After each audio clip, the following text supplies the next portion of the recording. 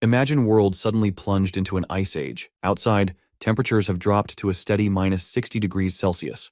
In such conditions, heat and food have become the most valuable resources in the frozen concrete jungle of South Korea. The survivors initially tried to survive together, but quickly realized that there weren't enough resources for everyone, and then a real war broke out in the cold corridors of apartment buildings. But amid all this chaos, there is one guy, Hang Feng, who is fearless in his fortified base with heat, girls, and plenty of food. He is a regressor who not only went back in time before the apocalypse began and prepared himself properly, but also gained superpowers that allow him to clone and increase the size of food. He didn't stop there, and later built himself a real fortified base with heat, greenhouses, and even a sauna. So, how did it all begin? Let's find out. The transmission cuts off into silence and is replaced by the roaring voice of someone calling out Han Feng. The guy is making his way to open the door while quivering in the cold. Peeping through the hole, he discovers that it's actually his crush Hyona, who can't stand being in the cold and can barely talk. He opens the door without hesitation to see if she's doing all right, and quickly invites her inside.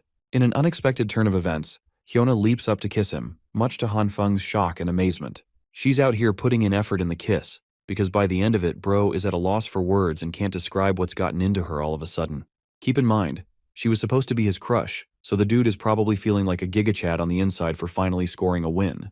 It's at this moment Hyona confesses her feelings, stating how she's always loved him. After descending balls deep into a terrifying apocalypse, she has begun to understand that someone like him truly cares about others. To sell her point even more, Hyona makes him touch her body so that he can sense her racing heartbeat, stating that she's ready to do anything with him. And yes, that's the honey trap that our guy ends up falling for. Because while he's busy out here imagining the birds and the bees, Hyona doubles down on rubbing her thigh between his legs, causing him to get even more lost and careless in his feelings. He also shares his feelings right back, stating that while she truly means the world to him, it doesn't make sense for them to behave this way right now. Hyona is an excellent manipulator because she tells our boy to close his eyes so that he can enjoy the process. Full of joy, he closes his eyes, questioning what's going to happen next. He's probably got the excitement of a child while this is happening. But then, well, dude's first kiss with his crush is followed up by his skull getting bashed by her bastard boyfriend. A heavy smash against his head leaves his body in a puddle of blood. Poor guy is quivering in pain while Hyona expresses her terror. She wasn't expecting them to actually murder someone in cold blood. But her boyfriend reminds the bitch that she can't play innocent, when from the beginning they both understood this guy had to go. They weren't going to spare Han Feng, not when everyone in this world is out for themselves in the apocalypse. Instead of caring about him, they express their happiness having discovered Han Feng's resources and loot. As for the nice guy who tried to show someone kindness, well, he's eating shit right now, drenched in his own blood and unable to move. The clinging of death succumbs to him, and the last thing he sees is Hyona getting excited with her man. His demise happened all because of one ruthless woman's planning, so in his final moment, he makes a vow. If he's given a second chance, he's going to stop being someone else's toy to be used and discarded. As his consciousness fades to black, the terrifying feeling is replaced by a shimmer warm light, drawing him near and near. At first, he thinks it's a way for him to get into heaven. But then, his innocent expectations are tarnished as his spiritual body experiences a world of pain and bursts into 100 pieces. By the end of that traumatizing sequence, he jolts up awake from his bed. His face is full of sweat and he questions his surroundings. Han Feng was just fading away just a few seconds ago, and now he's okay. It's not just that he's fine, the world is fine too. There's no signs of an apocalypse. The sun is warm even after 30 minutes of waiting. It's the kind of warmth that he never expected to see again. From the calendar, Han Feng checked and learned that today was June 28. The date of the apocalypse in the original timeline is supposed to start on July 15th. This means that he had a post-death regression that led him to arrive back in time just a few weeks before the apocalypse. The feeling of shock, amazement, and confusion all show up on his face. He clearly wasn't expecting to be reborn, but this time he's returned with a few changes. Let's talk about that glowing red hand for a second. Ever since Han Feng regained consciousness, this guy's hand just can't stop glowing red. He tries waving it off, and yet nothing happens. To describe the sensation, the glow feels warm and it doesn't hurt or anything. At first, he thought that his mind was playing tricks on the guy, but then Han Feng sneezed out of nowhere, leading to yet another intriguing development. The same hand that was red a second ago is now glowing a bright green, adding even more to his confusion. But there's a difference this time, because Han Feng actually loses control of the magnitude of his glowing power, causing it to get even bigger. In a state of hurry and panic, he stands there looking lost at his newfound problem. The radiating glow out of nowhere starts shrinking in his hand. The behavior of the glowing effect is odd and different from the red one. Taking a seat, he expresses his sudden drop in energy. Yeah, ever since the green one activated, his body has been more drained than ever. Frustratingly waving his hand in anger, Han Feng comes to a sudden realization. This is exactly happening just like those awesome manhwa stories he likes to read. In the same fashion, the main character is reborn, and this time with overpowered abilities. So in order to test his own, Bro pulls out a damn knife, hoping for some miracle to happen. But funnily, nothing goes his way as the blade doesn't react and he's standing there looking like a clown. Not to mention his tummy is grumbling because of the energy loss he experienced. Checking his fridge turns out to be a waste of time because there's just nothing in there. The situation is growing more troublesome for him than he thought. He has to eat at least something or he's going to risk going unconscious again. An idea comes to mind when he spots a jar of roasted soybeans, the only snacks that could be feasibly used in the apocalypse. Even though it's not a proper meal, it's filling enough for now. Reaching for one of the beans, he pops one in his mouth, but the moment he does that, the soybean explodes into a fully grown bean plant. His radiating glowing green hand is gone, and so is his exhaustion. Han Feng doesn't get if it had something to do with the soybeans, or if it's something he did. He grabs and pops open one of the bean sprouts, amazed to discover that this is his new power. Han Feng is impressed and wants to study it intensely, but with his current state, he has a couple of issues to take care of firsthand. First up is stocking up on supplies so he doesn't go short during the apocalypse. To the supermarket he goes. In the next scene, he's navigating through a busy crowd, all of them lost in their thoughts and chattering about. Han Feng is confused and collects his thoughts. So far, he's got two types of radiating hands, and the green one is known to be more unstable, causing him added effects of exhaustion. Then there's the last part, perhaps the most interesting of the bunch. The moment he touched the soybeans with his glowing hand, they became proper bean sprouts. He still can't figure out the specifics of his power, causing his frustration. While he's lost in thought, a familiar voice graces his ears. Hyona, the same bitch that betrayed him in his previous life, is here to see him. She's drop-dead gorgeous, but that's the thing. Getting involved with her is literally going to drop you 6 feet under the ground. Han Feng is pretty shocked to run into her again like this. A little more background on his crush. Lee Hyona has been his long-lost crush for 3 years straight. He played every trick in the book to get her to like him back, but deep down our boy knew he was just a backup if anything. And now, after what happened to him, after the way she deceived him and got him murdered in cold blood, he is pissed. Rage is filling up his body, but he's not the type to go ballistic on someone considering his situation of being reborn. Han Feng assures himself and calms him down, hoping to take his revenge properly some other time. For now, he's got some supplies to gather. Hyona shows concern for the guy, waving her hand in an effort to grab his attention because he appears spaced out. Trying his best to maintain politeness with her, he praises Hyona for being so beautiful that it stunned him for a bit. She calls him a smooth talker in return, and thinks that it's a good opportunity to invite him out to go shopping. But even with her attempt, the girl gets straight up rejected as he moves past Hyona like she's not even worth paying attention to. This gives her a reality check so hard that she's lost for words. The reality is, Han Feng fully understands that she's only being so kind as to invite him so that she can use him as a personal bank for her own groceries. He's done being someone else's pet, so that won't happen anymore. The Waldemar Shopping Plaza is known to be the most well-stocked supermarket in the region. In the original timeline, the moment the Arctic apocalypse began, this place was cleaned up and emptied up in a single night. It's still unknown who managed to rob it like that. But for now, Han Feng's objective is to stock up as much as humanly possible. Being intelligent, he actually discovered a survival guide list to get all the stuff he needs. Stuff like food, winter clothing, medicine, necessities, fuel, and a whole bunch of other useful items. Well, while he's got a huge shopping list, there comes a second problem. Bro doesn't have enough money to do shit. While he's sulking, the guy receives a sudden message, proving him eligible to grab a giant loan of 170,000 yuan for this year. It's just the lottery ticket he needed after all. Who the hell is going to repay debt during the apocalypse anyway? And so, using all of the loan apps he could find on the internet, Han Feng began twiddling his fingers, making sure he got loans from everywhere. The scene switches to Hyona, who is pretty damn frustrated with the way he treated her today. This bitch is a stuck-up who can't get over the fact that her personal simp refused her like that.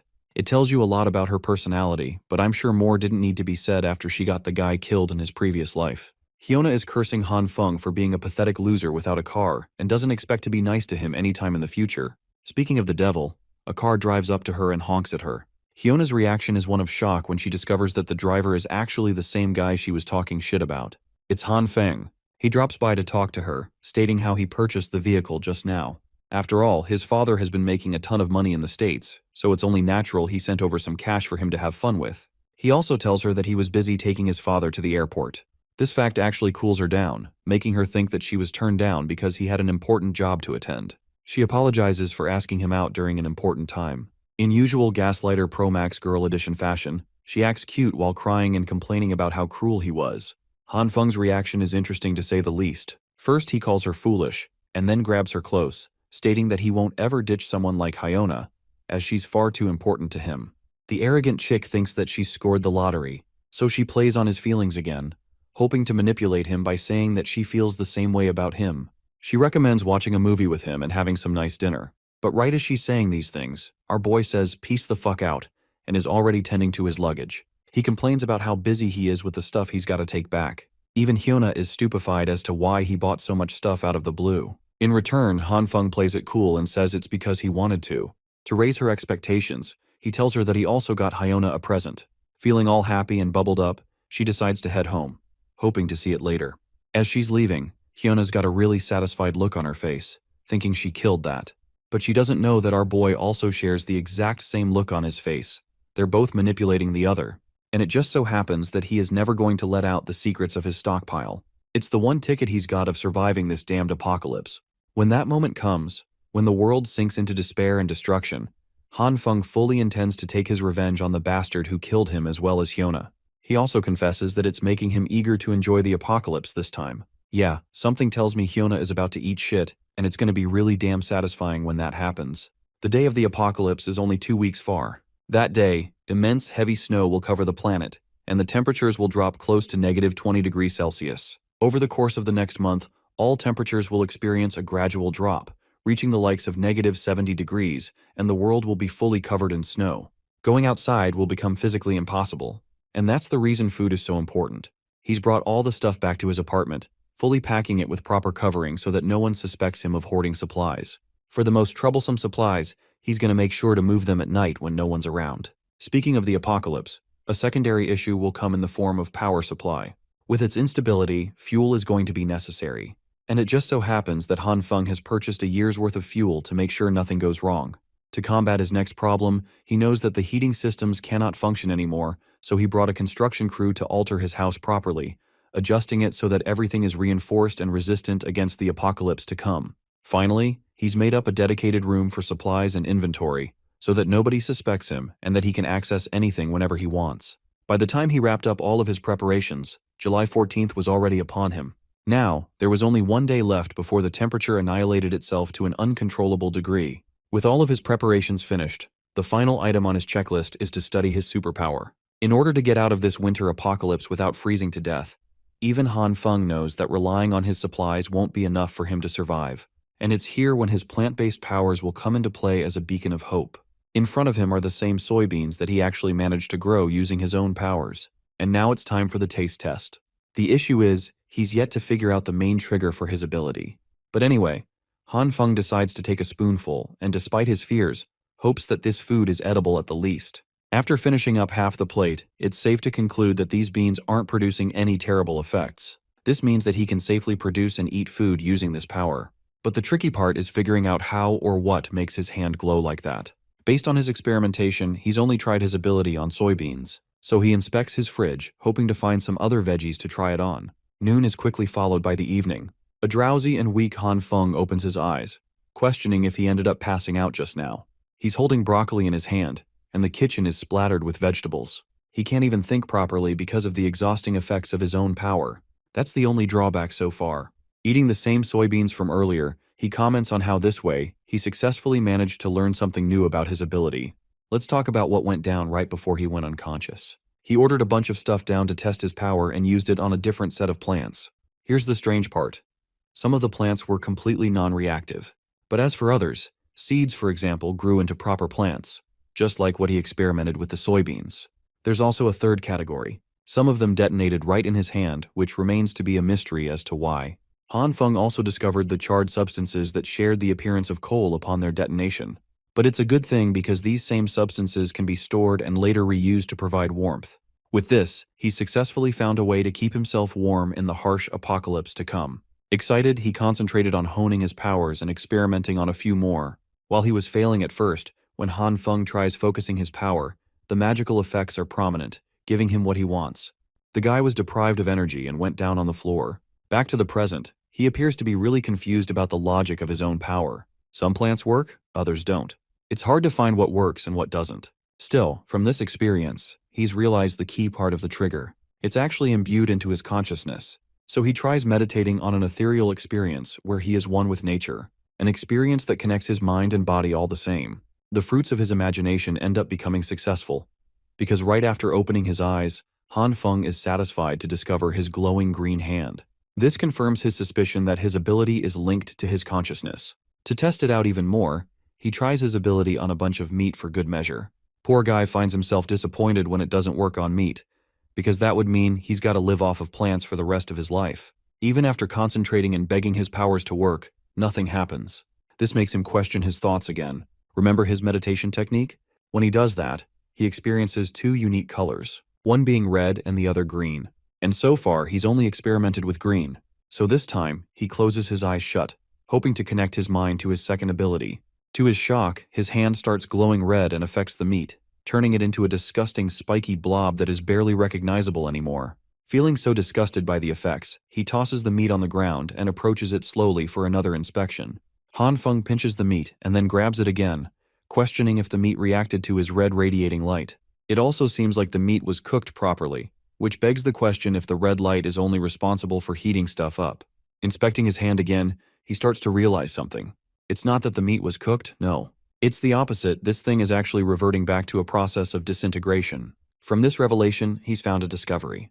The green light speeds up the evolutionary process, and the red light slows it down immensely, reverting it into disintegration. In an effort to combine the two, he clasps his hands together with the meat. A burst of yellow forms and the same meat turns into a larger slab than ever before. But that makes him question what happened to the soybeans that he also had in his hand. They disappeared, which probably means they merged with the meat in some way. Han Feng is really amazed by the output of his own powers, as after further inspection, he comes to the conclusion that the meat is the freshest he's ever seen. He's excited and wants to try it out one more time. But his luck isn't so kind to him, because bro ends up failing so bad that everything turns to black. He's slamming his hands on the floor in frustration, but eventually settles with patience. There's lots of time for him to experiment with his powers. He's happy that he got to make a whole bunch of different discoveries in just one day. If only he can master this ability to its fullest. Bro thinks he's going to become Superman and stand at the top of the world. But then the idiot realizes that food isn't the only thing that's necessary to save his life. Right now, he needs a weapon to protect himself from other humans. Right as he's thinking of going out to buy a weapon, the realization dawns on him. The apocalypse has begun. Just like last time, the world is experiencing an absurd amount of snow in July. He goes out regardless, believing that it's necessary to find a gun before temperatures reach -45 degrees. At the same time, he can't exactly buy a gun when it's illegal in the country. As he's busy in thought, he sees a broccoli hairpunk ranting about how he's the younger brother of Lao Wang from the Shigang Lida group. You know, the typical "my brother's got more money than you" tactic for winning petty arguments. Han Feng actually recognizes this clown from somewhere, thanks to his shitty fashion style and all. The funniest shit is how the people have decided to dub a name for this guy, calling him Homeless Joe. Let's talk about Li Zi, or Homeless Joe, who lives in the same neighborhood as him. The guy's known to be a contractor who has networks with everyone around. People come around asking him what's up and what's going on. And he acts like he's the busiest dude in the block, about how he's so busy dealing with his projects with his big brother. Bro doesn't even have a job, and he's always seen whining on his phone, pretending like he's got millions and millions on a project to spend some time on. Seeing this guy, Han Feng wonders if the idiot can help him get the weapon he needs. He greets Homeless Joe and pretends to know him for a while. So the thing is, this guy doesn't really know our boy at all. Han Feng pretends to be Xiao Han, taking advantage of his pride and acting like they're long-lost friends who should remember each other. The homeless idiot gives into the bait and apologizes for not remembering, especially when he's got so much work to do. Han Feng checks his surroundings and quickly closes in on the punk, explaining his entire situation. When he's done explaining, Homeless Joe experiences a jolt of shock, questioning what the hell this dude needs a gun for. At this point, Han Feng is at a loss for words. Before he can even whip out a proper excuse, the blonde punk warns him that guns aren't something to be taken lightly, because they're illegal.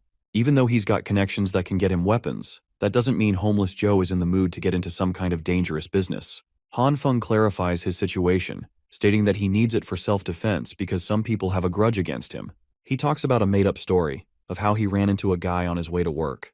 They were both on a bike, and that man carelessly spat in his face. Of course, it pissed him the heck off, so he confronted the clown and started beating the crap out of him for everyone to watch. After humiliating him, he left the man to his way. The man actually held a grudge and told him that he'd return with his buddies.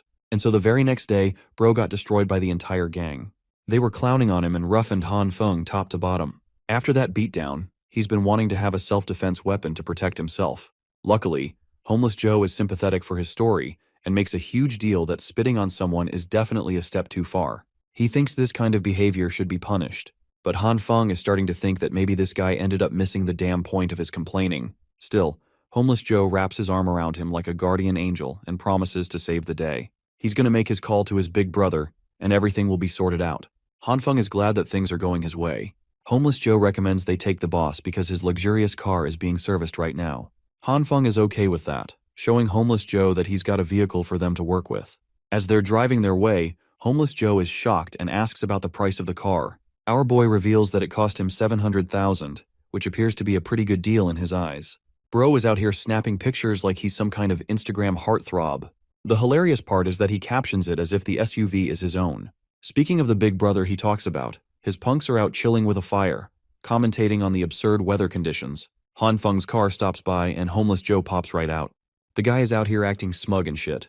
The rest of his boys can't believe that Homeless Joe's got his own SUV now. And this guy is such a slimeball that he even tells them he bought it for $700,000 of his own pocket. Han Feng is left with the impression that Homeless Joe is seriously quite bold for saying something like that in front of the owner of the vehicle.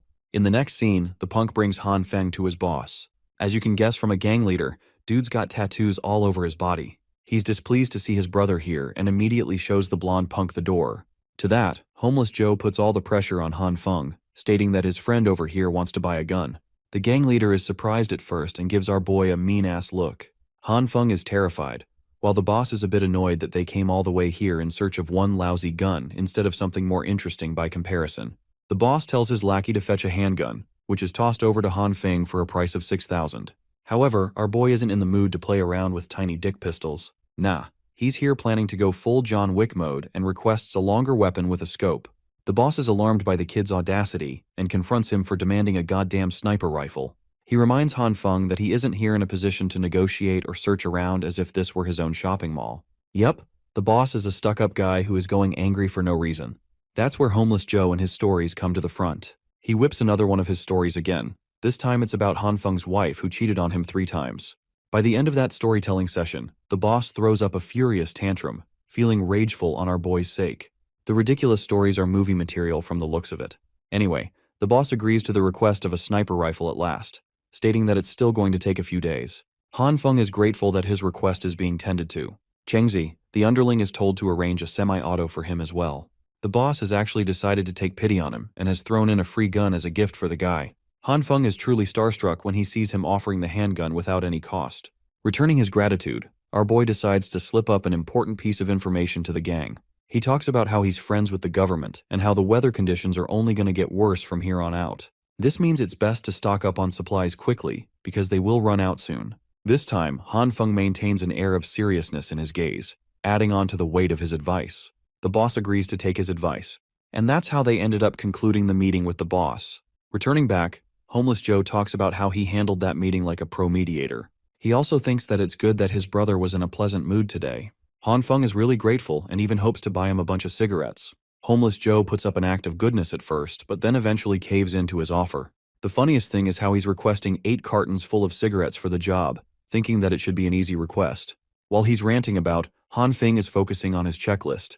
He's got everything he needs for the apocalypse now, and the rest of the time will be spent studying his abilities. The only thing he's got to solve is how to work around his food troubles, and then it will be all smooth sailing from there. Right as he's confidently going about his plans, Bro slips right in front of Homeless Joe and takes a really bad fall. Han Feng's leg is in shambles as he quivers in pain. Homeless Joe doesn't even know what the hell happened so suddenly. Our boy has strong suspicions that he probably broke his leg. He hands Joe the keys to help drive them to the hospital. Staring at him in silence, the blonde punk shamefully reveals that he doesn't even have a driver's license. So instead, he's got to take the old-school approach. The punk tries to help our boy lean on his side, but the scene is so damn depressing that Han Feng orders a taxi to avoid the torture. In the next scene, we're at the hospital. In the receptionist area, Ji Yun, the head nurse, is working the night shift, and observes how the snow is only getting heavier with every hour. Suddenly, she receives an emergency call to come to the hall as they're short on staff. By the way, our boy really did end up breaking his damn leg. He's at the hospital, devastated to receive the report of his fracture. An hour of observation is necessary before he can leave with his meds. He planned for everything just for a random factor to knock everything out the window. Brother Lee bids him farewell, stating that he's got a bunch of deals to take care of because of his super busy schedule and all. Well, that brings Han Feng back to square one. He's all on his own, and this time he's got a bad leg to take care of too. The hospital is swarmed with people. There's a sudden uprise in patients because of the insane weather conditions and alarming temperatures. It only shows how bad the situation is going to get outside in a few weeks. Han Feng is busy waiting for his medicines, but the queue is just way too long. He spots the pretty head nurse in the distance, who is currently helping around by checking the patient's pulse. She's quite reliant in the hospital, so the doctors and other nurses are happy to make use of her. While she's doing her business, it knocks the wind out of our boy. Han Feng is swooned and fails to believe that someone can be a head nurse at such a young age. She's also extremely kind to every patient, not to mention her adorable looks from top to bottom. Yup, he's simping again, but this time for a different lady. While he's admiring her looks, an old man requests for her aid and she comes rushing to see him. He tells her that his back is suddenly hurting, but Jinyan can't help but remind him that they're already short-staffed, so it's going to take a while to take his request. The real goal of this sleazy old man is to take advantage of the head nurse. He slips a camera just below her legs to take a photo while she's clueless and tending to the request. She promises to get back to him with an X-ray when they're less overwhelmed. But the old geezer doesn't stop there. He goes on full PDF file mode and grabs a hold of her body. The naive head nurse still doesn't suspect anything and assures him that a proper physician will be here soon enough to examine the patient properly. But here's the issue. The old geezer doubles down and cops a feel of the hospital's finest bakery. Before he can pull more shit, our boy throws his damn crutch in his face, making him fall to the ground. The head nurse is alarmed and questions if the old man is okay, while Han Feng apologizes for not knowing how to use a crutch. Yes, because when you don't know about something, you throw it right at someone with full speed.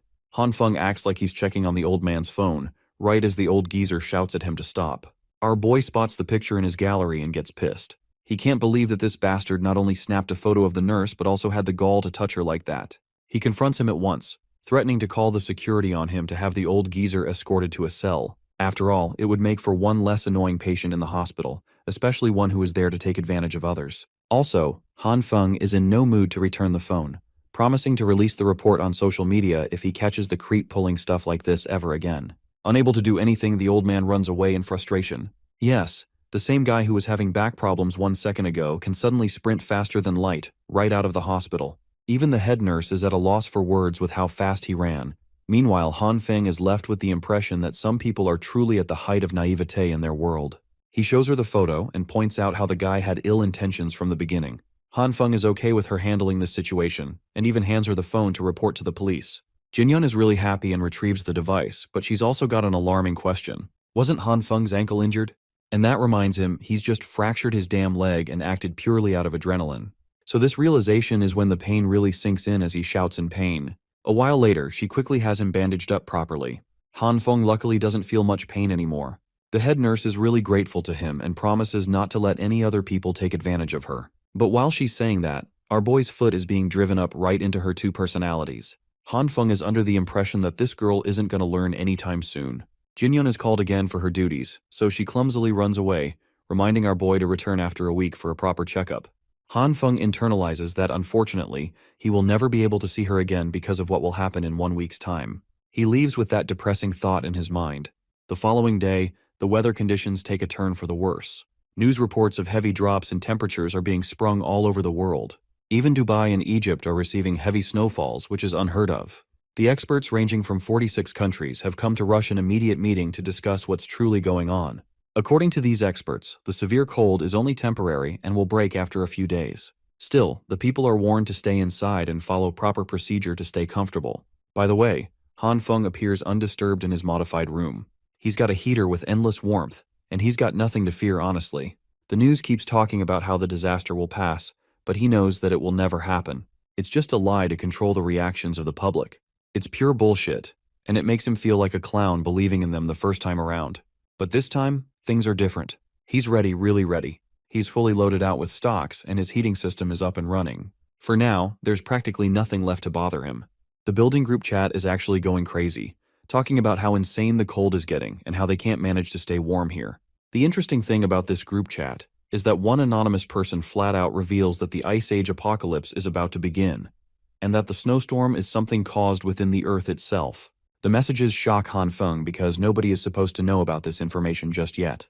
Han Feng's mind instantly registers this random mysterious dude as someone he should definitely be wary of. After all, being the protagonist of the story, Han Feng's supposed to be the only one who knows about the upcoming apocalypse. The once happy housing complex residents now look like a mob on a leash, tagging the property management to step up and fix the mess this snowstorm's been causing them lately. Since reading endless blind text messages is boring as hell, the group chat turns into a metaphorical theme park where all the residents show up as chibi cat avatars. The angry residents are not thrilled with how things are going. If the snow keeps piling up in front of the exit, they won't even be able to go grocery shopping. They paid a fat chunk of money just to get lousy service. If anything, they want to have a talk with the property agent if management can't make their money worth it. On the other side, the property management team is in a state of panic too, apologizing nonstop for the inconvenience. But a few half-hearted apologies won't ease the frustration weighing on the residents because of the poor management. Honestly, they want refunds. This shit ain't not worth it. Amid all this chaos is our guy, Han Feng, who's clearly annoyed watching these residents drain their energy arguing over nonsense. It's not like the complex owner has some magic powers to undo the snowstorm. But not everyone in the complex has given up hope. One resident, Jian Zhuiyu, is mature enough to admit they can't fight a blizzard. His better idea? They should help each other instead of making things harder. Natural disasters are totally out of the property management's control, so blowing off steam on them is pointless. Well, not everyone in the lobby agrees with Jian's chill attitude. These people are so untamed and short-sighted that instead of working together, they start trashing Jian for dick-riding the property management. Jian tries to explain he's not taking anyone's sides, he's just being realistic and objective. It's completely pointless to back property management into a corner when arguing won't get them anywhere. But once again, the crowd refuses to calm down unless the snow outside is cleared so they can shop for groceries. Starving to death isn't exactly their vibe. Jian does his best to talk sense into this dullard mob. He points out that even if the snow is cleared outside, that doesn't guarantee the roads will be clear too. For what it's worth, he suggests walking to the grocery store on foot, especially since clearing footpaths is way more doable than clearing the roads. Meanwhile, Han Feng is making this sour face after recognizing the dude who's been preaching left and right like a bootleg guru. The way our boy looks at him, it's clear their history isn't exactly pleasant. Suddenly, a BS repellents guy with an annoyed face jumps into the chat. No formalities, he just lays it out. If anyone wants to eat, they need to head outside and start clearing the roads. Otherwise, all the gossip won't melt the snow. Then he logs off. Another guy steps up, ready to head down and help clean the mess outside. This blunt-tongued thug seems to be another figure Han Feng is familiar with. Slowly but surely, the residents start joining the crew to clear the roads. Even the delicate cuties are willing to get their hands dirty for this noble cause. Then there's the unforgettable Hyuna, who's also volunteering to help. Han Feng isn't sure how a pussy like her even agreed to join. Turns out, her volunteering is just a ploy to attract all the gooners who don't want a beauty like her to drain herself when men are around. As expected, she milked the moment and dumped her responsibilities on others. What else do you expect from an opportunistic bitch like her? As Han Feng logs out of the chat, the frustration on his face is obvious. This woman never disappoints when it comes to ruining his mood. Right now she's actually texting him. Why, you ask? Well, because she knows this desperate gooner would do anything she asks, so she wants him to bring her food supplies. She even throws in a bonus pic of her bare legs, thick thighs, barely any clothes, all aimed right at our boy's soul. Han Feng wants to rate her a solid 10/10 for the effort, seducing him with barely their clothes despite the cold. But with his leg broken, even if he wanted to chase the booty, he can't do squat. So he decides to toss back a teasing remark guaranteed to make her skin crawl. And sure enough, his words do the trick. She's so annoyed she wants to stomp on him. Here's a little throwback to what's been going down. Today marks the third day ever since the blizzard started, with temperatures already dropping below 20 degrees. Since this was just the beginning of the destruction about to unfold, the central heating was still running. The internet was still up and running for everyone's daily dose of distraction. So, just like any bored teenager, Han Feng did nothing but scroll through TikTok, watching those busty ladies making shorts. Though honestly, he isn't feeling it. In fact, he is already bored, and it's only the second day of the so-called apocalypse. This got him thinking about what loneliness can really do to a man. His broken leg wasn't helping either, seriously cramping his style and trapping him in place. And it's going to be at least a few months before he fully recovers. With no other option, he dives back into video after video. That's when he stumbles on something awe-inspiring in a news report. Turns out there's a dude with a crazy ability to heal himself. According to the doctors, this guy fell off the 15th floor, wrecking his internal organs and mangling his bones completely. But not long after, the guy started regenerating, like actually healing himself. Thinking about supernatural powers got Hang Feng remembering he had some tricks up his own sleeve. So, he activated the familiar green light glowing over his hand and tried to heal his broken bone. But the green energy fizzled out without doing a damn thing. He tried again, but nope, only failure awaited him. After admitting defeat, he slumped back on the couch, disappointed that his hopes had been raised for just a moment. After hours of endless scrolling, he finally started drifting into the dream realm. In his dream, he was rocking some primitive garb, riding a massive goat. Not just one goat, a whole freaking flock of goats following him, with goat heads flapping as they soared. In this zoomed-out shot, you can see this massive horde following him closely behind. But suddenly, the fun ride screeches to a halt when the goat slammed on the brakes, tossing him off its back. He hurt his leg in the fall, and one of the goats starts licking it. He finds this weird act of goat compassion pretty gross and pushes the creature away, which annoys the goat. Then the goat whipped out its absurdly long tongue, wrapped it around Hang Feng's leg, and jerks it right into the sky. The part of his leg the tongue is wrapped around starts to heal instantly. Right at that moment, Hang Feng woke up in a cold sweat, totally shocked. For real, that bizarre dream messed him up so bad he is literally sweating down to his balls. Suddenly he notices his leg is glowing with green energy, showing signs of self-repair. Not long after, he carefully unwraps his bandages and gingerly plants his foot on the floor. Surprisingly, it didn't hurt at all. Looks like that green light did help him recover, but only after he fell asleep. To test this wild theory, he grabs a sharp knife in a morbid attempt to hurt himself, hoping to trigger the healing all over again. His hand trembles as he reluctantly slices a small cut on his index finger. While he is testing his newfound ability, let's cut back outside. There, the angry mob of residents is finally putting their energy to good use. Thanks to their combined efforts, they cleared the path in front of the main gate. All credit goes to Zhang for his unity pep talk that got everyone moving. Zhang then gives extra props to an old man who had worked the hardest of all.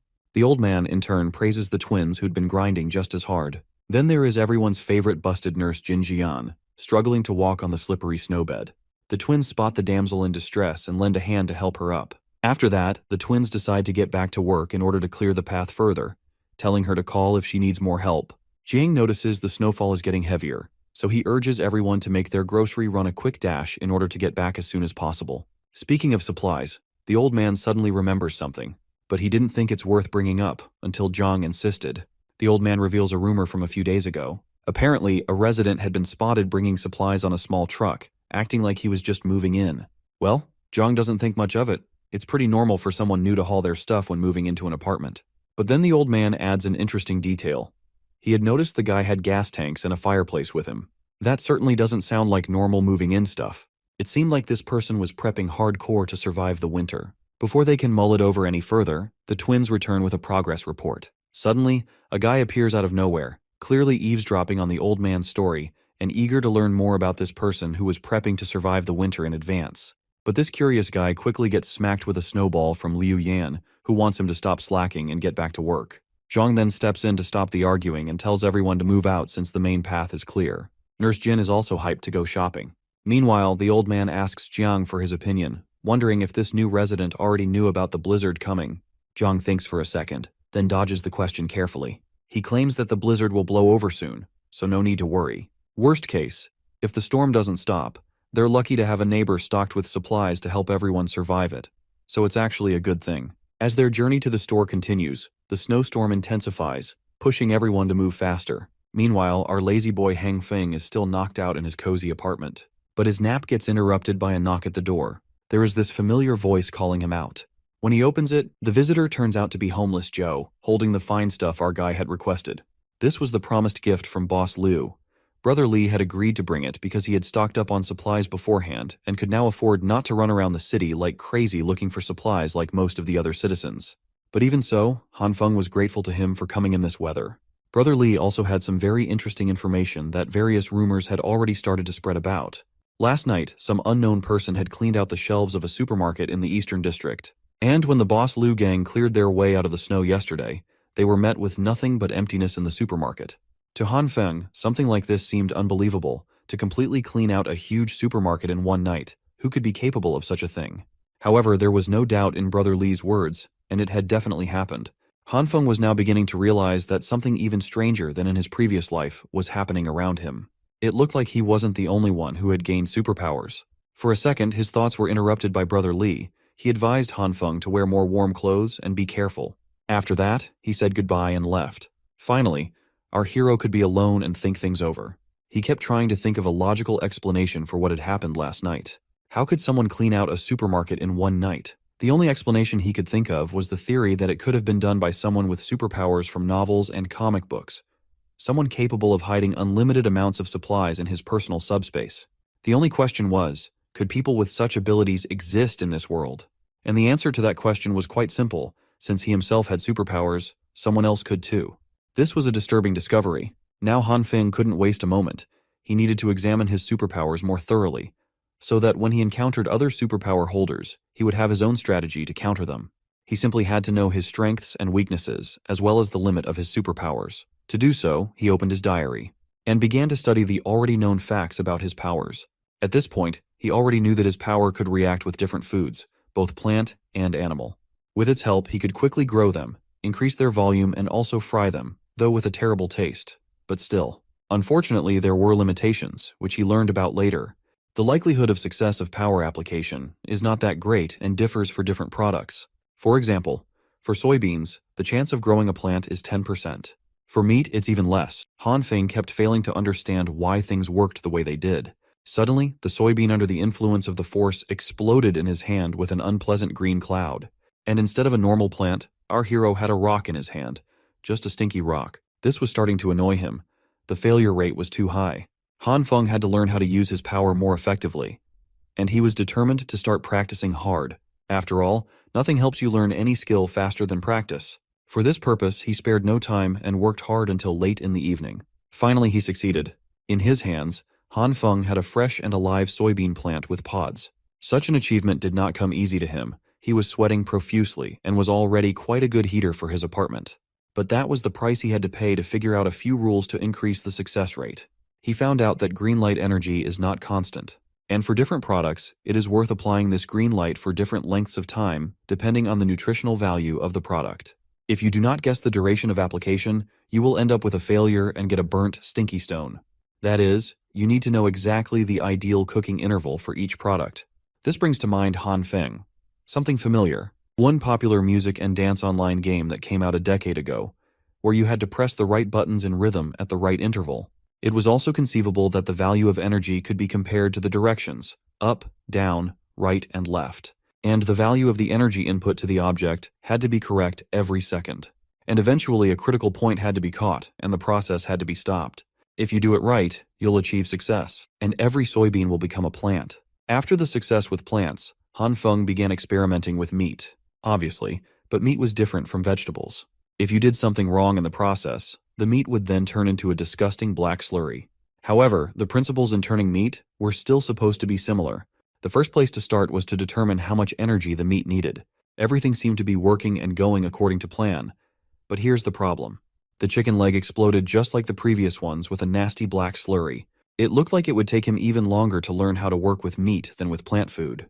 Time after time, Han Feng tried and failed. The chicken legs exploded one after another. There seemed to be no end to this series of failures. Finally, our hero's patience ran out. He even cried out in despair, cursing this damn ability with an increased level of difficulty. However, the hero was not one to give up, and while the snowfall outside the window only intensified and the temperature dropped even lower, Han Feng did not stop trying. Traces of it were all over the kitchen. And then came the moment of truth. The last chicken leg. Our hero was already doing everything on automatic with an absent expression on his face and did not even hope for success. Up and down, left and right, red and green energy. It felt like an overly complicated mini-scale game to him. It was repeated one after another, and as soon as he made a mistake, he had to start all over again. The tension was at an all-time high. And this time Han Feng succeeded. He managed to grow the chicken leg to a gigantic size. With a snort of disdain, our hero said that it was worth it. And collapsed exhausted but happy on the floor. He had finally found a way to synthesize meat. The weather outside was getting worse by the day. The news announced that today, July 17th, was the third consecutive day of snow disaster. In every corner of the country, the same thing is happening, and it seems that mankind is facing a disaster that happens only once in a few thousand years. In order to ensure the basic livelihood of citizens, the authorities are actively fighting the consequences and taking measures to help citizens. It was to such news that Han Feng woke up the next day. How many times had he heard it before? Empty warnings and promises about how the heavy snowfall had paralyzed transportation, electricity, and internet.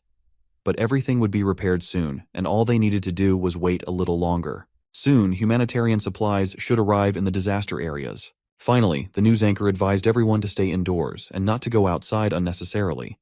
For Han Feng, there was nothing surprising in all of this. He had heard all of this in his past life. Suddenly, a notification came on his phone, followed instantly by several more. Han Feng immediately saw that it was a group of residents of his house who had started making noise again, and he simply couldn't help but join in the discussion. The noise around was unbelievable. Everyone was discussing the morning news. Some believed that the rescuers would come and help them. Others thought it was all empty promises and made plans to save themselves. Only one avatar stood out from the crowd and asked the gullible if they really believed what was being said on the news. It was old Uncle Liu, and he absolutely did not believe what was being said on TV. If everything was under the control of the government, the rescue teams would have arrived long ago. Instead, he had heard rumors from old friends that the government was assembling armored vehicles, tanks, and other heavy weapons in City A, the capital of the country. They are probably preparing for the war that is about to break out. After hearing the very real possibility of an all-out war against an unknown enemy, a chilling silence swept through the group chat full of paranoid survivors. Then came the eruption of concerns, asking Uncle Liu if what he said was true. If it was, weren't they basically done for? Meanwhile, Han Feng was just fascinated by the coming up of the issue of war. He had heard something about this progression in his previous life. Mr. Zhang interjected to quiet all the noise. He asserted that if what Uncle Liu said was true, then they had to start taking survival measures to save everyone. Some owners in the neighborhood had already run out of supplies. With support resources from the government still uncertain, he proposed organizing for those who were facing difficulties. He passionately suggested that those with ample supplies donate some of their stash. To serve as an example, Mr. Zhang pledged to donate half of his supplies to anyone in need. Other owners quickly discussed what was being put forward in hushed tones. One guy wholeheartedly agreed with Mr. Zhang's proposal, as everyone was just trying to get through the crisis. He pledged to donate what he could and even roped in Li Hyona. She knew this crazy guy, Wu Kuan-yu. That man was trying to humiliate her in front of everyone just because she rejected him before. So, Li Hyona had to play some defense, bringing out her meek girl persona while apologizing as she didn't have any spare supplies left. Most of her simps immediately jumped to defend the witch. This little commotion almost made the plan to organize impossible, as they couldn't even unite themselves with selfless acts. But donations eventually started pouring in. A lot of people must have been moved by Mr. Zhang's impassioned speech. Food, clothing, medicine, all the necessities were put forth. Mr. Zhang expressed his gratitude to those who were willing to help. Since there were quite a lot of people to manage, he thought it wise to appoint some owners to take charge of the operation. He would naturally lead the team. It would be an interim emergency committee responsible for planning and distributing donated supplies. Han Feng smirked as soon as he read the announcement. This interim committee thing happened in his previous life too. Sometime later, it would be revealed that it was all a scheme to take other people's resources. Today was the 19th of July, the 5th day of the apocalypse. Temperatures outside had already dropped to -40 degrees. Now was finally the day when the building's central heating system was no longer running due to the extreme frost. Everyone was desperately thinking and trying ways to keep their bodies warm without the convenience of heaters. Some managed to make a tiny fire inside their homes. It was the same as the previous timeline. It was terrible now, but the situation would only continue to get worse. The exception to this was our MC, of course. Han Feng was set with all his failed experimental charcoals, perfect for fueling his fireplace. On the table was a fizzy iced cola and a scrumptious slice of strawberry cake. As for Han Feng himself, he was doing what most of us would do in his situation, playing single-player video games while not giving a damn about the outside world. But his peace would be interrupted by a sudden phone call. Taking a break from gaming, he picked up the call while sipping on Coke. On the line was the person in charge of Block 8. They planned to clear the roads in 20 minutes and were in need of manpower in the basement car park. Han Feng resisted cursing this random guy out. These people still didn't get it yet. The snow wouldn't stop piling up. Against his will, Han Feng still chooses to leave the comfort of his home and go down to the main lobby. He reckoned falling out with the neighbors would be troublesome now. He must lower the possibility of his secret being discovered after all. From the first look at the gate, everyone could see the snow had already trapped them in the building. Other volunteers were pissed that the paths they had cleared before had been erased with the highest snow pile they'd ever seen. Deciding to at least get the door open, the volunteers saw Han Feng and called him over to help with opening the entrance. They placed their whole body weights into the door and pushed at the count of 3. Much to everyone's surprise, opening the entrance let in copious amounts of snow and opened the lobby up to the frigidity of a raging snowstorm. The storm was too extreme, and none of them could take the cold. When you get close enough to the storm, even opening your eyes could become a possible injury. Han Feng regretted leaving his cozy couch to subject himself to manual labor and frostbite. If people went out in that weather, death wouldn't be far-fetched. Thankfully, the rest of the volunteers also came to the same realization. Only an idiot would try to go out in that temperature. Speaking of idiots, he was finally here. A voice that sounded all too familiar in Han Feng's ear. It was none other than Homeless Joe, also known as Brother Lee. He was roasting everyone for acting like cowards when they needed to be imposing at tough times like this. The volunteers shivered in their boots while trying to talk Brother Lee out of his stupidity. No one should go out in the harshness of that snowstorm. Brother Lee was built different, though. First, he finished the cigarette he was smoking in one puff. Pumped to go in like the madman that he was, Brother Lee plowed through the snow, trapping everyone in with his hands. The dumbass started chanting like an anime character while literally punching the snow, scattering the pile all over the place. He continued doing this for a while. He even managed to dig a Homeless Joe-sized hole in the middle of the human-length pile of snow. Then came the silence. After a few moments, all the volunteers could hear were garbled pleadings for help coming from under the snow pile. The others had to drag Homeless Joe out of the snow. His face looked purple from the cold and being trapped under the heavy snow. Volunteers finally decided that venturing outside was impossible and closed the gate. Han Feng ran up to Brother Lee, trying to make sure that the stupid gangster was all right. He asked everyone to go to the car park first so they could look for the person in charge of attendance. They could always decide what to do next when the snow stopped. With such a severe blizzard rampaging throughout the world, people were no longer in a situation where the problem could be solved with manpower. In the building's car park, it seemed like the atmosphere was a little more comfortable on account of it being underground. Mr. Jiang, the de facto leader, was surrounded by the owners as always. Upon receiving reports from the lobby, he concurred that the clearing operation should take a pause. Also, from now on, the basement car park will be the designated donation and collection point. Han Feng stayed low-key in the background. This was the first time he had met that guy with the surname Jiang from the group chat. This meant that this was the guy who had spearheaded the establishment of that eventual scam committee. With his kind and well-spoken demeanor, Mr. Jiang would manipulate everyone with politeness and the illusion of support and unity. Mr. Jiang commented about the overwhelming downpour of donations from so many owners. These generous donations would help those who were struggling, and for that, he was grateful. The general vibe in the car park was quite positive. People were feeling good about their selfless acts. It gave them a false sense of unity as they worked on the same goal of survival. Han Feng knew something they didn't, though. They just had to wait and see as the disaster continued to go on for an eternity. They would soon regret giving up their resources. Brother Lee, still shivering from the stunt he tried to pull earlier, decided to head up first and say goodbye to Han Feng. Looking around the car park, Han Feng noticed someone eye-catching. It was that airhead nurse that he had met in the hospital when he broke his leg. She was wearing some type of cute winter onesie while clumsily carrying a stack of boxes. She was clearly struggling to navigate her way through the crowd of people standing around the committee. Given her awkwardness, she eventually bumped into some of the guys standing around. She would have slipped straight to the floor if it hadn't been for Han Feng swooping in to save the day once again.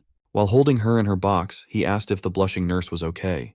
When she finally opened her eyes, she expressed her thanks for the save and eventually recognized Han Feng from the hospital. Then she remembered that his leg was supposed to be severely injured. He shouldn't be in the condition to catch falling maidens. Realizing that he acted before thinking about the current situation, Han Feng struggled to think of a way out. He stumbled over his words before getting out that his speed of recovery had always been great since he was young. It was very unconvincing with all the nervous gestures. Fortunately, the nurse was too dense to gather any kind of untruthfulness from his words and actions. She just found his recovery speed to be fantastic. Han Feng offered to help lift her boxes. She declined at first, saying that they were heavy, but our boy insisted. It took a little bit of convincing, but she eventually entrusted the boxes to him. As soon as he got both hands on the supplies, he was flabbergasted by how heavy they actually were. They were unnaturally weighty. Curious, he asked her what was inside. She explained that these were mainly medical supplies that she was donating to those in need. She also acknowledged that it might be a little too heavy, and that she would be fine carrying them to the donation point. Entranced by her beauty and kindness, you could give Han Feng a few more pounds to carry, and he would never complain. Since she claimed to be stronger than most guys, the nurse kept reminding him not to push too hard. When asked if she'd always been strong since she was young, she became a little guarded while answering that there was a reason behind it all. Hearing those cryptic words made Han Feng naturally curious, but she looked uncomfortable telling the story and apologized for bringing it up. It's just that something happened recently that she can't quite explain. Also, they'd been talking and walking for a while now, and she still didn't know his name. Han Feng politely introduced himself in turn. The angelic nurse also dropped her name, Jin Shui. Based on her big smile, it seemed like she really appreciated this unexpected meeting. He was speechless whenever he saw that smile. He would have been in, but Nurse Jin asked what he does, and he truthfully answered that he was unemployed. Talk about fumbling a baddie so close to the finish line, my boy. But thanks to Manhwa logic, an impatient man just happened to pass by, knocking Nurse Jin off balance. Struggling to maintain her balance, she eventually fell on Han Feng. He was the only one she could grab to stabilize. This also led to her soft breasts pressing into Han Feng's arm all of a sudden. Having zero riz, Han Feng just stood there and savored the moment. Nurse Jin immediately pulled away and apologized while Han Feng tried to say that it was no problem. This would have been a perfect first meeting if it hadn't been for Li Hyona rearing her ugly head to approach Han Feng like a sleepless zombie. You could see the effects of hunger and cold taking a toll on her. Like the parasite that she is, the witch immediately pounced on Han Feng, deliberately rubbing her chest against his arm. Grabbing him slowly, she asked who the pink-haired lady was and if she was a friend. Nurse Jin immediately felt awkward and grabbed the boxed supplies away from Han Feng's hands. She just wanted to get her donations logged and not interrupt two friends chatting. Han Feng asked why Hyona was down here while he regrettably watched Nurse Jin scurry her way to the donation point. The witch explained that she came to get some supplies, noting that she was worried about Han Feng, given his inactivity. He scratched his head and told her that he was just about to send a message. She called him a liar, seeing as he was happily chatting away with another lady just now.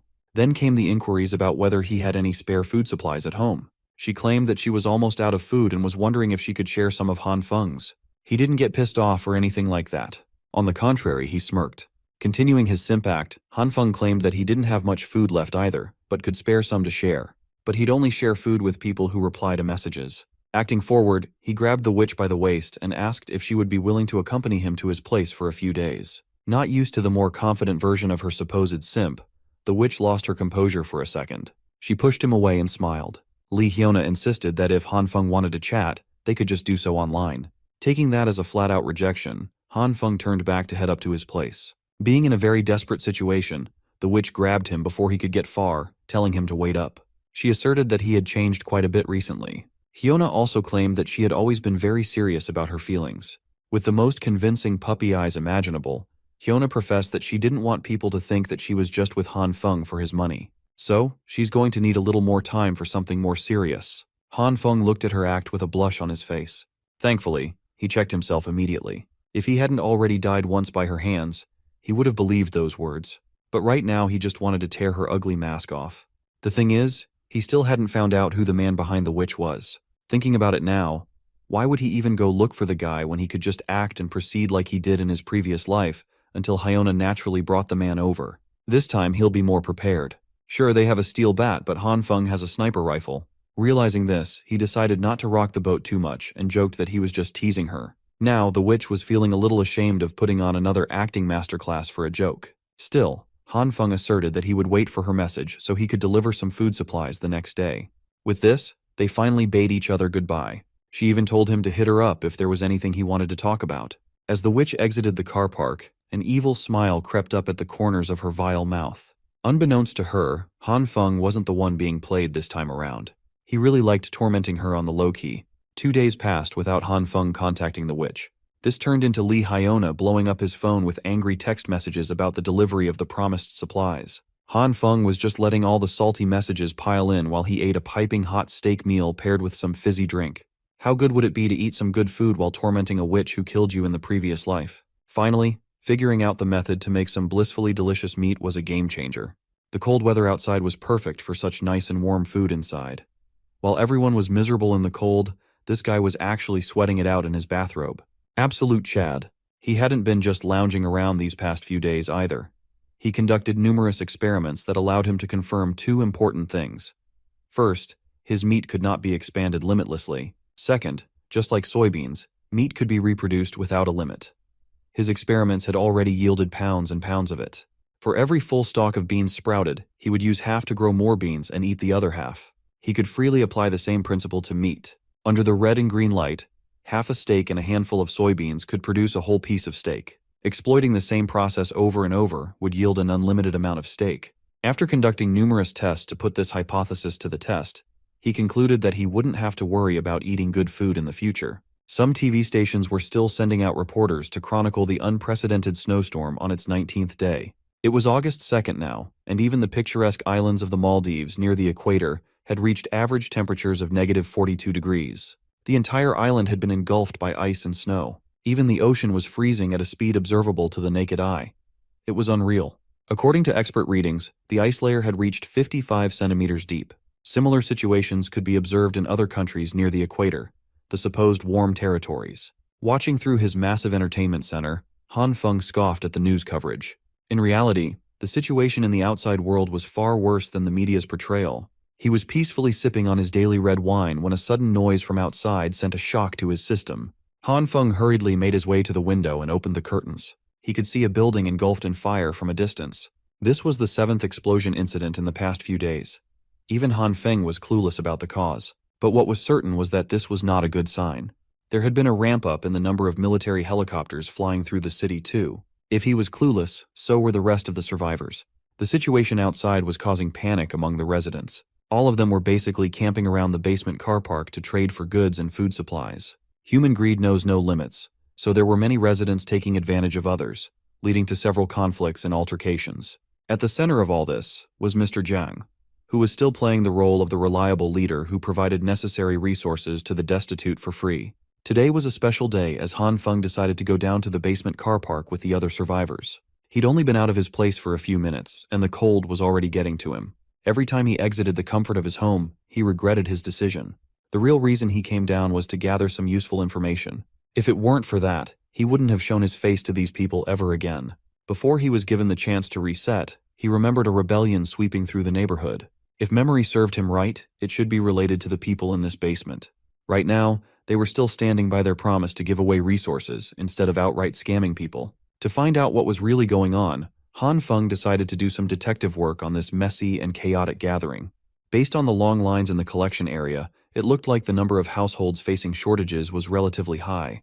At the front of the line, a man was complaining about how few resources he was getting when he had donated several large boxes of supplies, while Mr. Jiang insisted that everyone was given an equal slice. With a single canned good and one sausage in hand, the man demanded his donated resources back. But the committee couldn't really do that. Since the disaster was ongoing, Mr. Jiang urged the man to look at the bigger picture and promised to pay back the man in cash several times over once things settled down. But a promise of money for an uncertain tomorrow wasn't worth anything right now. Finally, other people in the line started speaking up against the whiny man. They bashed the guy, telling him to stop being so shameless and move along. It didn't take too long for a mob to form around the idea of hating this shameless man who just wanted a few more supplies for his family. They were thoroughly under the influence of the interim committee. Han Feng knew all too well that there was no way for the people in charge to concede their resources in this current situation. But placing yourself on higher moral ground against those who donated more resources at the start of the crisis was equally shameless. Speaking of shameless, the man, the myth, the legend, finally made another appearance in the basement. It was none other than Homeless Joe. Brother Lee. He looked a lot worse than a few days ago. He looked frail, sickly, and thin. It had been a while since the Gun brothers had seen each other. Brother Lee claimed that he wasn't doing too badly, but it was clear that he was. According to him, he was just trembling from being flustered and powerless, not to mention the cold. He was far from doing not too bad. Brother Lee finally admitted that he had been having a difficult time, just depending on drinking water to suppress his hunger, as he didn't have any food left. When the donation drive was in full swing, he donated most of his resources to the committee. In the end, his own supply ran out before the promised end of the snowstorm. In addition, the rations that the committee doled out were too little. If Brother Lee had only known how bad the weather would be, he would have kept more of his personal stash. Realizing that he had a possible solution for Brother Lee's plight, Han Feng pulled the gangster closer to whisper a favor. Brother Lee pulled away in disbelief. Little Han Feng just offered him 4 packs of instant noodles and 2 sausages to do a simple job. Han Feng made a point of asserting that this would put a significant dent in his supplies. The gangster took it as his little bro was looking for an excuse to give him food. He was moved to tears, promising to remember his goodwill for the rest of time. Brother Lee grabbed Han Feng with sincere intensity and assured him that this small matter would be settled without a fuss. As for the food, he could just swing by Han Feng's house later. But first, Brother Lee really needed something to fill his stomach, so he lined up to get some rations. Han Feng was just pleased with the perfect deal he cooked up. With just a few packs of noodles and sausages, he wouldn't have to come down here personally to gather information in the future. He felt a little sorry for Brother Lee, but sticking his nose into other people's business wasn't as important as comfortably lazing on his sofa, eating delicious food, and playing games. Han Feng would have had a perfect journey in the basement car park if he hadn't been spotted by yet another familiar face. After hearing his name, the next thing he saw was a palm heading for his face. Lee Hyona's version of hello for today was a crisp slap across Han Feng's cheek. Not expecting to get assaulted so early in the day, he didn't know how to react to this absurd scenario. With anger in her eyes, Hyuna told Han Feng that he had been a disappointment. The broke bitch proceeded to yell at him for not responding to her messages asking for food. She made sure to raise her voice so everyone in the car park could hear. Han Feng was stun-locked. He just stood there trying to process what was happening. The witch he had been messing with just slapped him across the face in front of everyone. He hadn't even settled her previous life debts yet. Now she's coming into his space and slapping him for no reason? This was blasphemous at this point. With his anger rising at an alarming rate, he reckoned that Lee Hyuna still saw him as that pathetic wimp, easy to bully. He remained silent for a few moments as she berated him for not responding. She called him deaf and mute, and demanded an answer to her questions. Han Feng took a deep breath, the cold smoking up the air. Then he proceeded to put on another act, sincerely apologizing to Hyuna. He explained that his supplies were stolen. He had placed the food he was about to deliver outside his door for a quick second to get his keys, but the boxes of supplies were gone by the time he returned. Han Feng claimed that he tried to look for the culprit, but hadn't found any clues at all. At this point, she looked like a crackhead desperate for her next hit as she asked him if he still had some resources left tucked away. He answered that he didn't have much, only enough to last him a few days if rationed to 1 meal a day. Hearing that he still had some food left, Hyona's unhinged face lit up with a blushing smile. She was back to her sweet girl act, and the transition was flawless. But when she asked Han Feng to split half of his food and just eat 1 meal every 2 days so they could both get through the disaster together, she looked unhinged. Han Feng could barely stand how shameless this woman could be. To be capable of saying such selfish words without batting an eye was terrifying. Well, in her eyes, this man was still just a tool to use when needed and nothing more. Letting her continue thinking that way, Han Feng smiled and lovingly concurred with the plan. He acted like a man who would stand by his promises and split his supplies equally with some girl. She even demanded to get the food now, but he scheduled the delivery for the night, insisting that he had some packing to do. She teased him that she'd be waiting for the message tonight. Heading back first, Hyuna wished him well and hoped he wouldn't catch the flu going around.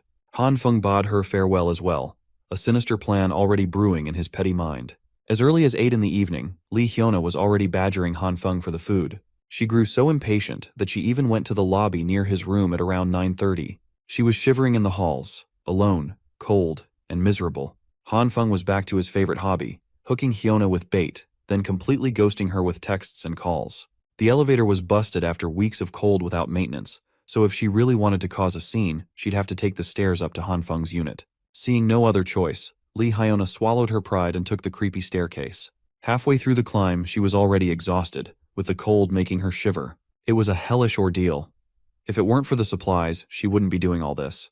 The exhaustion kept piling on as she had been starving for a few days now. Each step up the stairs took all the strength she had left. You've got to give it to her. There are very few people who would climb more than 16 floors just to leech off someone's food. Coincidentally, even the emergency lights on the higher floors were also busted. This just made her climb darker and spookier. Upon hearing what she perceived as some kind of eerie sound, Lee Hyuna anxiously asked who was there. To answer her inquiry, a black plastic bag came directly from the higher floors, on track to land on her pretty little head. Shocked and unable to move, Hyuna was forced to just stand there and wait for the black bag to hit her. As soon as the bag landed with a loud bang, the emergency lights kicked back on, and white dust filled the staircase. The always cheerful and smiling Lee Hyuna was blasted with flour all over her head and body. In front of her was Han Feng. He claimed that he fell asleep and immediately came running down with the supplies when he saw her messages. When the light turned off, he accidentally dropped the bag of flour, leading to this situation.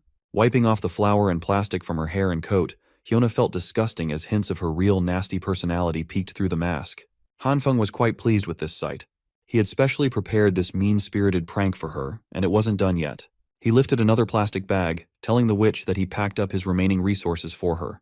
Upon inspection, she noticed that most of the food and produce were already moldy. It looked more like trash than edible food.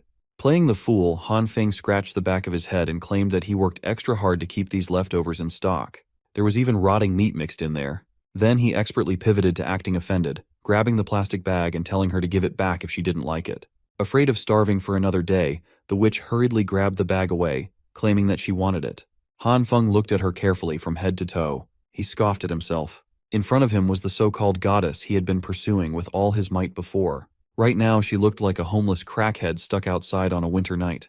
She was rummaging through the trash bag and trying to find something edible in the moldy pile. She even greedily grabbed the remaining bag of flour from Han Feng's hand.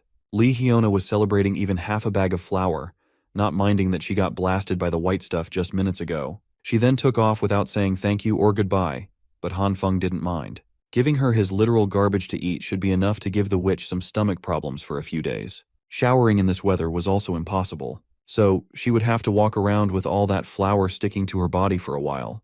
As Han Feng cheerfully headed back to his place, he started feeling something weird. He played it off as if he hadn't noticed, but there was something moving in the background. Keeping his wits about him, Han Feng acted naturally, heading to his unit. He exited the stairwell and walked like everything was normal. A shadow of a figure followed his footsteps a few seconds later. It was definitely a person, judging from the snow boots they were wearing. Taking advantage of the surprise factor, Han Feng actually hid behind the door and pounced on the unknown figure tailing him. He made sure to grab the mysterious person firmly and aggressively, taking them down to the ground. Just as he was about to punch the bastard trying to spy on him, something made Han Feng pause, his hostility dying down. The one tailing him turned out to be a girl with messy hair, sleepy eyes, and ultra-thick glasses. What the hell is going on, bro? Han Feng could think of only one reason why she could be here at this late hour. She must have been spying on him, and our hero wanted to find out her intentions. But all he got in response was silence and a blank stare from under her glasses. The girl was obviously not a chatty one. She didn't say a word, and Han Feng, surprised by this behavior, decided to use more weighty arguments to make her talk. He threatened to take off her coat right here in the cold if she didn't talk. Even that wasn't enough to loosen her tongue. Han Feng got tired of messing with her and decided to let her go this time.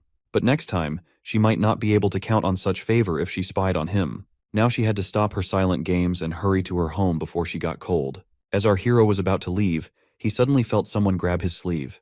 This silent girl wasn't going to let him go so easily. Although Han Feng didn't understand what she wanted from him, she, on the other hand, just stared at him and remained silent. Han Feng told her to stop looking at him, and even threatened her to leave if she didn't tell him what she wanted. But instead of answering, she pointed at something with her hand, and pulled our hero with her.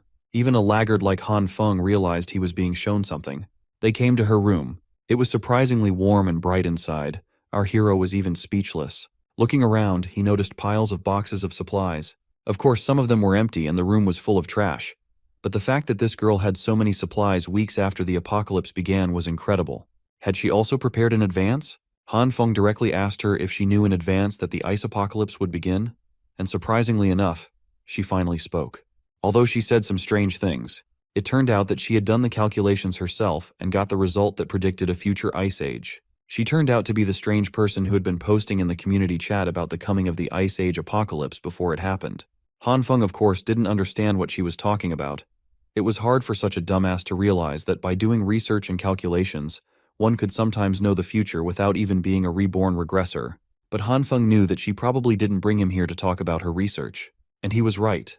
She had clearly shown him the real reason. The girl had a lot of screens in her room with CCTV footage on them, and on all of them was our hero.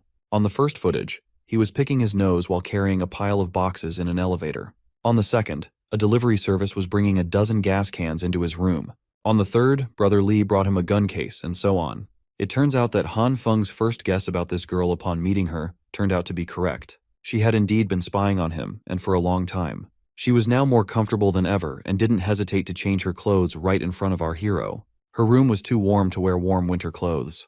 Han Feng still managed to blunder and misunderstood and asked why she suddenly decided to undress here. She simply replied that it was hot in here, but of course he meant something else. Why was she doing it here in front of him? He demanded that she should stop immediately and put her pants back on. Eventually, after a while, as much as he was against it, he had to take off his coat too. This girl had dangerous information, and until he resolved this issue, he just couldn't leave. So, summarizing what he understood, Han Feng realized that she was spying on him due to being suspicious of his behavior when he started stocking up on supplies before it even snowed. Fortunately, this monitoring wasn't for the purpose of gathering information on our hero for blackmail, but to find out if Han Feng was smart and capable enough to cooperate. Now it was just a matter of figuring out what she meant by cooperation. Talking was difficult for her, so the girl decided it was better to show. Along the way, of course, making our hero understand everything in his own way. Han Feng couldn't even imagine what she was going to do by making such movements. Of course, pulling out the generator from behind the bed, instead of what you think she was going to do. She just wanted Han Feng to teach her how to use the generator. She was a master of all things computers and books, but the everyday skills necessary for survival were critically lacking. After a while, the generator was up and running steadily. We'll leave out the fact that running a generator in a room is a very bad idea. Let's assume that this generator was hydrogen-powered and was fairly quiet. Han Feng hoped that this would be the end of her requests, but that wasn't the case. Her blue eyes were asking for help again. This time with the hot water boiler. Our hero quickly set it up, and now she should have hot water around the clock thanks to the generator's power. But still, Han Feng advised her to save water and remember to close the tap. Next, she asked for help with the refrigerator.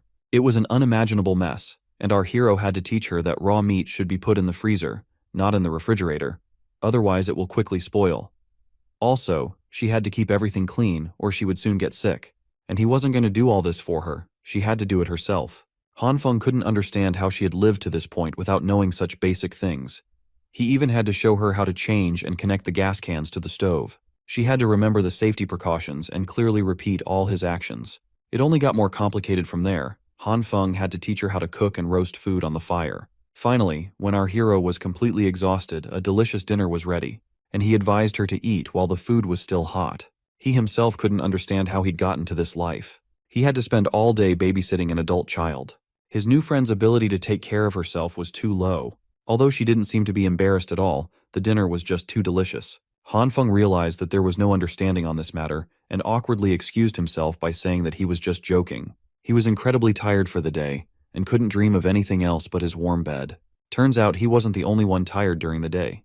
When he turned his attention to the girl, she was already asleep, and the table with food as a bed suited her just fine. This was the first time Han Feng had ever seen someone fall asleep while eating, but still, he decided to carry her to the bed. Who would have thought that he would spend the day teaching a child? During the night, the snowfall only intensified and the temperature dropped even lower. Han Feng had just woken up, and he already had guests demanding his attention. It was the same girl again. She had brought gifts to thank him for his help. Even our hero was surprised by her generosity. She had brought so much. But after Han Feng took the boxes away, she continued to stand at the door and wasn't going to leave at all. That look he already knew. She wanted to ask for another favor.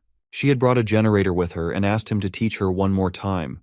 She didn't seem to have memorized yesterday's lessons, so Han Feng had to start all over again. After a few days of talking to the girl, he realized that she was a complete idiot when it came to survival. She was also critically lacking in common sense and understanding of what was appropriate and what was not.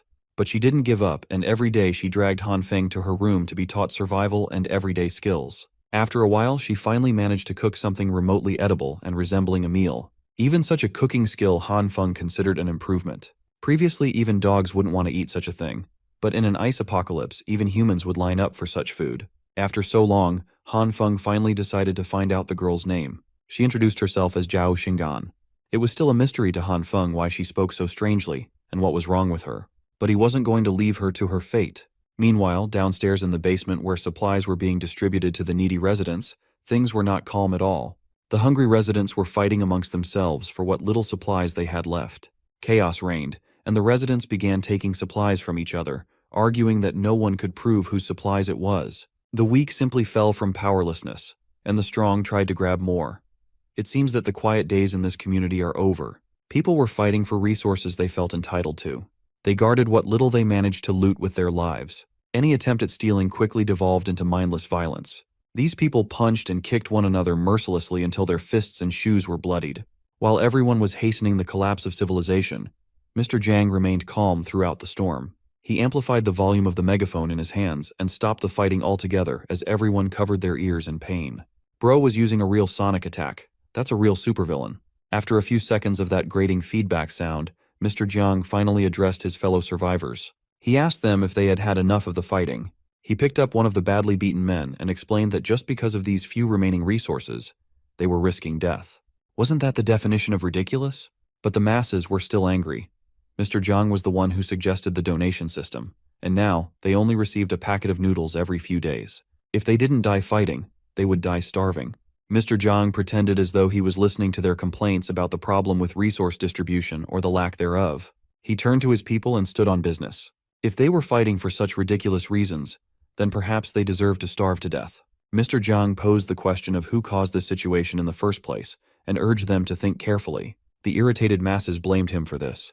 He picked up a piece of bread and started working his magic as he helped the people remember what was really happening. Bread that was originally sold for a few dollars could now be bought from those with abundant resources for tens or even hundreds of dollars.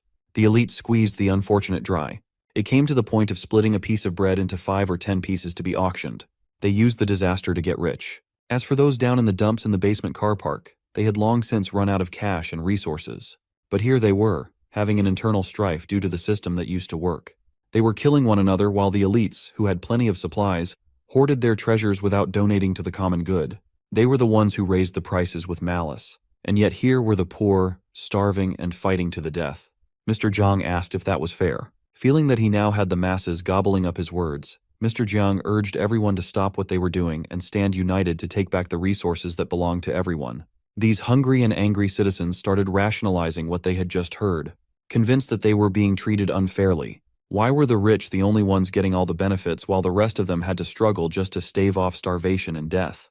Mr. Jiang watched as the pieces of the puzzle fell into place on their own after planting a seed of hatred in the people's minds.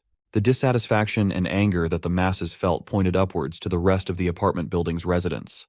The survivors believed that they were just taking the share that belonged to them. Seeing the bubbling of violence, chaos, and desperation, Mr. Jiang smirked silently. In the midst of the mounting chaos, Homeless Joe, also known as Brother Lee, could be seen. Of all the people, he was the only one who could see through the bullshit of that speech. The people had practically gone mad, and something big was about to happen. He had to inform Han Feng as soon as possible. In Han Feng's room, he was just lounging around, pretending to read a book while snoring. He was woken up by the ringtone of his phone. He received Brother Lee's texts about the trouble brewing up in the basement car park. With Mr. Jiang's continuous incitement, the people were now planning to snatch resources from everyone else. They were going door to door and prying locks open. These raiders were armed and ready to cause harm. Brother Lee advised Han Feng to hide and not face these lunatics head-on. He could only hope that Homeless Joe could take care of himself out there. Han Feng did not expect things to turn out like this. Although he bought 2 guns in case of a crisis, the idea of using them against another human mortified him a little. Furthermore, if the people had formed such an organized operation and revealed his resources, they would certainly have been gunning for him crazily. They would eat him up and leave nothing but bones. And for that, he needed to be prepared for all kinds of scenarios. For now, he retrieved a bunch of wires, tools, and a couple of fire extinguishers from the stockroom. Using this stuff, he tried to rig his door by crudely strapping live wires on the doorknob for security reasons.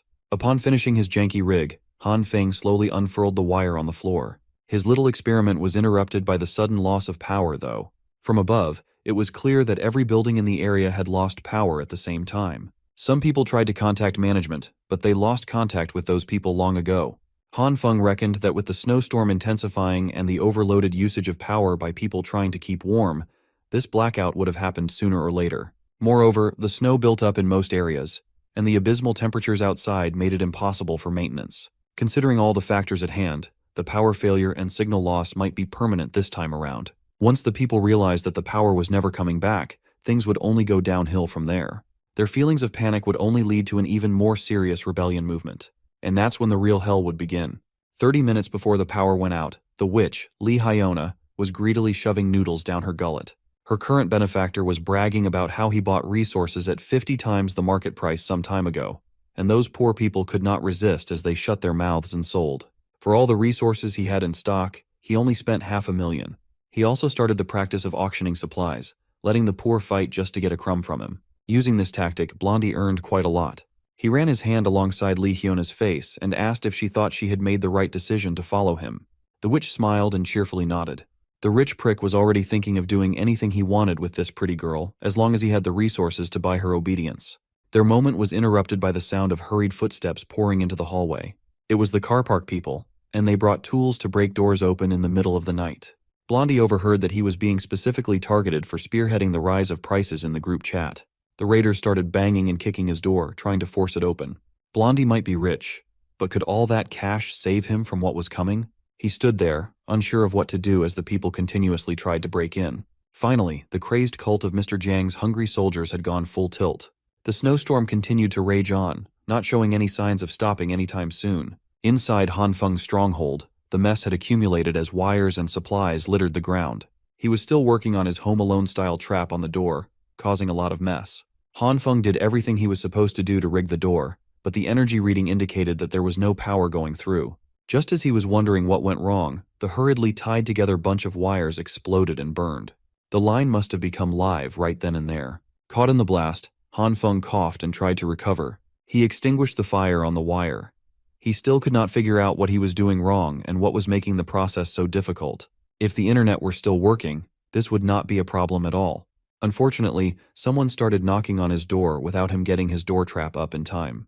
Han Feng stood up and carefully looked through the peephole to confirm who was on the other side of the door. He could not see a face, but he saw someone with a very short stature and hair sticking out. It was that outcast girl again. This time, she came over with her signature nonchalant face while asking for help. This was not a good time for Han Feng, as he was busy trying to improvise some traps inside. But then he remembered the incident that sent him back to the past, when he was seduced by a witch and clobbered by a madman.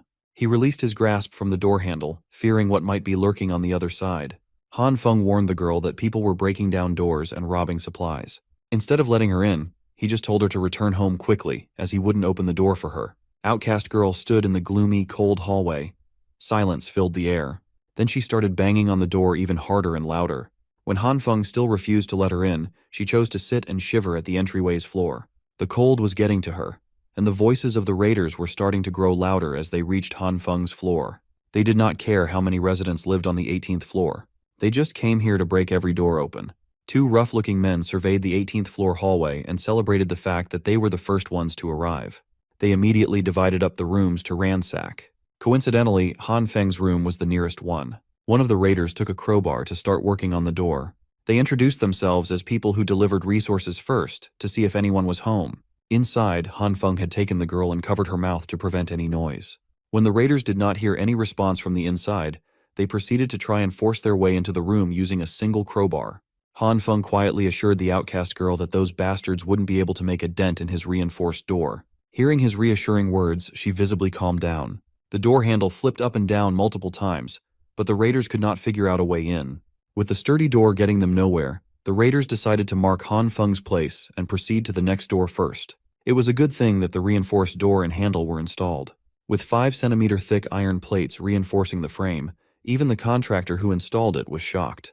Han Feng was so busy feeling good about his decisions that he forgot to let go of the girl's mouth. He was too afraid to make a noise and attract attention. Still, Outcast Girl thanked him for taking her in before the raiders saw her sitting outside. They opted to wait a few more minutes just to be sure, but it sounded like those raiders were gone now. Han Feng immediately got back to fixing his trap. If he could do this right, those who dared to touch his door again would get electrocuted to death.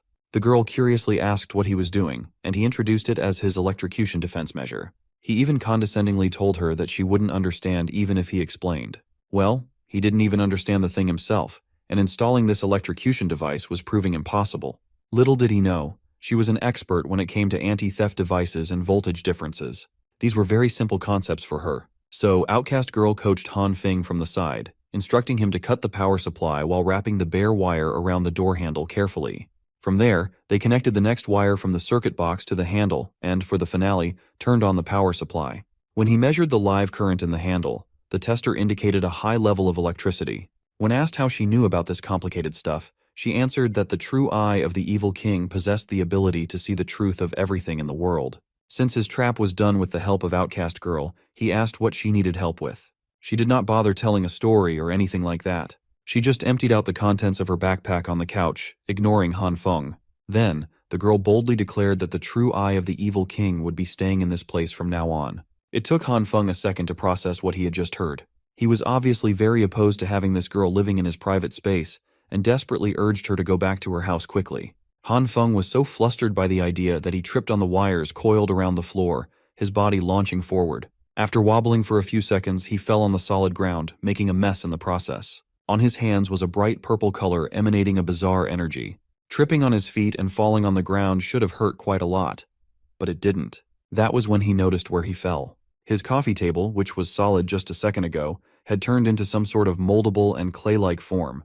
Could it be that he unconsciously made the coffee table turn soft? Hanfeng finally noticed the purple light dancing around his hands and immediately connected it to the bizarre soft property of the table. Even the toolbox and the tools nearby had turned wonky upon being touched by the light. He grabbed a hammer, and the metal head bent on itself. Hanfeng waved the hammer around, and it started losing its shape. In simple terms, the purple light could cause items to turn soft somehow. Outcast Girl witnessed this bizarre incident with her own 2 eyes and did not make a peep.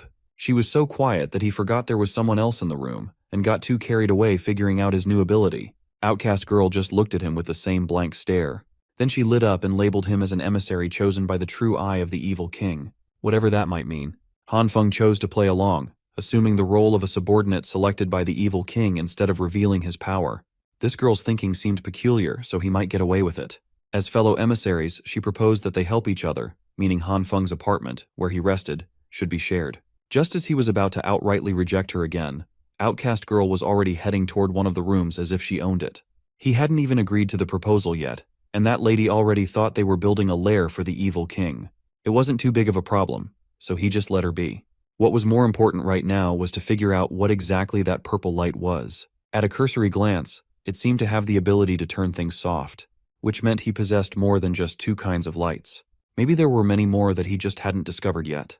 The inciting incident was him tripping over the cables and almost crashing into the coffee table that had turned soft. It would be logical to try to recreate the feeling of that moment to reproduce the power. After concentrating on that image for a while, Hanfeng managed to summon the purple lights again. He was getting the hang of calling his powers automatically now. The first thing he tried it out on was the cables that triggered the discovery in the first place. Then, he branched out to other things, namely, a sharp kitchen knife. Curious, he activated the purple light, and its grimy essence quickly swallowed the whole blade. He was shocked to see that the softening effect had no problem working on steel as well. It got so soft that the once sharp knife felt like jelly wrapping around his skin. After that, he went on a spree and tried this softening touch on many other materials too. Every household material he could think of was susceptible to the power.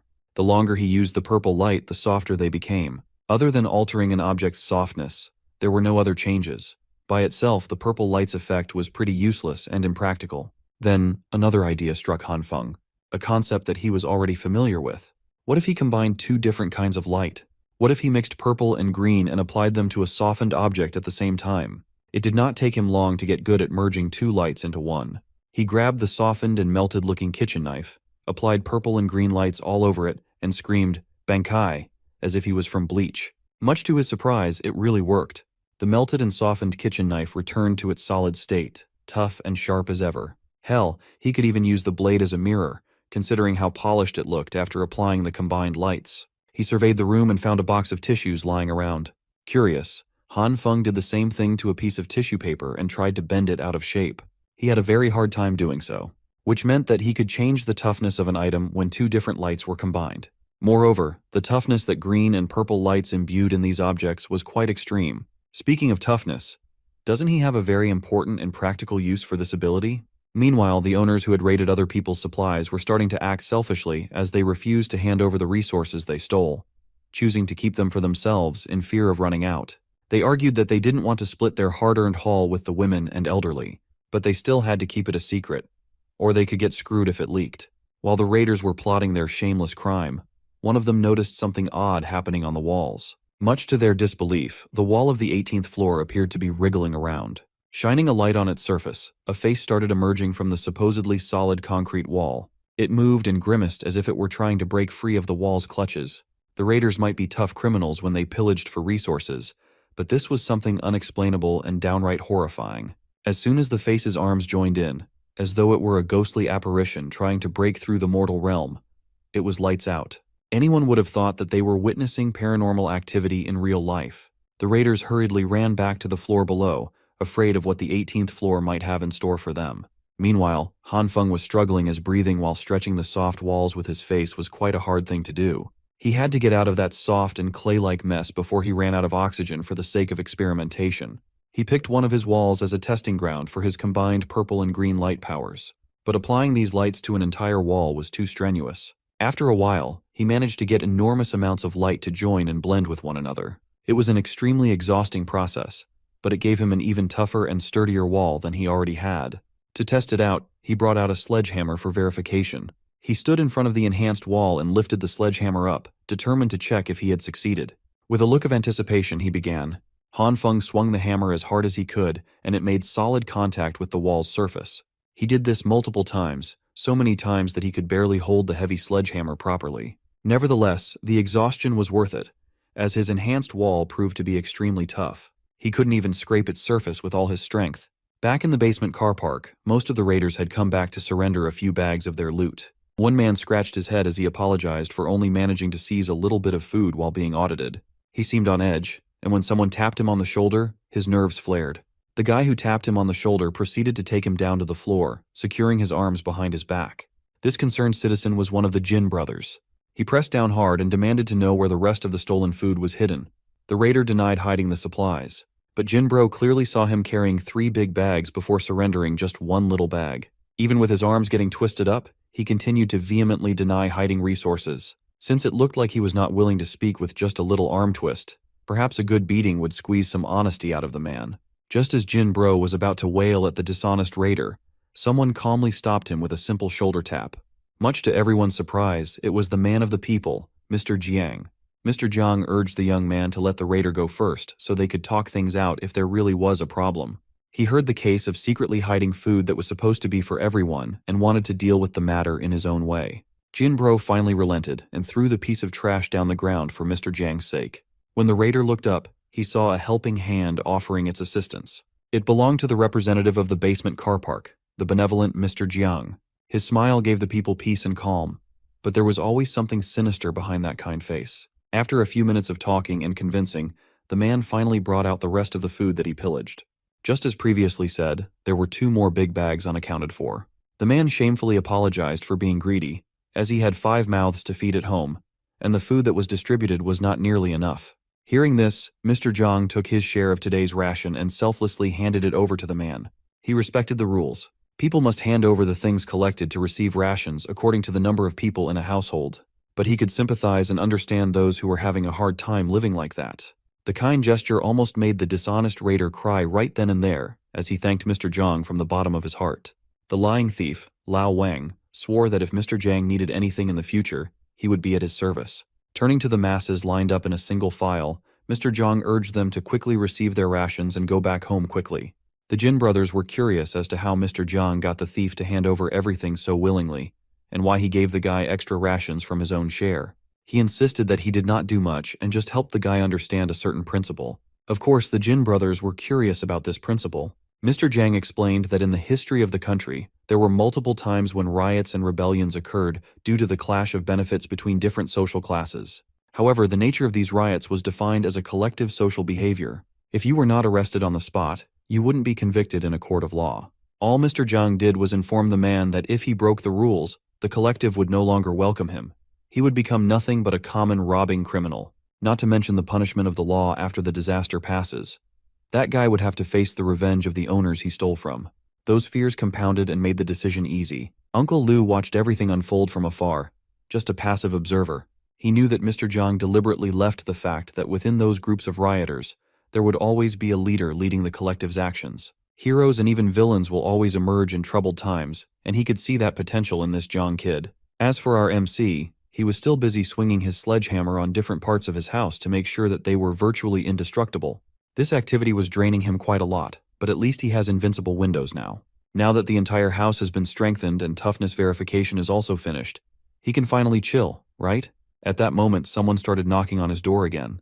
This is becoming more and more common. He treated softly on the floor and wondered if it was those resource-stealing neighbors again. Upon arriving at the entryway, he looked through the peephole to see what was up.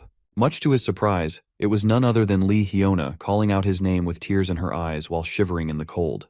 This was an extremely familiar scene. She went on about how she couldn't betray the feelings he had towards her. That one can only understand someone's heart during tough times. And only someone who truly loved her would invest in her unconditionally.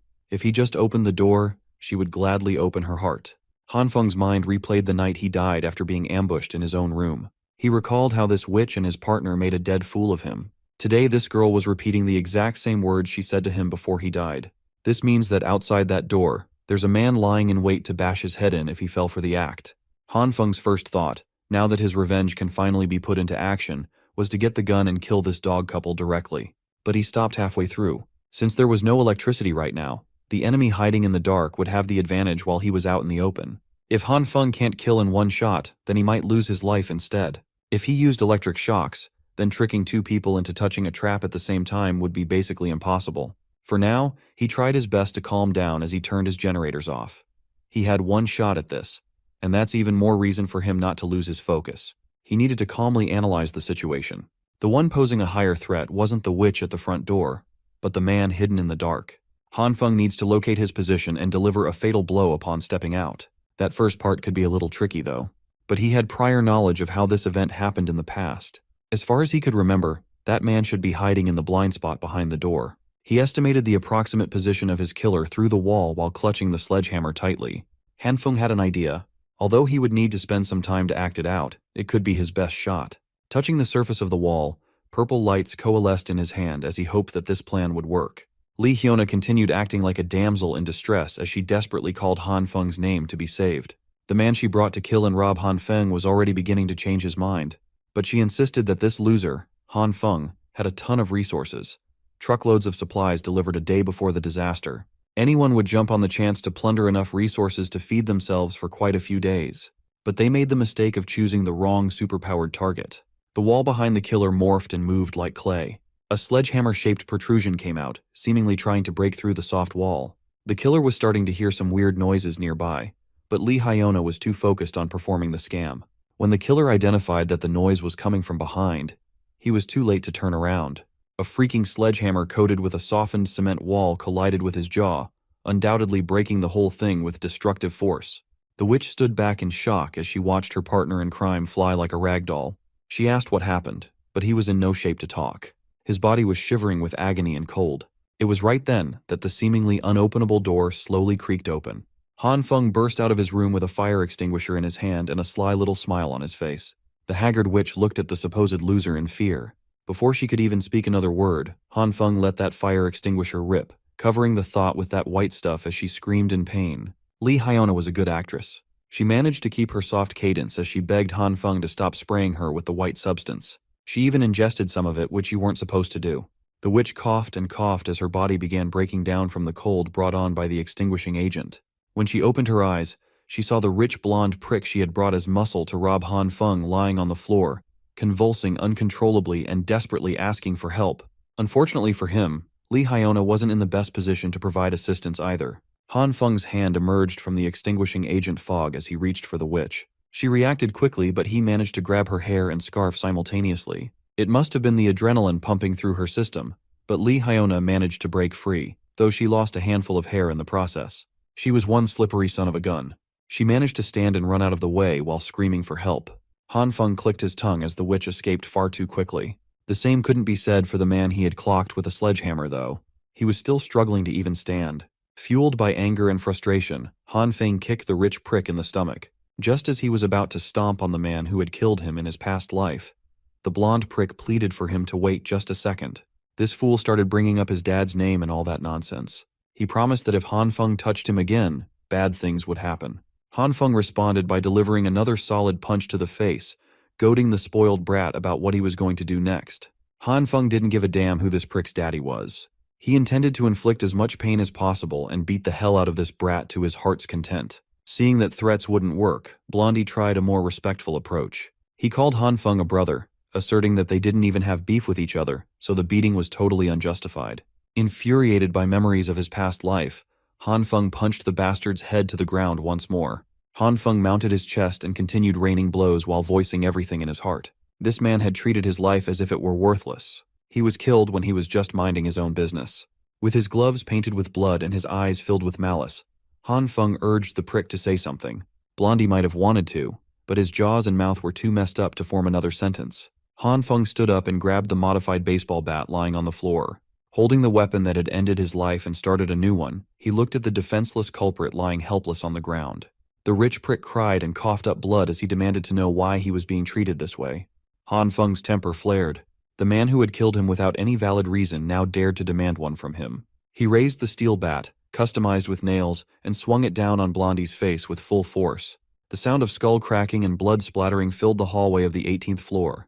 He had finally gotten his revenge. He had killed the man who killed him, Han Feng's blood was pumping, his adrenaline was spent, and he looked at the gruesome sight before him. Realizing the gravity of what he had done, he almost threw up at the gory mess. Luckily, he managed to turn his head to the side and vomit on the ground. Han Feng tried his best to recover his composure when a familiar voice cleared her throat. He turned around and saw Outcast Girl sitting by the door, quietly playing with the man's blood. She must have seen everything transpire and offered to help him with the mess. They took care of the crime scene quickly. She wasn't even fazed by the gore and blood. Han Feng reckoned there was something off about this girl, and it wasn't a good idea to let her stay in his place. He used the excuse of being targeted by more criminals seeking revenge at any moment to convince her to go back home lest she get caught in the crossfire. Sipping her orange juice, she didn't seem bothered by the threat of more intruders at all. Han Feng just really wanted to get her out of there for her own good. But she was adamant about staying in the apartment, and it seemed like nothing could convince her otherwise. He emphasized that the following days would be dangerous, and both of them could die in the process. She resolutely placed her glass of orange juice on the table as if making a stand. Outcast Girl assured him that the evil king's true eye would protect them no matter what. But for now, the evil king's power is depleted, and she needs some sleep. Han Feng was done with this shtick, so he grabbed her arm before she could lock herself in the room. He demanded she stop trying to brush him off with her wannabe edgy nonsense and listen as they were about to face something very serious. She simply glanced at his tight grip on her shoulder, then looked up. She told him to go on and opened the door to the room. Confused, Han Feng chose to follow her lead and peeked through the door. I don't know what he saw, but it shocked him to his core. Han Feng was speechless. Meanwhile, the basement parking lot was bustling with activity. Some people were loitering around, blocking the way for others who hadn't received their rations yet. Nevertheless, the system worked once more. They were still short on supplies to accommodate everyone, but it seemed peaceful for the most part. Lee Hyona, who had just escaped Han Feng's grasp, lined up with the plebeians to get her share now that she had nowhere else to go and no one to suck up to. She stated her name and apartment number and was given a piece of bread. The witch was still bitter about how everything had gone down the night before. Her wealthy sugar daddy hadn't returned after inexplicably collapsing so suddenly. The only logical explanation was that Han Feng had set a trap in advance, but that only made her more curious about what he had hidden behind that door. Before the commotion, she had seen a light flicker and felt a warm breeze coming from inside. That meant he had some kind of power source. Maybe he hadn't just stockpiled supplies. Maybe he had been prepared for the whole snowstorm in advance. All she felt was bitterness. The sneaky bastard hadn't said a word to her about this impending disaster. He enjoyed the good stuff while she accepted his trash. She wanted to find a way to get a closer look inside Han Feng's place. While she was busy daydreaming and seething, she bumped into another man lined up for rations. The man recognized her, and a mysterious bright light flared right in Lee Hyona's direction. The man with the flashlight cheerfully invited Lee Hyona to Block 5's lobby, where some survivors lit a brazier for warmth. Not interested, she insisted on keeping herself warm at home. But the man was being way too pushy. He bragged about how much food he had, alleging that he had enough food for a few days if shared by two at his house. The creep had always liked girls with her style, so this was his chance to score. Lee Hyona might be an insufferable witch, but even she felt her skin crawl at the creep's proposal. Seeing as his attempts to lure her with supplies failed, the creep started making a scene, accusing her of falsely claiming resources for other households. Which was true. Hearing the commotion, the other survivors were starting to pay attention. Lee Hyona shoved the creep out of the way, slapping him with the food she had just scammed. Humiliated in front of everyone, the creep raised his hand, motioning to bash her with his flashlight. Before he could assault the witch, Nurse Jin intervened. She slapped the creep with so much force it sent the bastard flying to a nearby wall. Seeing how the situation had escalated, the other survivors opted to call their almighty Mr. Jiang to handle the situation. Lee Hyona was stunned by the nurse's strength. In case she's injured or feeling unwell, the angelic nurse handed her a name card and an invitation for a checkup. Not wanting to draw any more attention, Hyona thanked Nurse Jin and tried to get out of there as fast as possible. But the creep was persistent. He stood back up, charged at Nurse Jin, and pinned her to the ground while calling perhaps the kindest person in the building a stinky hoe. Just when he was about to wail on her, someone grabbed the creep off the nurse with a forceful yank. With one swift motion, our favorite gangster, Brother Lee, neutralized the raging creep. His lips might be chapped, and he might be severely malnourished, but Brother Lee cannot stand men who hit women. Finally, Mr. Jiang arrived to defuse the commotion. The creep started pointing fingers at Hyona, snitching about her falsely claiming resources and hanging out with the rich kid, inflating supply prices. Seeing as the bastard hadn't learned his lesson yet, Brother Lee jumped him once more. But before he could get to the creep, Mr. Jiang grabbed the snitching creep by the collar, lecturing him about the committee's purpose. They are supposed to protect the weak and make sure that everyone has something to eat. In the end, All the creep got was a stern warning for his offense. Mr. Zhang approached Nurse Jin and Brother Li, apologizing and inviting the two to the committee. Brother Li passed. He is not interested in robbing others in the name of the committee. He would rather starve to death than compromise his principles. Likewise, Nurse Jin declined, albeit more politely. She can't just accept the committee's forceful methods, but she would be glad to help the sick. While the two made their way out of the car park, Hyuna interjected and asked Mr. Zhang if she could join the group. The witch clung to Mr. Zhang's arm. As shitty as she looked, she tried to use her diminished feminine charms to latch onto someone with power. Being the Sigma that he is, Mr. Zhang clarified that they only accept people who can offer valuable skills.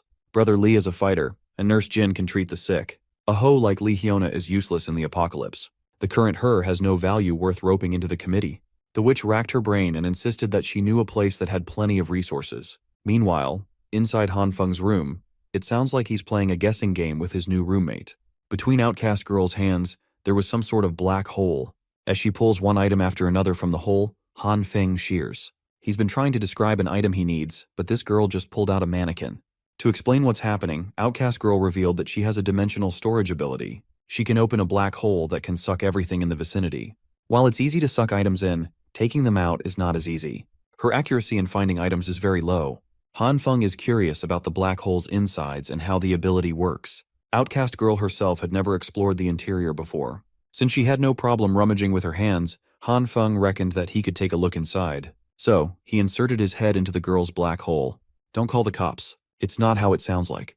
With half of his body inside the subspace, he opened his eyes to a vast dimension filled with endless supplies. The scale was unbelievably massive. Supplies and random bullshit floated around in chaos, as expected of the superhuman who emptied the supermarkets in the East region overnight. Suddenly, Han Feng started tearing up as he realized something. The space inside the black hole is devoid of oxygen. He forcefully pulled his head out of the gasless subspace and gobbled air like a madman. Just a few seconds inside that accursed subspace was traumatizing enough. He complained to Outcast Girl. She did not even warn him that there was no air inside. It felt like all the moisture in his body was nearly sucked dry. Not minding his complaints, she continued to rummage through her infinite stash, and finally found what they were looking for.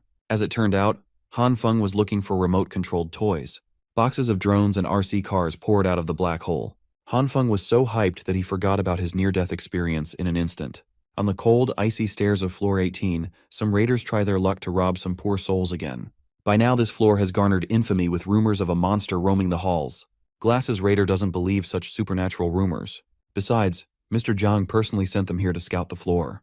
They cannot afford to let their boss down. Some of them are skeptical of the info they got from that girl, Lee Hyuna. Still, workers must work and earn their keep. Unbeknownst to the raiders, they are being watched by Han Feng and his new toys. Fortunately, they managed to get the monitoring system in place just in time to anticipate the uninvited guests. They've devised a plan to deal with situations like this one. Han Feng will light the fire, and Plan 2 can commence. Setting a 2-minute timer on his stopwatch, he exited the room. On the stairs, the raiders stopped in their tracks upon hearing a faint and creepy sound up ahead. What followed the sound was a cacophony of lights. The source of those lights was none other than the remote-controlled cars Han Feng had set in advance. The raiders calmed down upon seeing the toys. What they did not see were the explosives strapped on those toys. When the fuse burned out, small explosions filled the stairs, swallowing the raiders. Don't worry, it's not lethal. It was just some lime explosives to blind the intruders. While incapacitated, a drone flew over their heads. On the drone's tail, they saw yet another explosive that made the raiders scatter and retreat to where they had come from. They tried to outrun the flying drone, but Outcast Girl is an adept pilot. Han Feng insisted that they must really teach these bastards a lesson this time around. But in his desire to toy with the raiders, the drone got way too low and too close to one of them, leaving it vulnerable to an attack. In a desperate attempt to get out of Glass Raider's swings, one of the drone's propellers got clipped by the crowbar. With the loss of control on the drone's left side, stabilization became impossible. They can't afford to lose this one, as it's their only aerial toy. Outcast Girl tried to regain control, but the spiraling flying toy had flown out of the window. The timer Han Feng had set finally hit 0, and the firework attached to their only drone exploded like it was an Arctic New Year celebration outside. This explosion caused the right propeller to malfunction, and they finally lost all control. Outcast Girl tried to salvage the situation by making a touch emergency landing outside the window of a certain floor. Han Feng suited up, preparing to go out and get their toy. That drone is way too important to them right now. But their aerial camera caught something odd. Between the stairs lies what looks like a corpse. Upon zooming in, it became clear that the alleged corpse looked an awful lot like Brother Lee. Han Feng wonders what the gangster is doing out on the cold stairs. Maybe he was robbed too. Right now, there are 2 reasons to go out there. Han Feng warned his roommate not to open the door for anyone. He packed some light essentials in case anything happened. Outcast Girl also handed him a radio to maintain communication. As a final touch, Han Feng grabbed his pistol, loaded it up, and hoped that he wouldn't need to use it outside. Flashlight in hand, Han Feng cautiously descended the staircase. The 17th, 16th, and 15th floors were safe now that the scouting raiders had retreated. Based on the measurements from the drone, the temperature outside is already at negative 49.8 Celsius. Without any protective measures, humans will freeze to death within minutes, if not seconds. Brother Lee is in a very precarious situation, and Han Feng needs to be quick if he wants to rescue his bro. Meanwhile, the scouting team relayed what happened to them on the upper floors. Mr. Jiang calmly listened and thanked them for their efforts. For their troubles, all they got was 3 pieces of thick clothes and a pack of noodles each. Given how scarce resources have become, these noodle packs have become priceless, rewarded only for those who contribute to the cause. Looking raggedy as fuck, Lee Hyuna asked Mr. Jiang if she could finally join their group now. He coldly rejected her again. Right now, they can't even confirm if this attack was Han Feng's doing. Moreover, if not for Uncle Liu personally witnessing someone moving resources before the disaster, Mr. Jiang wouldn't even entertain her words. For now, they need to gather up and check the floor with superior numbers. Whether Lee Hyona's information is real or false will be confirmed in this next operation. This is her chance to demonstrate her worth. Taking a steel pipe and gripping the weapon with both hands, she's determined to do whatever it takes to get in. Before going up, Mr. Jiang reiterated that everyone is important manpower for the collective and must mind their safety. With the big boss at the forefront, a sizable raiding group assembled and took to the stairs. Halfway through their climb, they spotted the unconscious and freezing Brother Lee. Taking a hot water canister, Mr. Jiang made Li Zi drink and woke up with his tongue burning. When he finally opened his eyes, he looked at the raiding force surrounding him with contempt. He clicked his tongue, feeling unlucky that these bastards were the ones that rescued him. Mr. Jiang's lapdog jumped into action and demanded that he thank Mr. Jiang for saving his life. Brother Lee just sarcastically laughed at that. The gangster still refuses to bend to the collective's will, calling them out for pretending to be heroes when they're just thieves. The lapdog tried to curse and beat him up, but Mr. Jiang held him back. Once more, the always smiling big boss extended another invitation to Li Zi to join forces with them. And just like before, he harshly rejected the offer. The raiders were getting annoyed at his stubbornness and shamelessness after being rescued. Brother Lee does not like being forced to do as he's told. Before he could turn around and climb up the stairs, Mr. Jiang firmly grabbed him by the shoulders. The shady bastard smiled broadly and asked if there was some kind of misunderstanding here. He insisted that they just wanted to bolster their strength to give those weaker a higher chance of survival. But Brother Lee can see through Bastard Jiang's phony smile. The committee, which is supposedly committed to protecting the weak, had been rationing only 1 meal every 3 days for the elderly. That's practically a death sentence in this situation. Moreover, Brother Lee has no other relatives nearby, so guilt-tripping him into joining won't work at all. On the stairs leading to the next floor, Han Feng is silently observing and listening to their conversation. What he heard just now confirms that Jiang Xueyu doesn't really care about everyone. It also makes sense why they want to rope in younger people while letting the old, weak, sick, and disabled people slowly rot away. If this goes on, the committee will eventually erupt in conflicts. Done with Brother Lee's rudeness, the lapdog jumped in to bark on the gangster's face for not appreciating the kindness they were extending. Lapdog made the mistake of entering Brother Lee's attack range. Without batting an eye, the gangster with a heart of gold headbutted the lapdog as hard as he could. After that headbutt, Brother Lee's whole body trembled in pain, but he continued to stand on business. Just one stare from the man with nothing to lose made the armed raiders subconsciously step back. While his men wordlessly looked at him in anticipation of the next order, Mr. Jiang contemplated. Slowly, the armed raiders got over their fear and slowly started closing in on Lee. While trembling and swaying, struggling to even stay upright, he challenged these thieving bastards to come at him. Still monitoring the situation from 1 floor above, Han Feng noticed that his bro was about to fall at any moment, and he needed help. As much as he wants to, there are way too many raiders down there. If he intervenes, he might fall victim to their numbers. But Brother Lee had helped him out so many times before. Han Feng can't just watch his benefactor throw his life away in a miserable last stand. Suddenly, an idea struck the young man's mind. He pulled out his pistol and aimed downwards. He calmly watched the commotion unravel with a blicky in his hand and a finger in the trigger. No one has even swung at him, and Brother Lee's already swaying like he's about to collapse again. Han Feng finally had enough of the raiders ganging up on his boy and fired a warning shot. The bullet nearly hit Mr. Jiang's lapdog in his crotch, freaking everybody out. Hearing the sound of a gunshot cut through their confidence, they could not believe that someone had a firearm in the building. Han Feng slowly descended the stairs while his gun was raised, demanding that nobody move. It was quite effective in getting the raiders off their backs.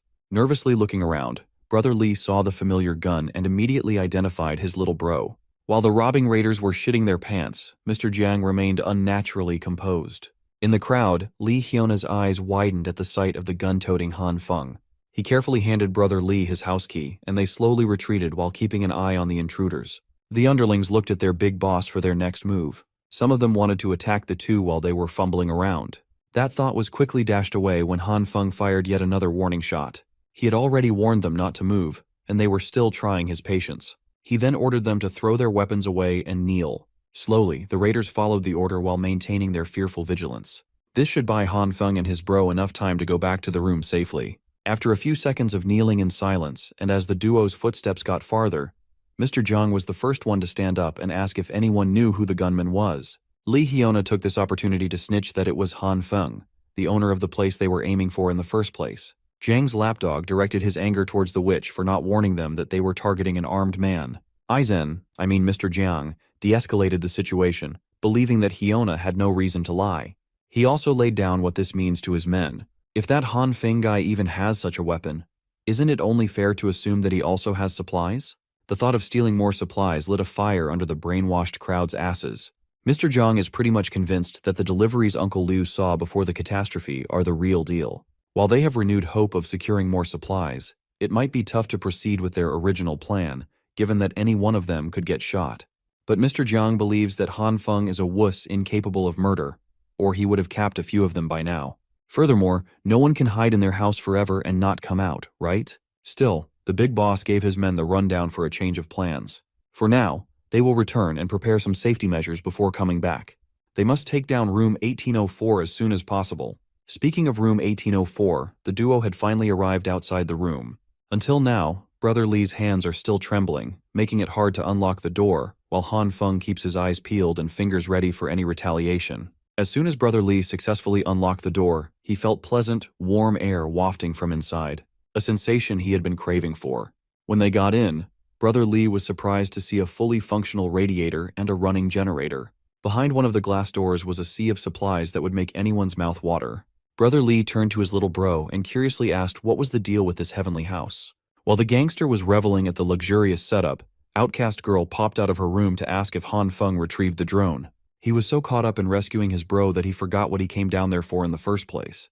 2 hours and several hefty meals later, Brother Lee has finally been caught up with a portion of the true story. Han Feng simply told the gullible gangster that he had predicted the disaster and had prepared as much as possible. The young man also apologized to his bro for not looping him in. He was just worried about the information about his supplies being leaked, so he limited the number of people who knew. After finishing his meal, Brother Lee stood up and bowed with utmost gratitude. If not for his little bro, he would have starved and frozen to death. The fact that he can enjoy a warm meal again is already an extreme kindness. When the gangster lifted his head, tears of appreciation were streaming down his face. Han Feng insisted that he was just returning the favor for all the help Brother Lee had given him. Feeling moved to the core, Brother Lee praised Han Feng for being such a good guy and brother. Now that he's here, Lee also shared the overall situation in the building complex as of now. Things have become very different now. The last time he updated Han Feng about current events was before the power supply was cut off. Since that day, that Zhang bastard has been going around stealing supplies from everyone in the name of collectivism. He amassed a lot of followers but also made some formidable enemies who disapproved of his methods. Some people could not live off the minuscule rations and left the group, but the big boss seemed not too concerned about the dwindling of their numbers. He might look unbothered, but behind everyone's back, he regularly sends Jin Chinwu, his lapdog, to take care of deserters under the guise of reducing the threat against the collective. Han Feng was surprised. Jin Chinwu and Jin Chinwen used to be a sweet, smart, and caring pair of twins. Basically, this collective committee expanded its influence and size quickly through underhanded tricks. But Brother Lee firmly believes in the saying that evil has its retribution. Zhang and his goons made their biggest mistake when they tried to rob a man named Li Zhenghao. You see, that guy was a boxer who was once the country's middleweight champion. If that was the case, it is natural that the twerps in the committee got beaten up badly, but that Zhang bastards refused to admit defeat, lose face, and lose the respect of his cult. Under his direct orders, raiders kept going to Li Zhenghao to fight. Of course, all of them got pummeled to a bloody pulp. Because of this incident, the boxer amassed a following of his own. Among them, there are two standouts who are starting to make a name for themselves. One is Jung Yang Yu, a boxing fan. He used to participate in underground boxing matches for a few years. He is notorious for his speed. The other is called Jin Zhongzai, another diehard fan of Zheng Hao. He is blessed with overwhelming strength, and he is built like a monster. With these two on the boxer's corner, the birth of a new faction in the neighborhood was imminent. And they hate the hypocrisy of Jiang Shuiyu with passion. Brother Li added that bastard Jiang was desperate to resolve this conflict and finally decided to target Han Feng's supplies. He tried to warn his little bro, but he passed out on the stairs. This is good, as it means that Mr. Jiang's empire is slowly crumbling from the inside. While the trio were discussing their next move, skittering noises could be heard from outside. Outcast Girl pulled out the live camera feed outside the door and saw the raiders gathering right outside. Han Feng stood up to set up his electric door handle trap. Outcast Girl stopped him from rushing and warned him about the smell of sulfur coming from the hallway. Without warning, the whole room shook. Something just exploded outside. Mr. Zhang and the raiders are actually crazy enough to use bombs. By the sound of it, they should be using localized demolition explosives, and they shouldn't be too powerful. Looking at the live feed, it finally makes sense why they're lugging heavy riot shields. It's also apparent that Li Hyona was the one who tipped off these bastards. While the raiders set up their next load, Han Feng hurriedly plugged in his electric trap. A second later, an anguished scream can be heard outside. It looks like the trap worked, and it took down some poor schmuck. The raiders stepped back in fear, but Mr. Zhang ordered them to continue placing explosives. This time, they need to target the borders of the door and double the packets. Blindly following his orders, the raiders armed the walls and blew it up once more. The boom cracked the walls but failed to blow open the entrance. Mr. Zhang is certain that their explosives are not the problem. The doors are just equipped with ample defensive measures. Refusing to give up, Mr. Zhang upped the packets to 3 this time around. If nothing happens, then they'll just continue increasing the load. He is determined to take this house down today. Inside, Han Feng and Brother Li barricaded the entrance as best as they could. The third explosion shook the barricade out of place and nearly shattered their eardrums. After that loud-ass explosion, an odd cracking sound can be heard. It seems like the demolition explosives are doing their job and weakening the walls. If this goes on, the cracks will only get bigger and bigger until they give in. Blocking and barricading the entrance is useless, but Han Feng has another idea he wants to try out. They just need to remove the random stuff they lifted and crammed in the entrance. Outcast Girl stepped in to help. Brother Li was skeptical that the little doll could help much until she raised her hands and produced her black hole. Brother Li stepped back in shock and confusion. When she started sucking in the heavy stuff barricading the entrance, Brother Li nearly passed out at the incredulous sight. The work that should have taken them minutes was done in just a second. Brother Li felt a newfound fear for the little girl and her ability. Without any time to explain, Han Feng activated his purple light, coated his hands, and ran for the walls. He spread the purple light all over its surface, softening it like last time to see if he could reshape the cracks on the spot. He has to stay focused and in control, or the hardening process would take a long time. After making sure that all the cracks were accounted for, he activated the green light for the next part. Thankfully, his idea worked. Combining purple and green lights can repair and strengthen the targeted area. Brother Li just saw his 2 new roommates perform tricks outside the realm of possibility. He is tweaking right now. Outcast Girl popped out and nonchalantly warned them to get down. Just in time for the third explosion, the trio squatted down and covered their ears. Han Feng had just finished strengthening his walls, but new cracks were quickly forming again. This time, the raiders have switched their focus and are now bombing the floor. If that's the case, then it will be useless no matter how much Han Feng repairs the affected area. He had to devise yet another plan, but what he came up with might be a bit dangerous and require absolute trust between the 3 of them. Outcast Girl is down with whatever, and Brother Li is a real ride or die no matter what the move is. All they have to do is proceed according to what Han Feng says down to the letter. After a few more rounds of bombing, the door to room 1804 finally gave in. Those demolition explosives finally did their job and blew the entrance wide open. The raiders remained vigilant as they slowly crept inside with their shields up. They are set on clearing up all the supplies they can find. Mr. Jiang also warned his men of any possible angles for ambush. They swarmed Han Feng's house, sweeping the kitchen and the living room for supplies, and mysteriously, they came up empty. All they could find was some rubbish and a box of seeds in the kitchen. Seeing as they wasted so many explosives for trash and seeds, the raiders turned to Li Hyona for answers. She insisted that she did not lie and directed the raiders to the bedroom. As soon as they tried opening the door to the last unchecked room, Brother Li came out, kicking the shield into the raiders' faces. Behind him was Han Feng, who had his pistol in his hand. He raised the gun and pointed it at Mr. Zhang. Without hesitation, Han Feng pulled the trigger, but the bullet was stopped by the heavy-duty shield. Han Feng warned the fools to get out, or he won't be so polite anymore. Behind the shields, Mr. Jiang confronted him about hiding supplies and neglecting the needs of the collective, making so many residents suffer and starve. He asserted that they came here to demand justice for such a grave offense. The bastard was shameless enough to tell Han Feng to cough up his resources to clear his conscience, spouting some bullshit about working together to triumph over the apocalypse. Han Feng cannot stand this man's unreasonably righteous, awe-inspiring but ultimately insane words when all they're doing is moral kidnapping. But his men have completely bought into the insanity. They are hanging on to their leader's words while looking like a pack of starving wolves looking to vent. Instead of despairing, Han Feng sees this as a chance to manipulate the narrative. Putting on his award-winning offended face, he asked them what and where the supplies they were yapping about. Li Hyona interjected, insisting that they must have hidden everything somewhere. She reiterated that she saw the light and even felt heat coming inside the last time she was there. Tired of her annoying ass voice, Han Feng fired another shot that made the witch buckle in fear. Unfortunately, the shield protected her from a clean headshot. Han Feng called her shameless for spouting lies. He added that if this witch had not scammed him into exchanging his food and necessities for useless seeds, he would not have been in such a poor state today. Slowly but surely, the raiders started turning on Hyona. Unfortunately, Mr. Jiang was level-headed enough to stop the internal strife from developing and proposed a simple method to see who was lying. All they have to do is go into the bedroom to check if Han Feng's home is really empty. Han Feng acted tough, but he permitted them to do a thorough check, his finger still on the trigger. After a few minutes of tossing the bedroom, all the raiders found there was some more rubbish and a little girl inside. Outcast Girl then played her part. Calling Han Feng her brother, she hugged him and cried that she was hungry and afraid. Now the raiders are pissed that they worked so hard to break the door for half a day just to get nothing.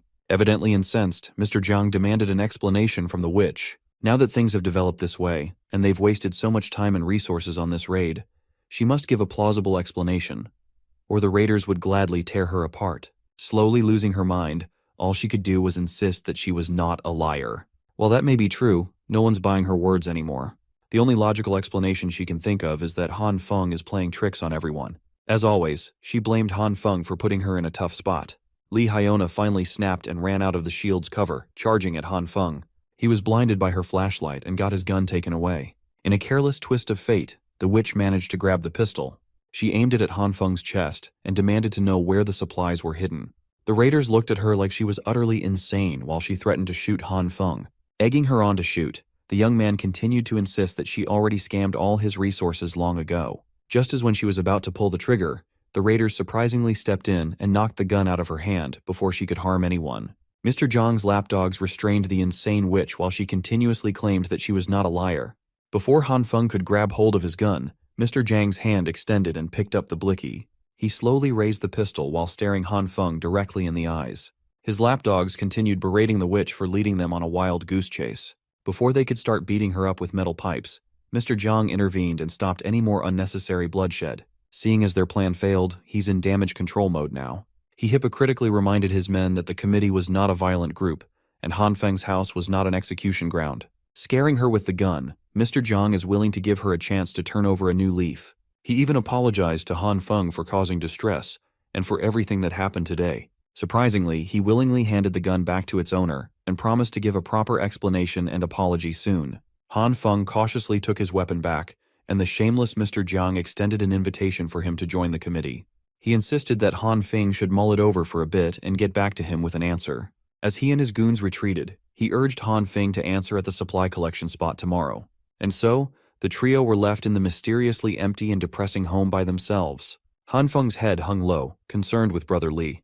With a sigh of relief, he lifted his head in reprieve now that this farce was finally over.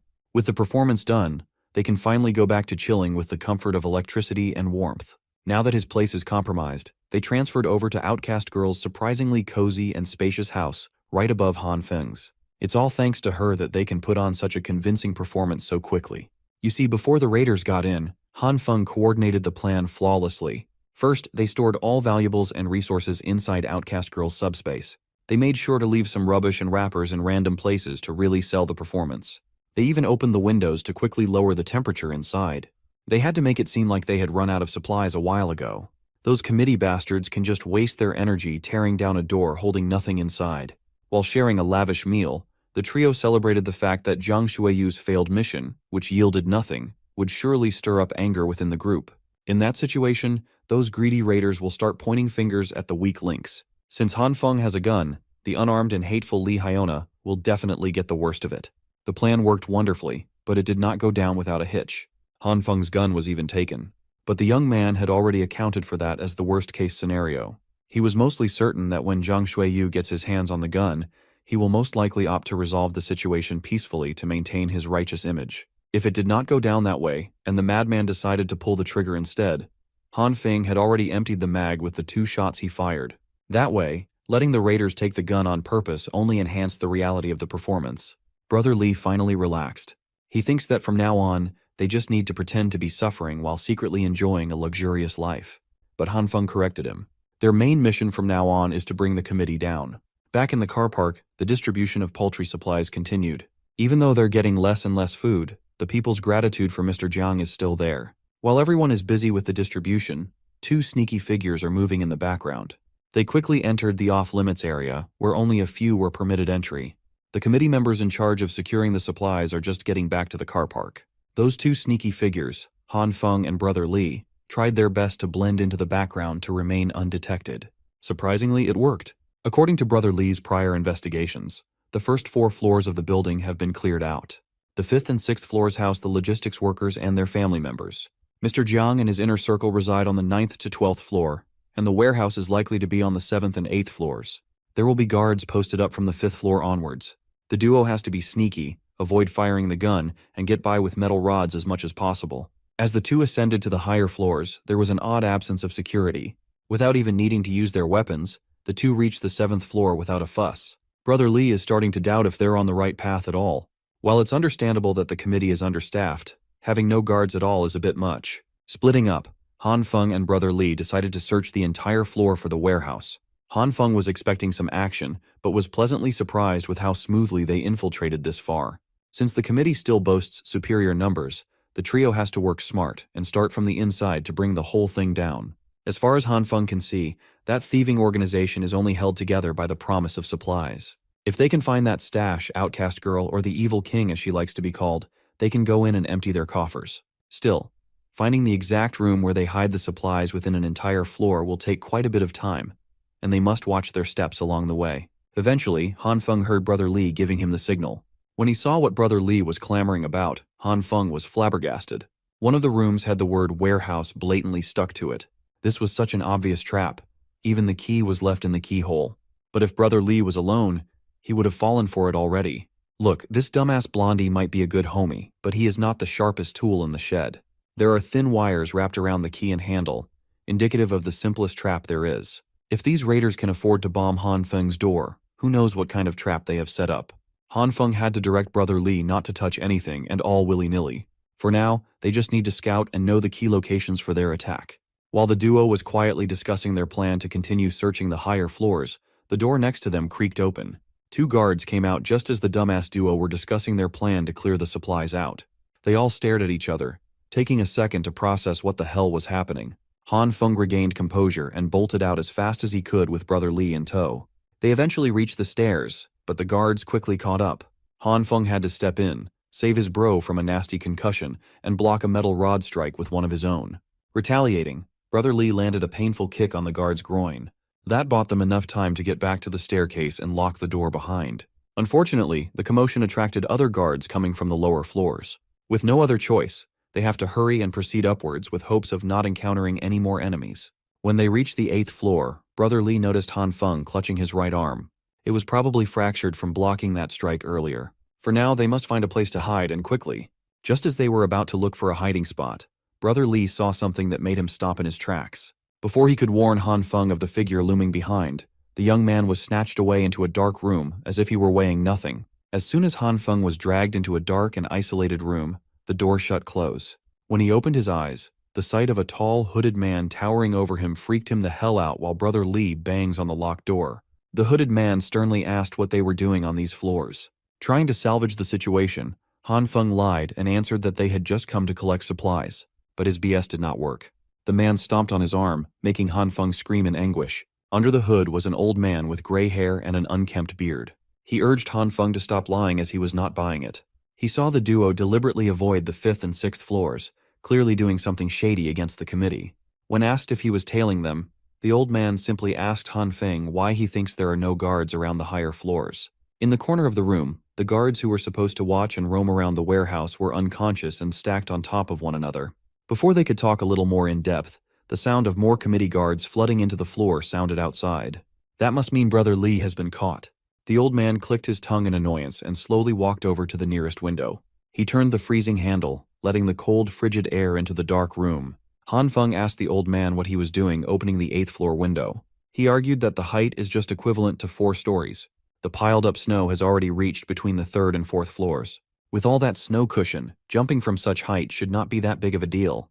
With the battalion of raiders hot on their heels, they can either jump down or wait to get beaten to death. Speaking of the raiders, they're already working on busting the locked door open. Han Feng is starting to consider the old man's words. The mad lad had already jumped down without hesitation. As soon as the door busted open, Han Feng chose to risk it all and follow in the old man's footsteps. As scary as it was, he jumped from the 8th floor, hoping that the snow would be enough to soften his fall. For added insurance, Han Feng positioned himself to fall hand first so he could use the purple light to cushion his landing spot. While he lands, the old man digs himself out of the snow, completely fine and intact. Han Feng might have landed awkwardly, but he's alive, albeit a little winded. The raiders up in the window looked at the two like they were absolutely insane. Moving quickly, the old man ran for the nearest window and elbowed the brittle glass open. Even Han Feng was impressed with the old man's relentless survival skills. He followed him into the room, successfully escaping the clutches of angry committee raiders. Mr. Jiang's men did not have the balls to jump and make chase. They had to take the stairs like normies. Eventually, the old man led Han Feng to one of the rooms and lit a fire for a little bit of warmth. Han Feng admitted that he would have been caught if it hadn't been for this bearded old man. He practically dragged him back up to the 5th floor instead of settling for the 3rd. Those goons chasing them would naturally think they'd hide out in the lower levels and are now swarming the place and placing traps. Seeing the uneasy look on the young man's face, Beardy asked if he was scared, which was only natural considering they were chilling on a bonfire next to a dead man. When asked why he saved Han Feng, the old man corrected him immediately. Given the chance, he'd like to off Han Feng himself. He then praised the young man for at least having enough brain cells to not fall for the lame trap in that fake warehouse. For now, he wants Han Feng to spill the beans on anything he knows about the committee. If he clams up or lies, Beardy would gladly beat the truth out of him. Considering that he had taken all those guards down, Han Feng reckoned that the old man was lurking on the higher floors, either to steal supplies or to settle some enmity against the committee. Either way, Han Feng and Brother Li's appearance must have disrupted his plans. When asked if he has some sort of vendetta against Mr. Jiang and his goons, the old man admitted that he did. He's also aware of a secret that Jiang Shuiyu is hiding. Han Feng perked up and asked what sort of secret that was. The old man stood up, confirming that this kid must be connected to Jiang Shuiyu somehow. Prodding further, Beardy demanded that Han Feng spit out everything he knew about the committee unless he wanted to be the second corpse in this room. The choice is solely up to him. Afraid of being beaten to death, Han Feng started trauma dumping about his unpleasant encounters with that Eisen-looking bastard. To summarize, Jiang blew up his house, stole his girl, and ransacked his supplies. He even pulled out all the stops and threatened them with a gun for the sake of revenge. But a paltry pistol wouldn't cut it. Han Feng mixed in a little bit of truth with a few lies and threw in the pistol bit, hoping that the old man would buy his story. It looks like Beardy did. He sighed and confirmed that a junkie pistol is nothing for those big shots in the committee to worry about. The fact that Jiang set Han Feng free without taking the gun proves that. When asked why, the old man presented two theories. First, the bastard is just putting on a show to maintain his position as the righteous leader. The second and the more terrifying theory is that he has an arsenal of even more powerful weapons stashed away. Han Feng added that he brought his brother with him to finish Jiang Shuiyu off, hoping that the committee would slowly die without the head of the snake. While the original intention of the committee was good, they managed to help some people survive. Jiang Shuiyu's increasingly pragmatic philosophy got everyone thinking that doing bad is the only way to live comfortably. Even if the apocalypse subsides, the people who've lost their conscience and fallen to depravity won't ever fit back into society. That's precisely why they must put a stop to the corrupt committee. The old man is on board, but he's worried about what would happen if they do succeed. In this world, the strong have always preyed on the weak. Killing Jiang Shuiyu would only plunge the whole neighborhood into lawless plunder and slaughter for the little resources available. If that's the case, they might as well ask for a third opinion. It just so happens that another person has been listening in on their conversation from the other side of the door. Whoever it was, they tried to throw a water canister at the old man's face and missed. Upon retaliating, Beardy was surprised that his fist was stopped by such a small body. He then noticed that the hands holding his fist back were trembling in fear. Beardy repositioned and motioned to bash the Snoop's head, but stopped as soon as he heard her familiar voice. With pink hair and an adorable coat, it was none other than the charming Nurse Jin. Seeing the man inside the room, she recognized him as Mr. Han from the hospital. When things calmed down, Nurse Jin treated Han Feng's fractured arm while she profusely apologized for eavesdropping on their private conversation. She just came by after receiving Grandpa Lee's supplies and for the re-examination. She came in and discovered the poor old man dead, and then she heard the door open. She got frightened and subconsciously hid in the other room. Beardy suspects that the little nurse must have been involved in the old man's death. He sees her selfless dedication as nothing but a joke. While he might be right in some respects, Nurse Jin does not regret her actions. People can say she's cruel or heartless, but only by surviving can she save more people in dire need. Furthermore, Zhang Zuiyu gave her a pass so she could freely walk anywhere she needed. She also benefits from the committee's supplies even if she doesn't directly work for them. But Mr. Zhang has been chasing out a lot of sick and old people recently. Grandpa Lee is one of them. It makes sense. With one less mouth to feed, the committee can hold on to their authority for longer. However, according to Brother Lee, a new faction has been rising in the neighborhood. With those boxers at odds with the committee, Jiang Shuiyu must be eager to eliminate the competition. That must be why he's ramping up the abandonment of the old and sick. He wants to keep the young and healthy, fed and happy. With increasingly desperate measures, there's a good chance that a faction war will erupt sooner rather than later. If that's the case, it would be wise to try and find Zhang's alleged weapon arsenal. Beardy asked the young man what he could even do by himself if he did find the stash. Han Feng asserted that he'll figure something out when he gets there, but he refuses to sit around and die with everyone else. Beardy thinks they're fucked either way, so he won't stop Han Feng from digging his own grave. He then warned the young'uns that Jiang Shuiyu and the committee were just small fish in a big pond. There will be more bloodshed and slaughter for survival down the road. In a dog-eat-dog world, the one that survives till the end wins. With that being said, Beardy opened the window and made his exit. This dude is actually allergic to using doors normally. With only Han Feng and Nurse Jin left in the room, the nurse with super strength eagerly asked if there was anything she could do to help. Han Feng politely declined her offer to help, as he did not want to drag another person down with him. But Nurse Jin is persistent. She heard the whole story, and she can't just stand by while the neighborhood is in danger. She even got furious at that Zhang bastard for everything he did to Han Feng. Seeing the determined and genuine look in her eyes, Han Feng could not reject her. Now that she's on board, there is actually something that Han Feng needs help with. Back in the car park, the guards were reporting their encounter with Han Feng and the old man. Speaking of the devil, the man who they thought would hide like a rat appeared before everyone out in the open. Outing himself in the open got him dragged into the lion's den. In an isolated room away from everyone else, Han Feng got beaten until he was coughing and throwing up. Mr. Zhang's lapdog tied him up, kicked him repeatedly, and warned him of the dangers of stealing supplies from the committee.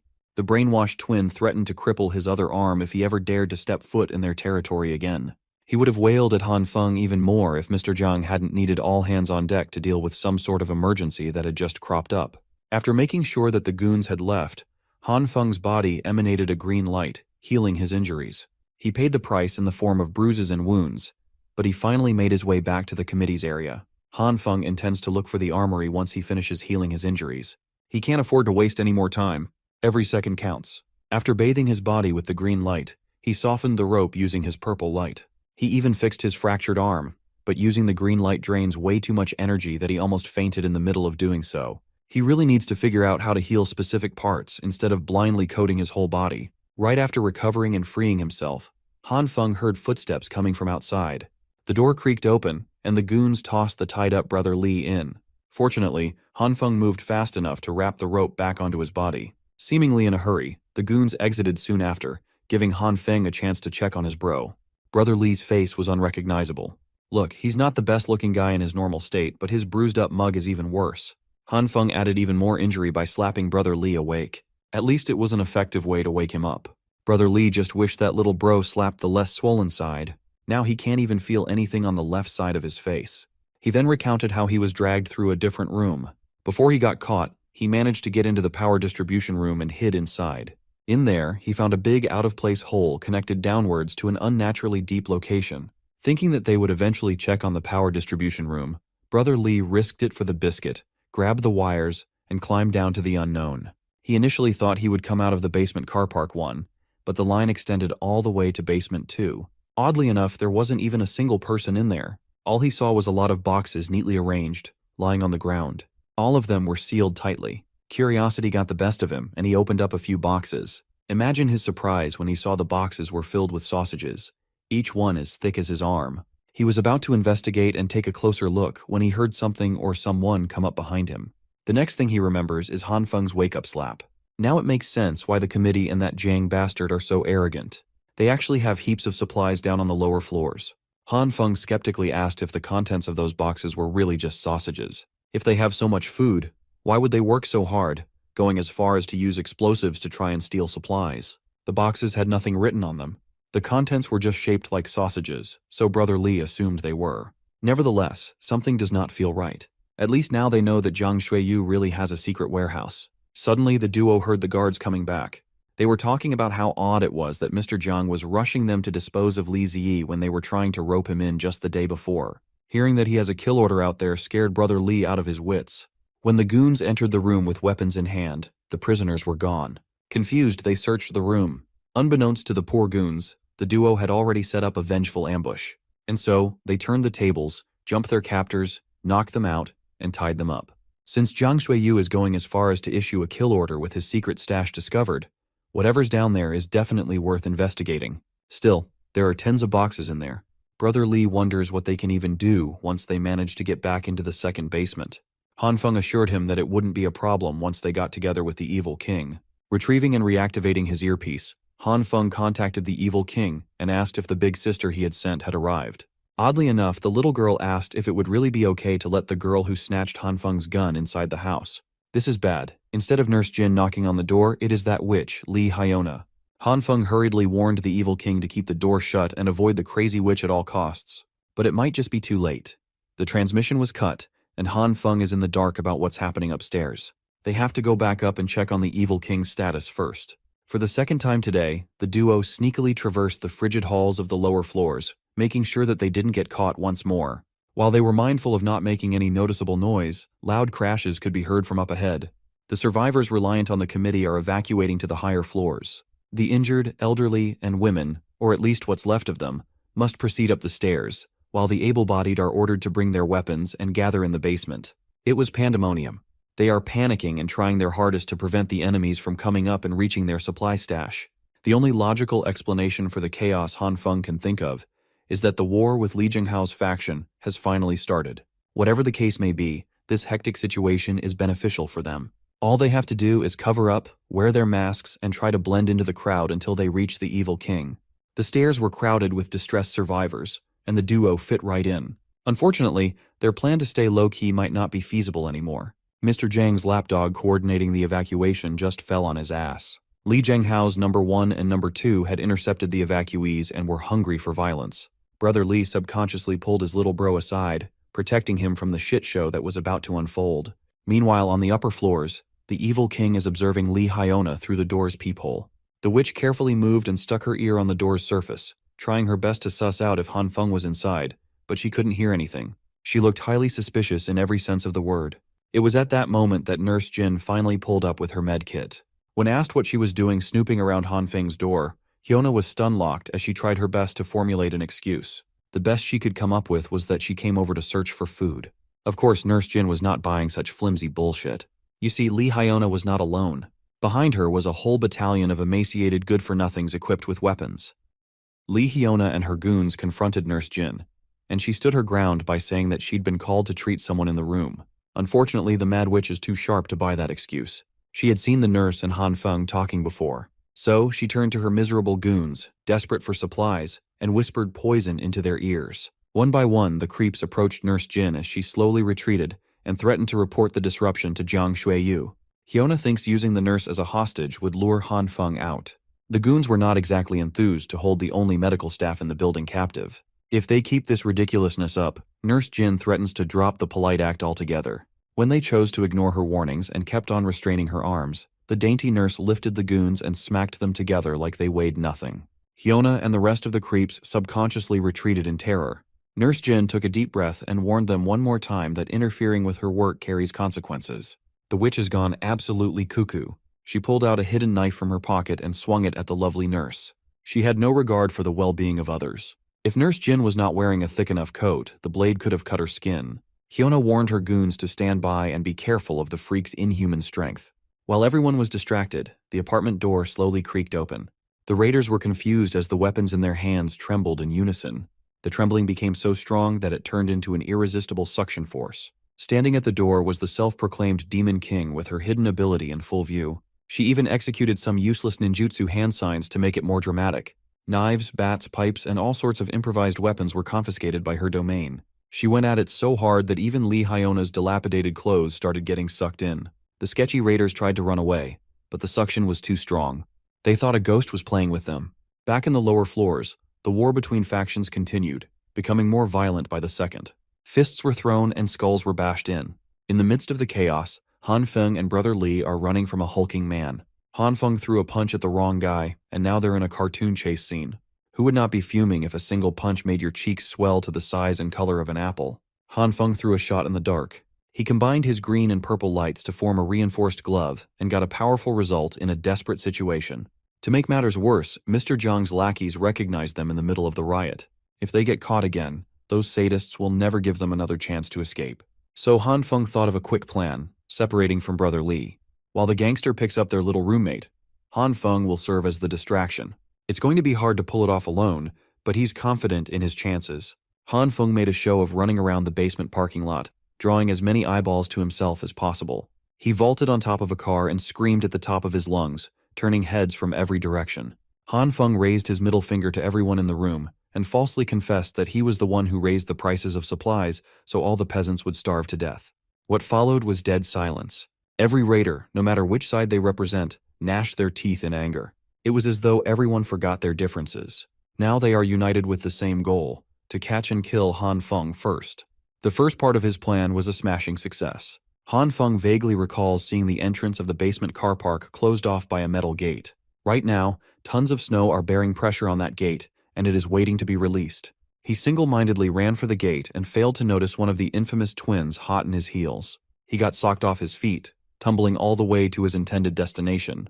With the metal gate on his back, the angry mob closed into the corner of Han Feng. He touched the cold metal, focusing on stirring his ability. With immense concentration, he covered the entirety of the gate with his bizarre purple light. In fear of the light, the mob stopped their advances. When the light was snuffed out, their anger rose once more. The final push was Han Feng screaming at the bastards to come at him. While the angry mob rushes forward, the once solid metal gate has turned soft and malleable. The material is not nearly strong enough to hold back tons and tons of snow from rushing into the floor. Seeing the incoming indoor avalanche, the mob quickly forgot their beef with the young man. Now it's a run for survival. The avalanche was brutal. It had enough force to wash away the cars neatly parked in the basement.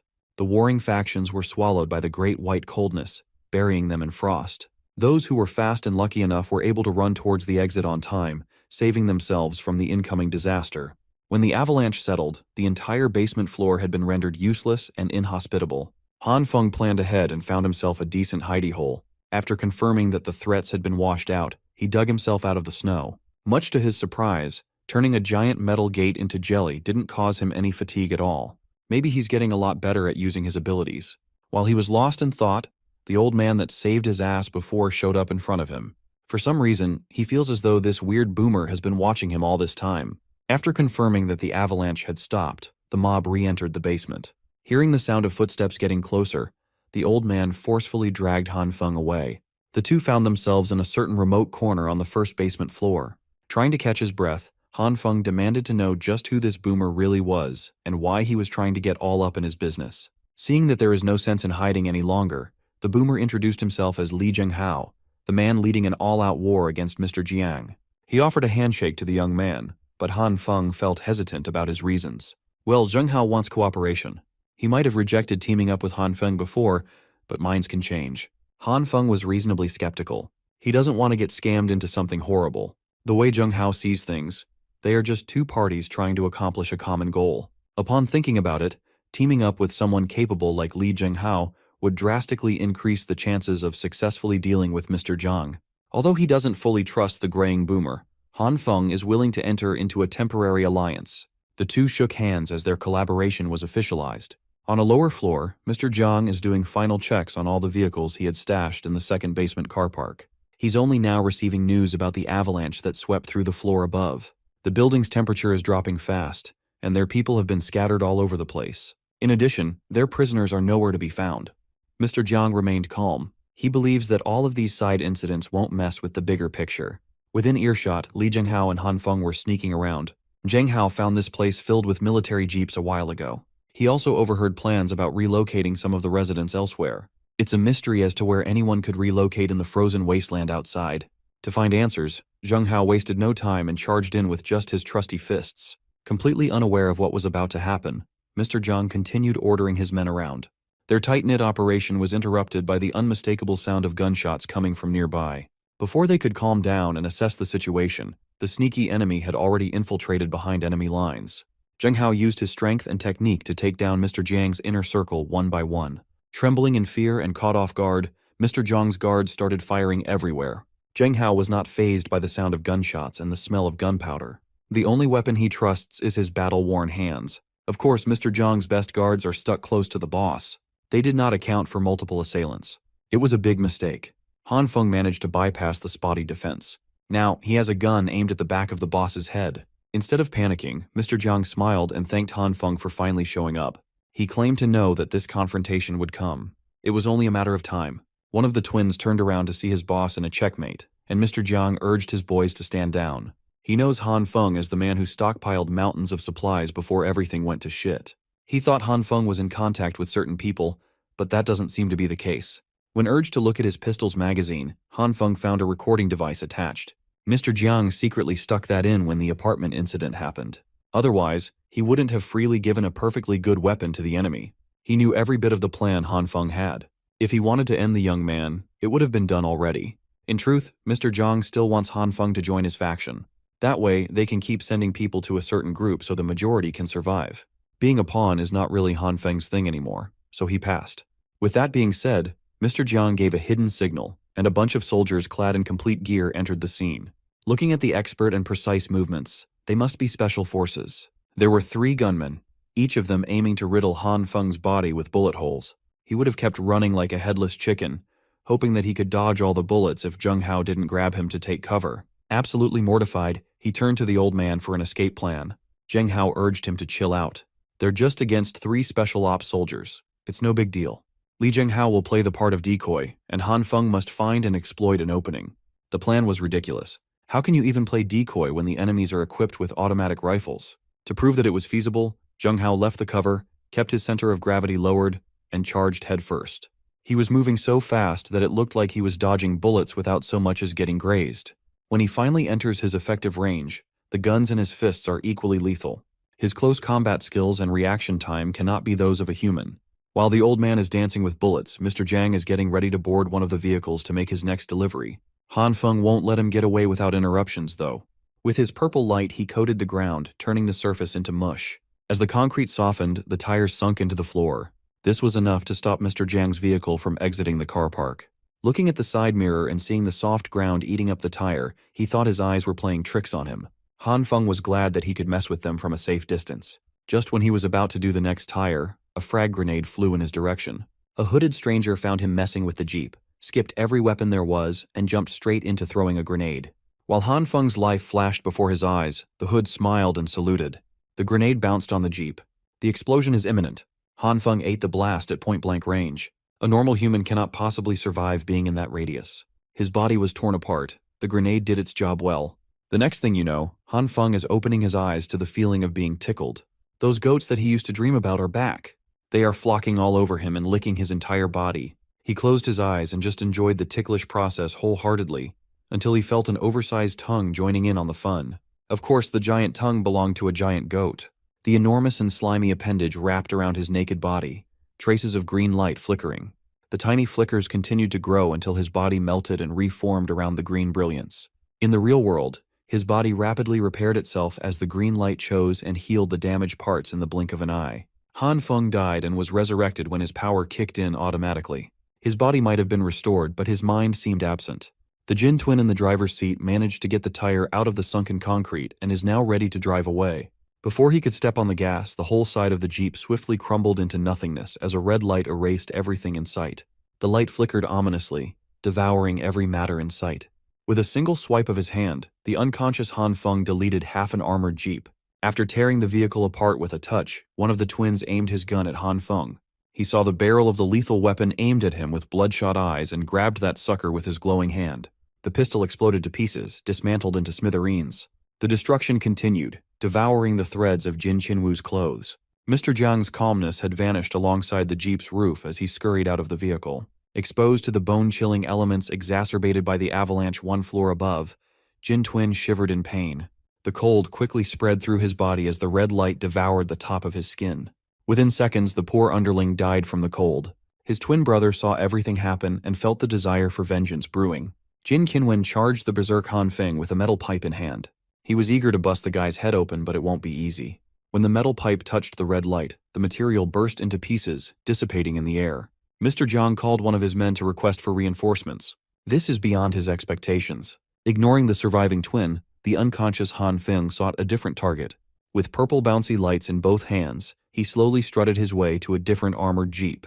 The driver and passenger didn't know what to do as the gooey light devoured the entire vehicle. Suddenly, the exterior of the Jeep started dripping like it was made of melting wax. The vehicle had turned almost liquid. The people inside the armored Jeep screamed for help and tried to get out, but it was too late. With an unrecognizable shape, the material hardened once more, turning the driver and passengers into metal statues. To stop his brutal rampage, someone started shooting at Han Feng. A bullet lightly grazed his cheek, and the green light immediately healed the wound back up. The inexperienced guards trembled as they ran out of bullets. They saw what Han Feng did to their comrades. All they can do now is run for their lives. Covering their retreat, the special ops shifted their main target to Han Feng. They were tasked with prioritizing Mr. Jiang's party. Seeing his playmates change course annoyed Li Zhenghao. At least one of the special ops forces stayed behind to engage him in hand-to-hand combat. Throughout the whole sequence, Zheng Hao is trying to decipher what really is happening with Jiang Shuiyu. As bullets chased him down, Han Feng used his purple light to gain some verticality by sticking to the walls.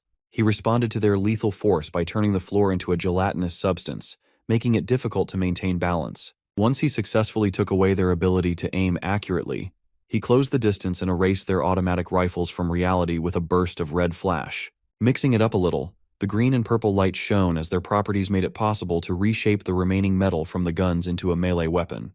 It was a twisted and crude blade, befitting a man bereft of control of his own body. With one clean swing, Han Feng slit the throats of the special ops agents hounding him. After those last two kills, the exhaustion from using his power to its limits had finally caught up to him. As his body was shutting down, the vengeful twin jumped out of the shadows for a sneak attack. Before Jin Qinwen's metal pipe could crack his skull open, Han Feng collapsed on the cold, dark ground. Seeing as the terrifying monster had become defenseless, Qinwen thought he could land the killing blow. Unfortunately for him, Li Zhenghao is still around to protect his business partner's unconscious body. In a one-on-one, a single special ops bastard could not possibly survive his champion's fist. Today, he learned that Han Feng is a madman when he loses control. After retrieving the young man's body, he heard some movement from outside and immediately ran to hide. Mr. Jiang had returned to the second basement car park with a fresh battalion equipped with riot shields and blunt weapons. He commanded the battalion from the middle while holding a gun tightly as his lifeline. Upon doing a perimeter sweep, they found 2 dead special ops guys. There were supposed to be 3, but only 2 corpses were found. Jin Qinwu froze to death. His brother and a few others who ran were the only survivors. With the soldiers dead, they don't have a guide to reach the other base camp anymore. Mr. Jiang accepted that today's plan was a massive failure. They must recuperate and rethink a strategy. Meanwhile, in an abandoned room, someone is burning books for warmth. Han Feng woke up screaming about a grenade. It seemed like that was the last thing he remembered. If that's the case, then why is he still alive and where is he? Those are the questions swimming in his mind. Thankfully, there was a familiar face nearby, the one who grabbed him to safety, Li Zhenghao. When asked what happened, Zhenghao can't even come up with a reasonable explanation of what transpired without sounding insane. More importantly, he has gained a general idea as to what Jiang Shuiyu is planning. As for the specifics, he has a willing volunteer to get some more answers, paid with blood and torture. Based on what the soldiers had already confessed, a so-called base sent them to conduct a transaction with Jiang Shuiyu. Allegedly, they are bringing food and weapons in exchange for the residents. When asked why, the soldier awkwardly mumbled that they simply needed manpower for construction. Anyone with a brain could tell that that's a load of bull. In this situation, no one is trying to take on more mouths to feed. The soldiers insisted that they were just trying to rebuild civilization while saving as many people as possible.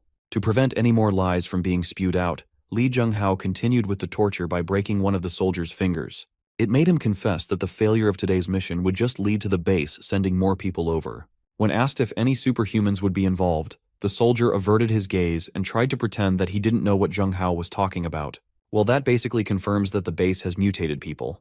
Making an enemy out of them would prove troublesome. Han Feng had just woken up, and now he's getting a close look at Lee Jung-hao's cold cruelty. Seeing as they won't be able to extract more information, Jung-hao slayed the soldier in the most gruesome way possible. In his eyes, this new base is just another faction with unknown and possibly nefarious goals.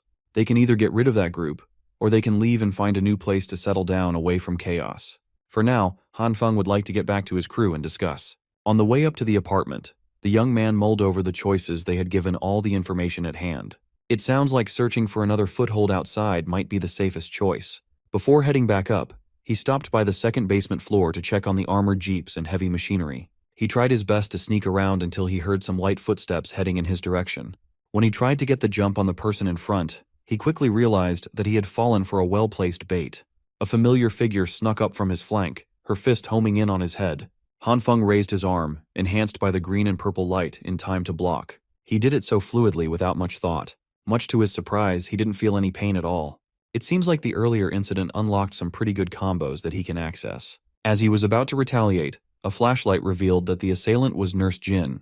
The allies almost threw hands. Once things calmed down, Han Feng gave his crew a rundown of what had happened and told them his plan to search for a path out of the building. Brother Lee was incensed to hear that Jiang Bastard was exchanging people for supplies. The naive nurse, on the other hand, thought that sending people to an establishment with a better chance of survival was not a bad thing. Realistically speaking, Zhang Xueyu would have already gone to that base if the promised utopia was real. He wouldn't need military escorts for trades. The bottom line is they don't have all the necessary information as of now. Hell, they don't even know if this so-called base is real or not. There's a strong possibility that more people will storm the building soon. For now, they must secure a transport vehicle in case they need to get out. At least they have plenty of choices among the many heavy-duty vehicles parked in this place. Unfortunately, they don't have the keys for most of the good stuff. Brother Lee snooped around the remaining armored jeeps and found a crate of weapons. They should let the little Demon King collect all this valuable loot for future use. The crate was retrieved from the melted jeep. This is Han Feng's first time seeing the aftermath of his unconscious rampage. Meanwhile, the ladies are distracted by something elsewhere. In the corner of the second basement car park, a massive curtain has been placed to cover something up. Nurse Jin swears she could hear noises behind the cover. Demon King retrieved the biggest flashlight in her storage, pointed the intense light forward, and the other three pulled the curtain down together. When the cover was dropped, everybody stared in disbelief and awe. There was a huge tunnel crudely dug up under a pile of cold snow leading to somewhere unknown. Whoever dug this tunnel must be extraordinary. It sounds like what the soldier confessed is just the tip of a much bigger iceberg. The neighborhood is no longer a safe place. Brother Lee looked around the sides and found the neighborhood's frozen drain pipes. Before they got carried away, Han Feng called pause and dragged everybody away from the tunnel. This exploration requires better preparation. They should return and plan ahead for now. So they gathered some convenient survival gear, food supplies, and some explosives just in case. With some handy weapons and a few more foodstuffs, they should have enough to last for a while. Han Feng made it clear that the purpose of this initial expedition was purely just for scouting. If any emergency situation were to arise, they would haul ass and return to camp. Of course, this level of preparation wouldn't be possible without the little Demon King's convenient storage dimension. Han Feng and Brother Lee head out, and the girls stay back. Han Feng reinforced the walls and doors of the room they would be staying in so intruders wouldn't pose a problem. The girls sent them off, and Han Feng gave them a reassuring glance. Little Demon King professed that her true eyes would bless her adventuring apostles. With what they know now, Zhang Xueyu isn't the only threat anymore. Something worse might come from that tunnel soon. The scouting mission's main goal is to try and find another survival point. The Brotherly officially entered the tunnel and bravely marched forth. They thought the underground would be warmer, but they were sorely mistaken. Everything is frozen, so it's a miracle that someone managed to dig through. 15 minutes into exploring, they had to traverse some tricky terrain. 30 minutes later, the tunnel revealed branching paths extending in multiple directions. They picked a random path, walked, climbed, and descended for another hour. Whenever they find a manhole cover, Brother Lee would go up to see if they can nudge it open. Everything is blocked by snow above. The duo has been walking around for so long that they can't even remember where they came from or which direction they should go. Thankfully, they saw another batch of distribution drain pipes and a sigh from a nearby residential area. They followed the pipes until they saw some brick and mortar structures. Like a gift from the heavens, they came across a map of the underground sewer. They've been at it for half a day, but they're still just next to the neighborhood where they came from. Shushing out Brother Li's disappointment, Han Feng whispered to turn their headlights off. He heard the sounds of vehicles speeding nearby. It was a caravan of military trucks, and they were heading in the direction of Han City's neighborhood. Han Feng and Brother Li managed to conceal themselves in time. It's safe to assume that those things are affiliated with the special ops soldiers. They must be using those vehicles and the sewage system to ferry people to allegedly construct the utopian base. Brother Li had the brilliant idea of following the trail to tail the trucks. Funnily enough, he knows the back door to Han City. A year ago, an old lady from Han City fell into the sewers, and he swooped in to save the day. He swore that he could still remember the way to that spot, bragging about his memory that made him a straight-A student in high school. When they arrived at the place he was boasting about, the manhole cover was frozen shut. It might be a bit off from the location, but they might as well try the other manhole up front. Brother Li climbed and tried to force his way up 3 more times, but every single one resulted in embarrassment. When they reached the 4th and farthest cover, Brother Li almost cried tears of joy when it budged. Thankfully, they emerged in Han City's neighborhood basement car park. Man, this series loves parking lots. Han Feng urged Brother Li to stop bragging about finding a way in and lower his voice now that they're in unfamiliar territory. The duo stayed low and slowly crawled their way around the lot, making use of the cars as cover.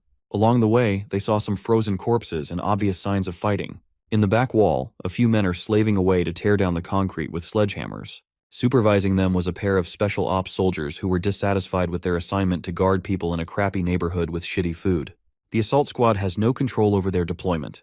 It looks like Han City is already under complete control of the militaristic faction. Suddenly, the ground started shaking vigorously.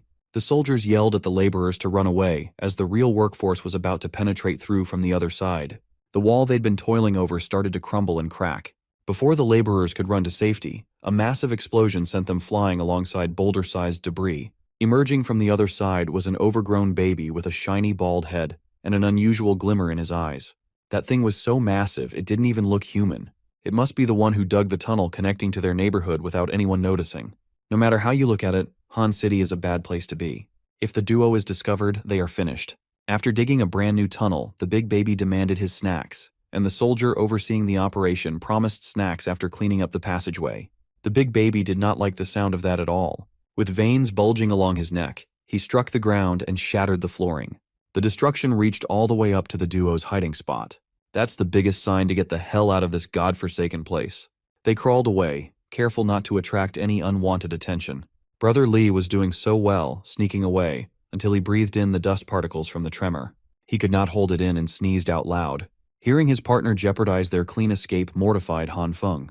The soldiers took note of the bastards crawling towards the manhole and ordered the forces to give chase. Now that they're exposed, all they can do is run as fast as possible and not dwell on their mistakes. The big baby was fast. The duo had a decent head start, but the superhuman was hot on their heels. When he entered his effective range, the big baby slammed into the ground and made the sewer system fall apart. The terrain turned jagged, making it borderline impossible to continue running. With no other choice, Han Feng urged Brother Li to just run while he stalls for time. Now should be a good time to test his abilities against another superhuman. Using the purple light, he blanketed the torn-up floors of the tunnel. The big baby marched forward and felt his boots sink into the jelly floor. He tried to lift himself out of the sinking ground, but his weight made the process super fast. He's now realizing that Han Feng is a superhuman too, someone worth capturing alive. That's going to be hard now that the young man is mixing in his green light to harden the floor that he softened. The restoration of the soil's original properties was quick and easy. The big baby was infuriated. Now he just wants to kill the dude trapping him with weird powers. Han Feng was sweating bullets. Even with his combined power, the big baby is about to break free through sheer strength and frustration. Brother Li, who was making some decent headway in his escape, saw that his little bro was in danger. He saw some loose metal pipes strewn around the floor and was struck with an idea. With tenacious and consistent power activation, the big baby is slowly drained. Just a bit more, and Han Feng should be able to trap their sole pursuer completely. He would have won the battle of attrition if it wasn't for Brother Li's overprotectiveness of his superhuman little bro. The boastful gangster abandoned the escape plan, grabbed the metal pipe, and burst in to contribute to the fight. With the big baby rooted on the ground, he was able to land a clean hit to that big bald head. Unfortunately, he didn't even deal damage with his full swing. All it did was anger the fat bastard even more. This is the second time Han Feng was screwed by Brother Li's blunders. The steadily weakening big baby hit his second wind, fueled by the desire to bury two pesky bugs underground. Brother Li quickly turned around and ran. Han Feng was forced to abandon his trap. The duo is back to square one. Brother Li had good intentions. He didn't want to leave his little bro alone, but it did more harm than good. After a few more minutes of endless running, they miraculously shook the oversized meatball off their trail. With the path behind them walled by loose boulders, they should be cleared from immediate danger for now. Now, they have a different set of problems to worry about. First is finding out exactly where they ended up running. Brother Li assured Han Feng that the map they had seen earlier had been firmly imprinted in his genius brain, so he'd lead the way to safety. The gangster merrily picked a path and confidently strutted forward. Han Feng was not in the least bit convinced. 10 minutes later, Brother Li yelled that he recognized the sewer layout on the left. 20 minutes after that, he continued following some random pipelines. By the 40-minute mark, he was starting to doubt his navigating skills. Thankfully, Han Feng felt a light whisper of wind coming from nearby. He finally wrestled control of where to go and followed the wind. They eventually reached a path going upwards, a literal light at the end of the tunnel. Brother Li jumped to the front and acted as though he was the one who found the exit. They climbed a wall of ice, being careful not to slip on the icy grooves. Finally, they reached the end of the line and laid eyes on the outside upper crust world. It was dark and gloomy, but the snowfall had somewhat subsided. The world they used to know no longer exists. Everything is cold and frozen in time. Brother Li jumped out of the sewer tunnel and confirmed that the surface that used to be water had already hardened. Han Feng carefully observed his surroundings and identified a structure that looked like the Ding Feng building. The Ding Feng is supposed to be the tallest structure within 5 kilometers northward of their neighborhood. That means they wasted a lot of time heading in the wrong direction after running away from danger underground. To illustrate, Xingfu District is located within the southern third ring of Hanchuan City. Right now, they are in the northern fourth ring.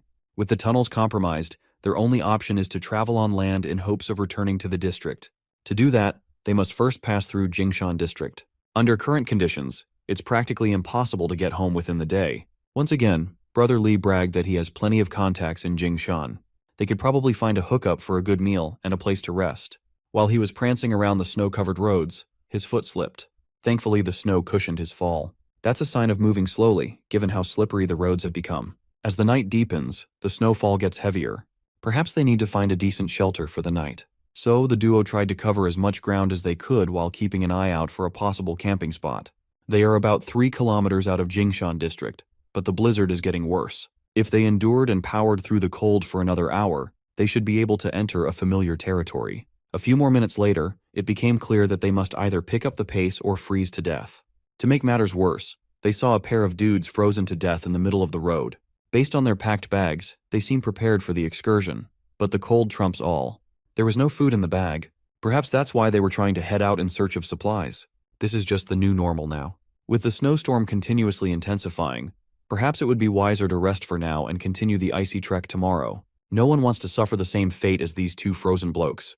The duo managed to reach the Jingshan district as the snowstorm reached its peak. Interestingly, some of the villas in the area weren't buried under the snow. As they headed for one of the possible campsites, they spotted some silhouettes behind the heavy snowfall. Brother Li volunteered to go ahead first and try to talk to whoever was ahead of them. Before Han Feng could warn the gangster about the dangers of interacting with strangers, Brother Li was already gone. He was captured by 2 men. Now he has a gun pointed at his temple. With Brother Li held as a hostage, Han Feng was robbed. The young man tried to slyly grab his gun from his waist, but the robbers weren't messing around and fired a warning shot. The robbers yelled at him not to try anything funny. Then, the 2 muggers started quarreling about keeping their captives in one piece. They don't want to get stuck carrying dead weight up the hill. Han Feng was forced to surrender his firearm. A muzzle is tapping his forehead. If he fights back, he might be able to handle and heal one shot to the head with his ability. But going down that route would certainly end up in Brother Li's death. So, he surrendered peacefully, and they were escorted up to a hill. The robbers were patting themselves on the back for successfully apprehending some captives who had guns. Han Feng tried to act deferentially. They've already surrendered all the supplies and equipment. It should be safe to let them go now, right? But the robbers have different plans for the 2. Han Feng reckoned that they might be heading into a cannibalistic den as backup food supplies. Still, this is actually a pretty good spot to be in. From the top of the hill, one can basically observe the entirety of Hanchuan City. When they reached their destination, one of the robbers opened a villa gate with an automatic fob. That means this place still has power. Given that the inner city's electricity had long since been cut off, the villa must be powered by a generator. Even though everything is frozen and covered in snow, the quality of the villas in this place is obviously high. Much to Han Feng's surprise, defensive structures were even constructed around the house. At that moment, a devilish plan sprung into his mind. If they can get rid of these incompetent captors, he could turn this place into a fortress with the help of the little demon king. His sly giggle at the notion was noticed, and it earned him a crispy slap on the back of his head. Finally, the robbers ordered them to finish digging near the protective wall. If they did as they were tasked to do, the robbers promised to let them go and even return their supplies. All they have to do is keep their heads down and stop trying to pull any tricks. Kaozi, the bigger and dumber one, was assigned to the first shift of watching the new manual workers. Big Kaozi over here is actually starting to get annoyed at how bossy the smaller one is. He turned to the captives and threatened to fire at will if they didn't start getting to work. When asked to at least remove the cuffs, Kaozi snapped and pressed them to dig with the cuffs on. So, Brother Li and Han Feng did as they were told. The superhuman and the gangster were reduced to simple laborers. It is uncertain whether the bastards would even keep their word and let them go after the job is done. Han Feng looked around the massive yard and saw a huge pile of snow near a truck. Upon closer inspection, he found a bunch of frozen legs, arms, and other body parts sticking out of the pile. This does not bode well for them. Han Feng quietly pointed out the pile of frozen corpses to Brother Li. The hardcore gangster almost passed out when his brain finally comprehended that he was looking at dead people. It is possible that their captors were the ones who made that pile of death. One thing's for sure, they can't just sit and wait for their own deaths. Han Feng devised a quick plan and relayed it to Brother Li for execution. After they went over the details, the plan kicked off with the two yelling and hurling insults at one another. They acted as though they were fighting about their shoveling methods, making the work much harder than it was supposed to be. Kaozi took note of the scuffle, aimed his gun at the two, and urged them to get back to work. The duo continued bickering, completely selling the act. Finally, Kaozi gave up trying to stop them from arguing, but asserted that the digging must be done before the sun sets. As soon as he nonchalantly turned his back on the duo, the wrangling abruptly stopped. Kaozi slowly walked back to his post, unaware that the flat side of a shovel was about to strike the back of his head. The bigger captor is down, and the duo just regained a firearm. Inside the villa, the smaller robber is sitting comfortably with a dirty magazine in hand. He was practically drooling at the pages, thinking that no one was going to interrupt his gooning time. Before he could get his pecker out, a light flashed in his face. He looked up at a gun's muzzle, staring him down. The duo waved the handcuffs provocatively and teased the robber for being such a gooner. Within just a few hours, the situation was completely reversed. The captors are now the captives. According to them, they are just debt collectors who came by the villa before everything went apocalyptic. They swore to their gods that the pile of corpses outside had nothing to do with them. They might be hardened debt collectors, but they draw the line at massacring dozens of people. Han Feng holstered the gun. He believes their story. Since the pair of robbers aren't too bad, they can freely go now. Brother Li did not buy the story at all. He thinks they shouldn't let such threats go. Well, Han Feng promised freedom. Of course, that comes with a little stipulation. Kaozi and his gooner buddy were released into the biting coldness of the icy district with nothing but their underwear. It's only a matter of time before those two succumb to the elements. With that side quest taken care of, it's time to prepare for the hike back home. This day started with the plan to scout the tunnels for a bit. Due to unforeseen blunders, they have strayed from that mission and from the home base too far. Han Feng can only hope and pray that his allies back in the neighborhood are safe. Speaking of allies, Li Zhenghao has joined Nurse Jin and the little demon king inside the reinforced room. They're still anxiously waiting for the duo's return. The old man asserted that rather than worrying about the two, they should be focusing on their own situation. A few hours after the scouting duo had left, an army emerged from the tunnel. Among them was a baby-faced giant who could control Earth's elements. Jiang Xueyu welcomed the delegation. With the influx of powerful allies, the entire district is officially under Mr. Jiang's command. Naturally, that makes Zheng Hao's faction the public's #1 enemy. Right now, Jiang Xueyu must be turning the entire building upside down, searching for Zheng Hao. The old man can only laugh at the stupidity of the residents. That army didn't come to this place as saviors. They won't even realize that they've been sold out until the day they die.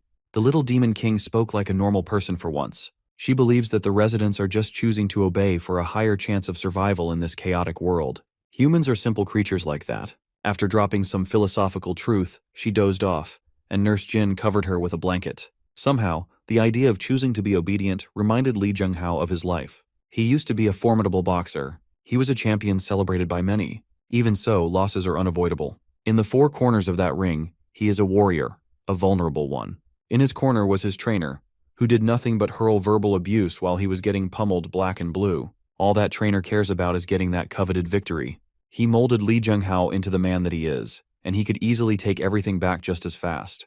As an old man, memories of those days still haunt his mind. Zhenghao turned to the girls and urged them to get ready to move. Jiang's dogs must be going unit by unit in search of people who oppose him. They can't stay in one place for too long. Unfortunately for them, it's a little bit late to transfer locations. The unit's reinforced door was forcefully smashed open. Zhenghao, Nurse Jin, and the Little Demon King are completely exposed. It's a mystery how they have been discovered so quickly. Well, that's because the overgrown superhuman baby sniffed them out and is drooling at the sight of his targets. Down in the basement, the military people quickly got to work organizing the massive boxes of mystery sausages and loading them onto trucks.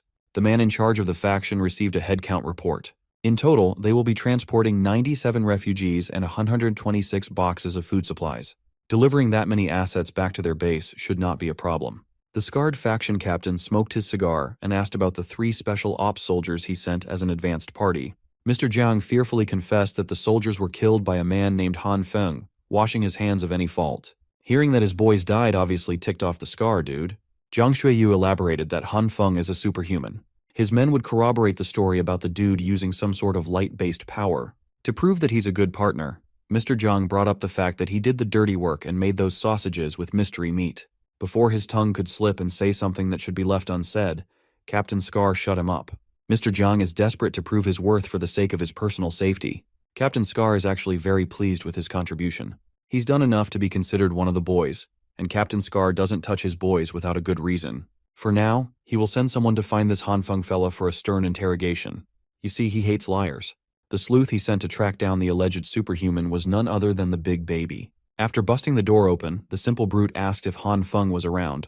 Li Zhenghao grabbed the Little Demon King and shielded Nurse Jin with his body. Anyone who could destroy the door reinforced by Han Feng's power is bad news. More alarmingly, Li Zhenghao's instincts are telling him to flee. The overgrown baby in front of him is giving off the stench of a wild beast. His years of fighting experience is telling him that he won't stand a chance in a brawl. They need to get the hell out of this room. The old man tried to shatter the window using his elbow, but almost shattered his bone upon impact. Unfortunately, the glass was included in Han Feng's strengthening project. Since they can't find a convenient escape route, Zhenghao urges the girls to run away while he tries to hold off the beast. Before things get crazy, Nurse Jin calmly approaches the big baby and insists that they don't know anyone called Han Feng, so there must be some sort of mistake here. Surprisingly, the beast bought her innocent act and even apologized for making a fuss. Nurse Jin breathed in relief while Li Zhenghao was speechless. On the way out, the big baby double-checked the unit number posted outside and read number 1804. He was on the right floor after all. That girl just lied to his face. Big baby slammed his palms into the ground and made the entire floor tremble and shake. Li Zhenghao grabbed onto the window and found that it could slide open. He hurriedly grabbed the girls and tossed them outside the snowy view. Before falling, Nurse Jin saw the beast inches away from trampling the old man. If there's one thing the big baby hates, it is dishonest people. From the 18th floor, the girls made a free fall down to the snowy ground. While the neighborhood is in chaos, Han Feng and Brother Li have just discovered a fun way to get back home. Freaking snowboards! Every blunder Brother Li had committed since they left had been forgiven because of this sick snowboarding idea. Of course, he couldn't resist bragging about how he used to negotiate billion-dollar deals with clients in ski and snowboarding resorts. The boards made the travel back to Xingfu District quick, fun, and easy. They finally arrived outside the neighborhood and are now trying to find a window to sneak back into. At that moment, the eruption from the 18th floor and the subsequent fall of the girls happened. Keeping her calm, the Little Demon King opened her storage in midair and dropped every soft and pillowy mat she had on their landing spot. In addition to the 4-story deep pile of snow below, the girls made quite a bang with their landing. They almost fell on the duo below. Thankfully, the mats and the snow were enough to absorb the shock from their fall. Han Feng jumped into the crater they made to help them up, confused as to what was happening. Nurse Jin detailed how a monster suddenly broke into the unit, muttering Han Feng's name. Speaking of that monster, it looks like he's not patient enough to take the stairs himself. Running purely on adrenaline, Nurse Jin grabbed Han Feng and their chibi mascot out of the snow crater. The beast doesn't like being called a monster. He is a good baby. Just when Han Feng thought he was safe from the tunneling beast, he encountered the same big baby on the surface so soon. Straining over her limit, Nurse Jin yelled at the deadweights to try running by themselves. While the group runs, they all turn to Han Feng for a quick plan to ditch the monstrous pursuer.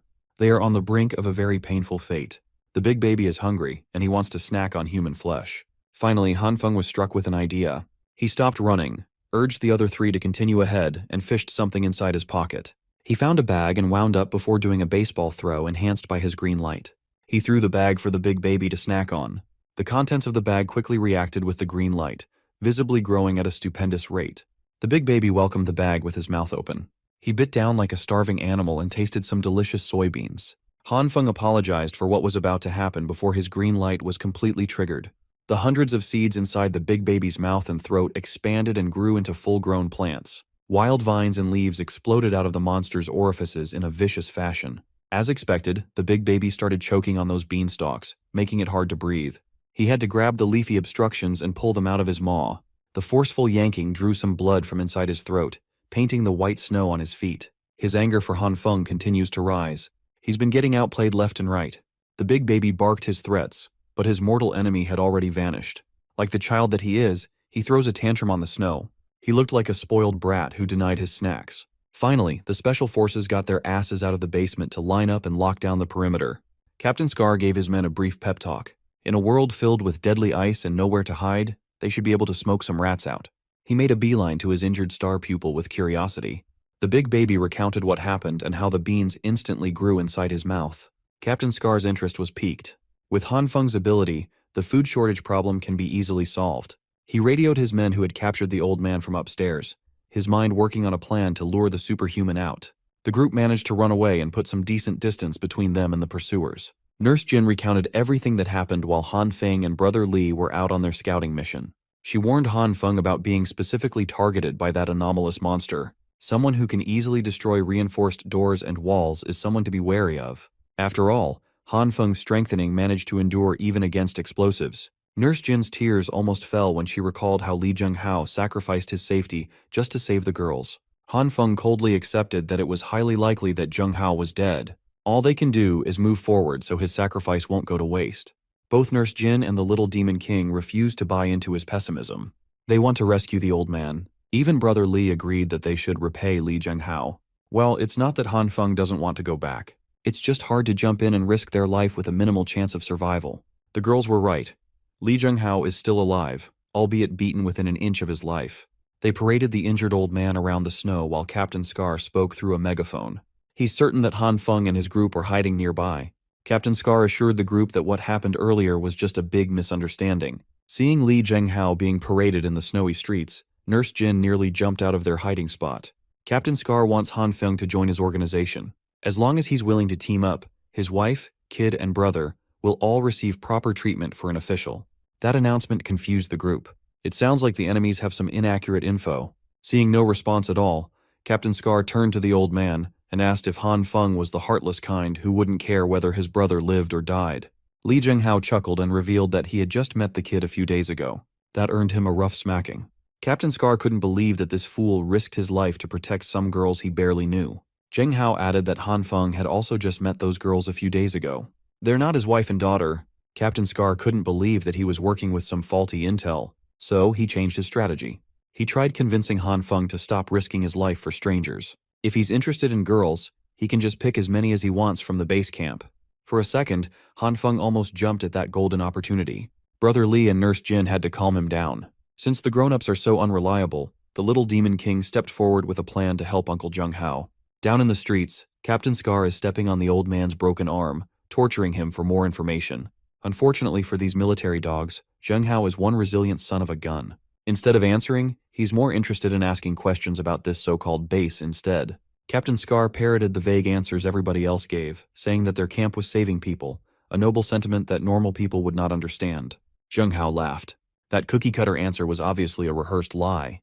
Well, since he's dying soon anyway, Captain Scar sat closer to his ear and whispered the real answer. In the frozen urban areas, what living creature is still thriving and is plenty in number? A population so huge that they can be hunted and eaten freely.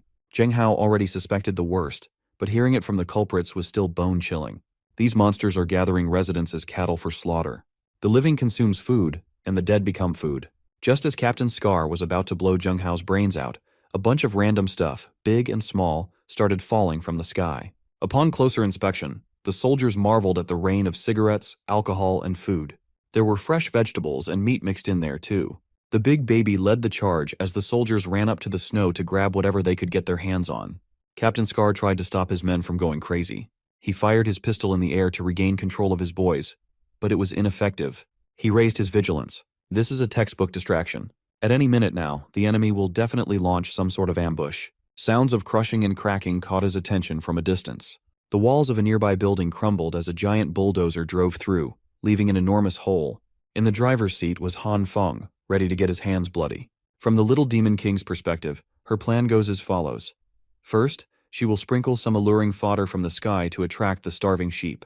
That means she's going to throw a bunch of random shit to create chaos amongst the soldiers. Han Feng will then attack the flock of sheep with his metal beast form, rescuing their injured comrade.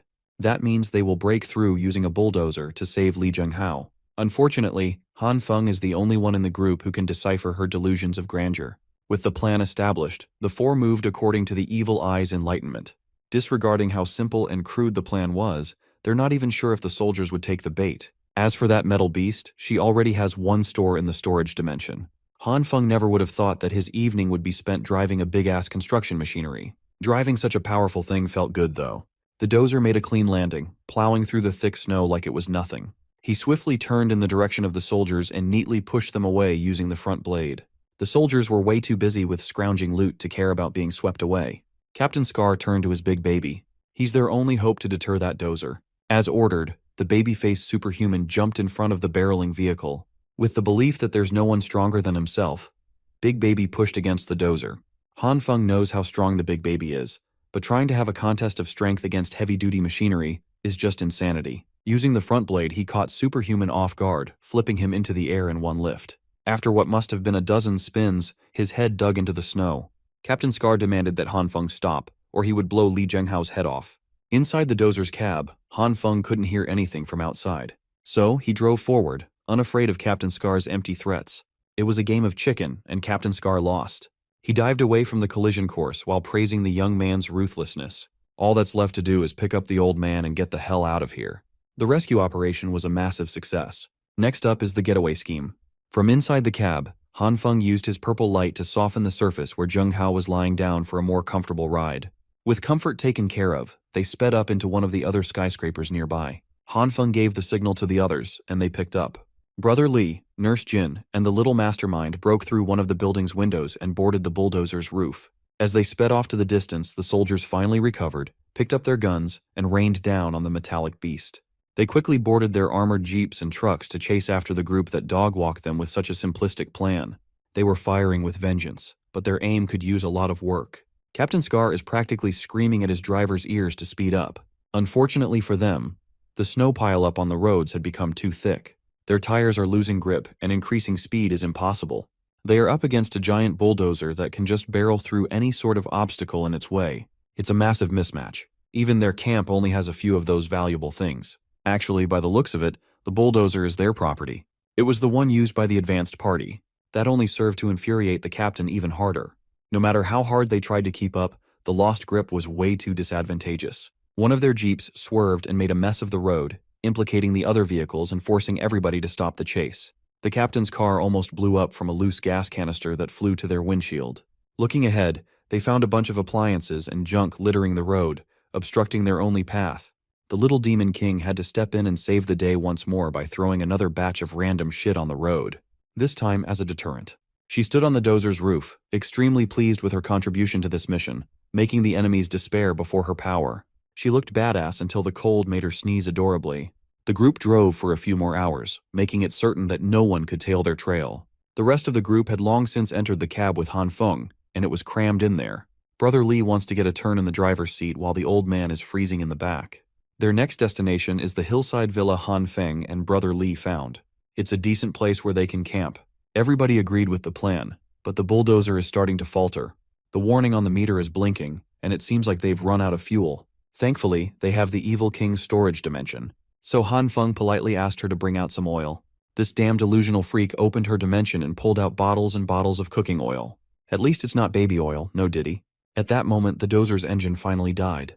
The cab was flooded with bottles of cooking oil, and Han Feng felt a headache coming from it. He cleared up the confusion and asked the little one to take out the fuel he prepared beforehand. The little Demon King fumbled around her storage dimension for a minute, growing more embarrassed by the second. As it turned out, She accidentally included the fuel canisters together with the fridge, sofas, and other appliances in the pile she threw to clog the road. Even the generators were lumped in. Hearing that mortified everyone. They basically ditched their valuable stuff. Han Feng had 1 year's worth of fuel ready for consumption, but now they have none. The little one tried to assuage him by bringing out natural gas for cooking. She also has buckets of coal ready for use if that helps. Han Feng can't even do anything with this trash. While holding a lump of coal, a wild idea popped into his head. Based on his extensive experiments with his powers, plants that failed to sprout turned into a coal-like flammable substance. Meat, on the other hand, turns into an unknown black liquid that has similar attributes. Since they had no other choice but to throw a shot in the dark, he demanded a metal bucket and some meat. Once everything was prepared, he used his green light on a piece of meat. While it is difficult to enhance meat the right way, failing on purpose is so much easier. A single piece of meat filled the bucket, half full of the mysterious black liquid. Everybody recoiled at the smell of the sticky substance. Han Feng has gotten used to it. He fished a lighter from his coat and set the liquid on fire. Just as he expected, the substance is highly flammable. He was pleased with himself, but Li Zhenghao was skeptical. They can't possibly replace fuel with this stuff, can they? Unless they want to ditch the bulldozer and walk in the harsh snowstorm, they have no other choice but to at least try. So, Han Feng produced a few more buckets of liquefied and putrefied meat juice. He turned the ignition key, and the hulking vehicle miraculously started. It was a revelation. Han Feng truly is a one-man survival kit. Their drive continued, plowing through the cold and dark night. Halfway through the ride, the little Demon King started offering snacks to everyone. She brought out an entire rack's worth of assorted goodies for everybody to choose from.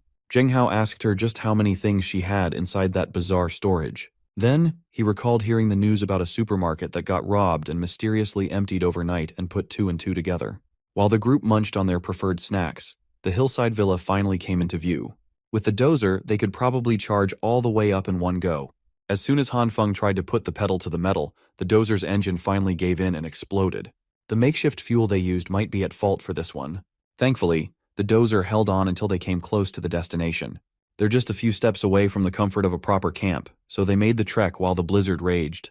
On the way up, they saw the frozen robbers that Han Feng sent out to the wild without any winter clothes on. Paying them no mind, the crew unceremoniously entered the secured villa. By the time they entered, they were shivering from the lethal cold, dangerously close to hypothermia. They found the fireplace, fed some coal into it, lit the fire, and huddled close to the heat. Now they can finally breathe. They successfully survived the hunt of Captain Scar and his elite soldiers. There is nothing more comforting than huddling around the fireplace in the middle of a deadly blizzard. Even the ever-so-serious old man smiled. He had to admit that the villa district was a great place to hole up in. The wind blows the accumulated snow downhill, so the hilltop shouldn't be buried in snow. It's also hard for intruders to climb the hill without getting spotted. The location is easy to guard and hard to attack. If they want, they can use this place as a long-term base. While Li Zhenghao was asking serious questions, everybody was busy reorganizing the furniture around. Han Feng took care of the generator, the Demon King brought out the TV, and Brother Li was gushing over a Gen 9 XPS game console. Yeah, these guys are staying for the long term. Since the generator they prepared has been thrown away, they're lucky that the previous residents of this villa had prepared and fueled a generator beforehand. Han Feng tinkered with the control system for a bit and successfully turned it on. Finally, they have the convenience of electricity again. He announced that they should have a celebratory feast tonight, but the girls were more interested in using the water heater to take a bath. Nurse Jin was particularly pumped upon hearing the word bath. She admitted that she hasn't had a shower since the snowstorm started, so warm water would be greatly appreciated. She got that good stink. The mental image of Nurse Jin showering made Han Feng blush like a tomato. He assured her that the bath would be a priority to set up tonight. He said that, but upon checking the basement, it looks like his work is cut out for him. The water pipes are frozen, and the pre-installed water heater is busted. The bathroom itself doesn't look too good either. Everything has been snowed in and frozen. The pipes are hopeless, but they might still be able to salvage the situation as long as a bathtub is involved. First, they set up a bunch of space heaters to surround the tub and filled that thing with a big pile of snow. Next is the secret tool to make the dream happen, some high-powered heating rods. With the combination of multiple appliances, they managed to melt the snow into serviceable water. They've been watching the heating rods do their job, but the water is still heating up too slowly. Every time Han Feng checks, it's still basically cold water, and it's been hours. Just as he was about to pull his hand away from the temp check, a spark of electricity leaked from the heating rods jolted him. He hurriedly pulled his hand away and noticed something weird.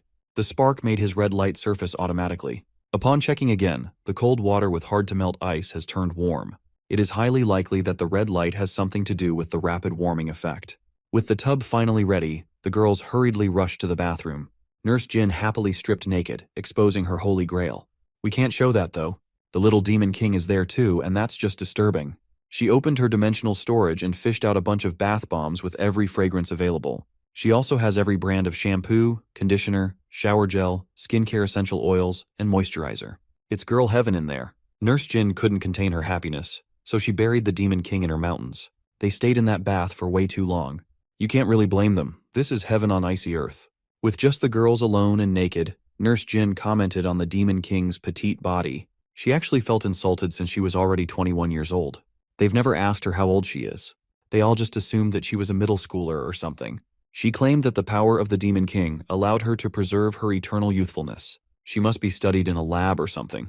Just outside the bathroom, Han Feng was eavesdropping on the girls and intently listening to the sounds of water dripping. Brother Lee came over to drag him away to play some games, and Han Feng expertly played it cool. The gangster knows when a fellow perv is on the prowl. No amount of playing it cool could convincingly mislead him. He announced that a true person would openly take a peek at the ladies' peaks without fear. In fact, he would gladly do it right now. Han Feng had to drag him away from that bathroom door before he did something criminal. The boys settled by just playing video games in the comfort of the living room while Li Zhenghao watched. He couldn't believe that the young guns were still in the mood to play games in such a grim situation. The way the duo sees it, they have everything they could ask for. Who wouldn't be in the mood to kick back and play? They are going to stay in this villa for quite a long time. If they don't entertain themselves, boredom will kill them before the weather does. Han Feng knows that Li Zhenghao's background is not normal. As for himself, he just wants to live a comfortable life. As long as the old man doesn't drag everyone into trouble, he can hang and stay for as long as he wants. Since they're on the topic of his background, Li Zhenghao felt compelled to tell Han Feng his real identity. He was about to confess about his mission to investigate superhumans before the young man cut him off. Han Feng doesn't want to be implicated in anything complicated and troublesome, and he'll stand by that. The two looked at each other dead in the eye, and the old man saw the seriousness of Han Feng. He sighed and respected the young man's stance. Zhenghao swore that he would leave as soon as his arm was healed. Brother Li and Han Feng continued gaming and talking trash to each other. At that moment, the girls came out of the bath with new cutesy coats on. Brother Li wrapped his arm around Han Feng and invited him to bathe together so they could conserve water. After scuffling and struggling, Han Feng was forced to accept that this bath sharing was happening whether he liked it or not. He was forced into the water, but it admittedly felt nice. Once everyone was nice and clean, the long-awaited feast finally happened. They went all out and prepared a spread of all kinds of dishes. After stuffing themselves full of good food, everybody retreated to their rooms and had the best sleep of their lives. For the next few days after settling into the villa, Han Feng went to work and strengthened the walls, roof, and fences. Since he has all the time and the means, he also modified one of the rooms on the top floor of the villa into a fully functional shared sauna. He mainly hangs out in there to sweat and uses the massive watchtower window to observe the situation at the bottom of the hill at the same time. Today, there are a few silhouettes walking closer and closer up to their fortress. The figure limped for a minute and finally collapsed on the snow halfway through. The crew went out and grabbed the collapsed mystery man, and Brother Li surprisingly recognized him. He's known as Brother Chang, one of Director Liu's men. Han Feng had also met this guy before. Director Liu is that intimidating gangster who sold him a gun. A few hours later, Chang woke up with a severe headache, confused as to where he was. He looked around and saw Brother Li. He just got even more confused. Chang also recognized Han Feng even though they only met once before. Once the dude calmed down, they finally convinced him to share his story. A few days ago, their office was ambushed by a group of nasty soldiers. A lot of his brothers were hurt or lost their lives. Hearing such alarming news, Brother Li was riled up. He urgently demanded to know what happened to the director. You see, Director Liu followed Han Feng's advice and stockpiled supplies before everything went to shit. They had enough to tide through the crisis for a long time, and the director generously helped hundreds of residents in need. Everything was going great until they were attacked by a group of soldiers a few days ago. They stole supplies and wantonly killed and shot everyone in sight.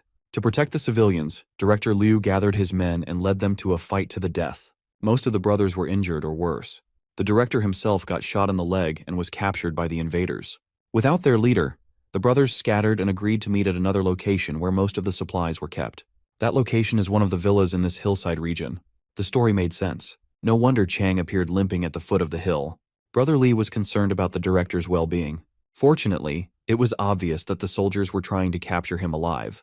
Brother Li owed that man a great favor. If it hadn't been for Director Liu, he might have died in the streets long ago. Fired up and motivated, Li dragged Chang out of the couch and demanded that they save the director together. Xing reprimanded the gangster for trying to drag him into a suicide mission. With just 2 people, they stand no chance against an armed battalion. The way Li Zi sees it, they should take the chance and gamble on the sliver of hope, even at the cost of their lives. Li Zhenghao overheard the story and asked if the director Liu they were talking about was from the uprising volunteer group. When he was an underground boxer, that man was the one who paid his ransom, brought him out of the seedy underworld, and allowed him a second chance in life as a free man. If they are going on a rescue mission to save that dignified man, Li Zhenghao will gladly lend them his strength. He still has quite a few connections in the city. If he can get in contact with them, they can have the manpower needed. Chang finally recognized Zheng Hao as the wild dog of the boxing arena, the legendary fighter with 30 consecutive victories under his belt. Han Feng laughed at the old man's corny nickname. Even Zheng Hao felt awkward upon hearing that moniker. So, 3 people threw their hats in the ring to rescue Director Liu. Han Feng just sat silently in the corner. He couldn't believe that the gangster who sold him his guns was such a righteous guy. Nevertheless, he has no reason to risk his life for a stranger. So, he preemptively announced that he would be staying inside the safety of his villa. He might not be able to contribute directly, but he won't let the 3 go out into the wild empty-handed. Also, he wanted to remind Zheng Hao and Li Zi to keep the superhuman shenanigans secret for obvious reasons. While Chang was recuperating, Han Feng took care of the guy within reason. They can't bring out lavish food today, or they might incur suspicions. They even prepared the most basic room imaginable for Chang, so as not to look too extravagant. When the day of their departure arrived, each bag was packed with plenty of supplies, guns, and ammo. Han Feng could understand the demand for firearms and ready-to-eat food. What confused him was Chang's request for so many cigarettes. Outside of the world, fiat currency is useless now. When major factions exchange supplies, they usually use cigarettes as solid currency. Equipped with some skis, Han Feng saw the 3 off with a smile. Chang bowed in gratitude to brother Han and sister-in-law Jin. He swore that the uprising volunteer group would repay this generous favor. It took Nurse Jin a few moments to understand that the guy mistook her for Han Feng's wife. Upon realization, she blushed, her face heating up so hot it could melt the ice around her. With just Han Feng and the 2 girls in the villa, he felt more driven to keep everyone safe. To have better surveillance around the hill, he installed some cameras around the perimeter. He riddled the whole neighborhood with CCTVs so he could have a clear visual of anything that happened around the area. With security taken care of, he returned to a carefree daily life filled with snacks and video games. Today, Nurse Jin came running and screaming out of the kitchen with a knife in hand. She trembled as she tried to explain what happened to little Chu Q. It was a nightmare. They are now down to their last head of cabbage. Han Feng demanded to know just how many more essential fruits and vegetables they had in stock, and Chu Q answered that they still had a lot. By a lot, she means about 3 carts. She doesn't really like vegetables that much, so she didn't grab too much when she emptied the supermarket. The only vegetable she loves is cucumbers, so she has a shit ton of those. This is a big mistake. They have been using and consuming supplies without doing a proper inventory check. If this goes on, they might run out of fresh supplies. As of now, Han Feng can only use his powers on soybeans, wheat, broccoli, and meat. Every other product he tried ended up as an utter failure. With the last cabbage they have left, he needs to figure out how to produce more. Everyone's health and happiness are on his shoulders. He brought the cabbage back to the living room and racked his brain for a solution. The only real option is to pray to God and hope that his green light will succeed. The first trial ended up reducing the delicious leafy vegetable into a pile of coal. He stripped another leaf and tried one more time. Without changing his crude method, he just produced more coal. He repeated this process multiple times until the cabbage ran out. Refusing to end at a loss, he moved on to carrots and potatoes. The girls just watched him from afar as entertainment. By the end of the day, he wasted every vegetable he touched without even a single fluky success. When Nurse Jin checked on him, Han Feng naturally felt horrible for turning their entire supply inedible. Little Chu Q doesn't really mind the loss as she has her unlimited cucumber reserve. Besides, they can just make up for the nutrient deficiencies with vitamin pills. Since the superpowered route didn't work, Nurse Jin proposed that they try growing a garden. She used to grow some vegetables on her apartment balcony throughout the year. As long as there's sufficient light and proper temperature, they can make it happen. First, they need some gardening racks, soil, and nutrient fluids. They can also use LED light as a substitute for the sun. While the gardening plan is taking shape, Chu Q, who supposedly robbed an entire supermarket, asserted that she doesn't have any of the items needed. Nurse Jin and Han Feng failed to take her incompetence into account. Outside the villa, the 2 tried to get some soil from the yard, but the ground was completely frozen solid, and shovels couldn't go through at all. With her superhuman strength, Nurse Jin gave it a try, and her power sent the shovel head flying into the skies. They are wasting time out here in the cold, so Han Feng proposed that they go back inside and brainstorm some more. As punishment for not having the necessities in her storage, Little Demon King was relegated to making vegetable-growing containers from plastic water bottles. Surprisingly, she was doing well. She already has a lot of finished products waiting to be filled with soil.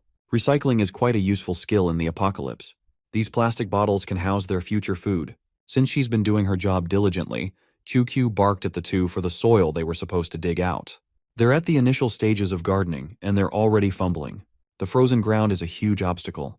QQ proposed the idea of using the heating rod to melt the ice covering the soil, but there might be some limit to the heating effect. If they have a way to instantly melt ice, they can steadily proceed with the plan. That sentiment sprung the Demon King up from her seat. She called the Apostle of Bathwater to use his true power. Han Feng immediately understood what she was trying to imply. Previously, his red light made the bathwater warm up in an instant. If he can figure out the principle behind that incident, he should be able to melt the frozen soil outside. He's been dipping his hand coated by the red light in a bucket of water for 20 minutes now, and it's not working at all. Han Feng tried to recall every detail that led to the creation of their warm bath, carefully examining what triggered the heat. Then it hit him. The secret lies in electrocution. He turned to the Demon King and asked for some tool that could shock him. She immediately brought out a high-power strip. When plugged in, Han Feng can just stick a finger in there, and death would be instant. She's basically trying to tell this boy to kill himself. After rifling through the storage, she finally found the perfect tool. A low-voltage self-defense electric baton, or as she calls it, a basic electromagic staff. Although the label states it only has a slight numbing effect, Han Feng still felt nervous about using it on himself. Choosing to trust the Little Demon King this time, he turned the electric baton on and dipped his hand into the bucket of water. Do not try this at home. The numbing effect was a little too strong. It made his eyes roll into the back of his head. At least it worked. The water heated up. Han Feng hurried outside, excited to electrocute himself for some soil. He doesn't quite understand the complete principle behind it yet, but he knows that it works. He put his red-lit palm against the ground and carefully stabbed the electric baton on his arm. This time he tanked the shock better, and the thick layer of ice integrated into the soil exploded and melted away. In his hand was a little puddle of warm water and some good old usable soil. Han Feng was hyped. This was the first time in a long time that he laid eyes on some normal dirt. He dug up enough to fill the makeshift pots they prepared, and the initial prep was finally done. Thankfully, Chukyu has a lot of different seed packs in her storage. Han Feng wanted to grab a few random packs and call it a day, but Nurse Jin asserted that the temperature would make it impossible to grow most plants. As expected from a farming hobbyist, she picked out a few that could theoretically survive the cold. The crew used the empty basement for superior heat preservation and filled it with high-power LED lights and furnaces. They went all out, but the temperature was still outside the ideal range. If they can't warm the room enough, the seed will not sprout. Since they already have a pretty good setup, perhaps Han Feng could try supplementing the growth with his green light. He tried giving it a shot, completely in tune with the seed. He expertly controlled the energy and tempo like he was playing a rhythm game. Much to his surprise, it worked. He made some leafy vegetables sprout. Afterward, he used the green light on the other seeds. The results varied, and there were quite a few failures. With continuous experimentation using new seeds, Han Feng and Nurse Jin made dozens of sprouts. Unfortunately, the sprouts started dying a few days later due to the persistent cold. Even though they amped up the heaters, they can barely go up to around 10 degrees. They need to think of a way to somehow increase the room's temp to at least 20 degrees. They could add more furnaces down there, but there's a limit to what these things could do if they can't improve heat preservation. Logically speaking, the deeper underground, the better the heat preservation should be. Maybe they can dig deeper from this basement. Nurse Jin agreed with the idea. With her monstrous physical strength, adding another lower floor to the house should not be a problem. Before they resort to manual labor, Han Feng wants to test if he can expedite the process using his light. He knows that green and red are practically useless against concrete. Maybe he could use purple's softening capabilities. As expected, it was quite effective. Unfortunately, the softened stones might look and act like mud, but they remain as hard as they originally were. At his wit's end, Han Feng tried combining all three of his light arsenal, rearranging the orders of combination, and changing the rhythm of energy output. Unfortunately, they were all failures. Failure turns plants into coal and meat into fuel. Stone, on the other hand, doesn't change its properties. Perhaps this is the difference between organic and inorganic matter. A few days of continuous failures passed, and Han Feng reached his limit. Out of frustration, he smashed his red light-coated fist onto the floor. He found that when the intensity of the red light goes past a certain level, It can shatter anything on its path. To put this discovery into action, he set the plant sprouts aside and started tearing the floor apart. He fully released the red light, expanded the range as much as possible, and slowly increased the intensity. It was a great success. He managed to do a controlled demolition of the flooring with great precision. The rocks that have been giving him a headache for the past few days finally caved in. The effect was terrific. The downside is the toll it takes on his body. Disintegrating a small plot of the floor sent him groveling in exhaustion. Now, he has to get used to using this power as many times as he can every day. With the discovery of the fastest method, Han Feng took charge of digging the hole. Nurse Jin pitched in by using her muscles to transport the shattered rocks outside. The whole operation took a whole week to finish. The team dug 10 meters below the basement and formed a new 20 square meter room.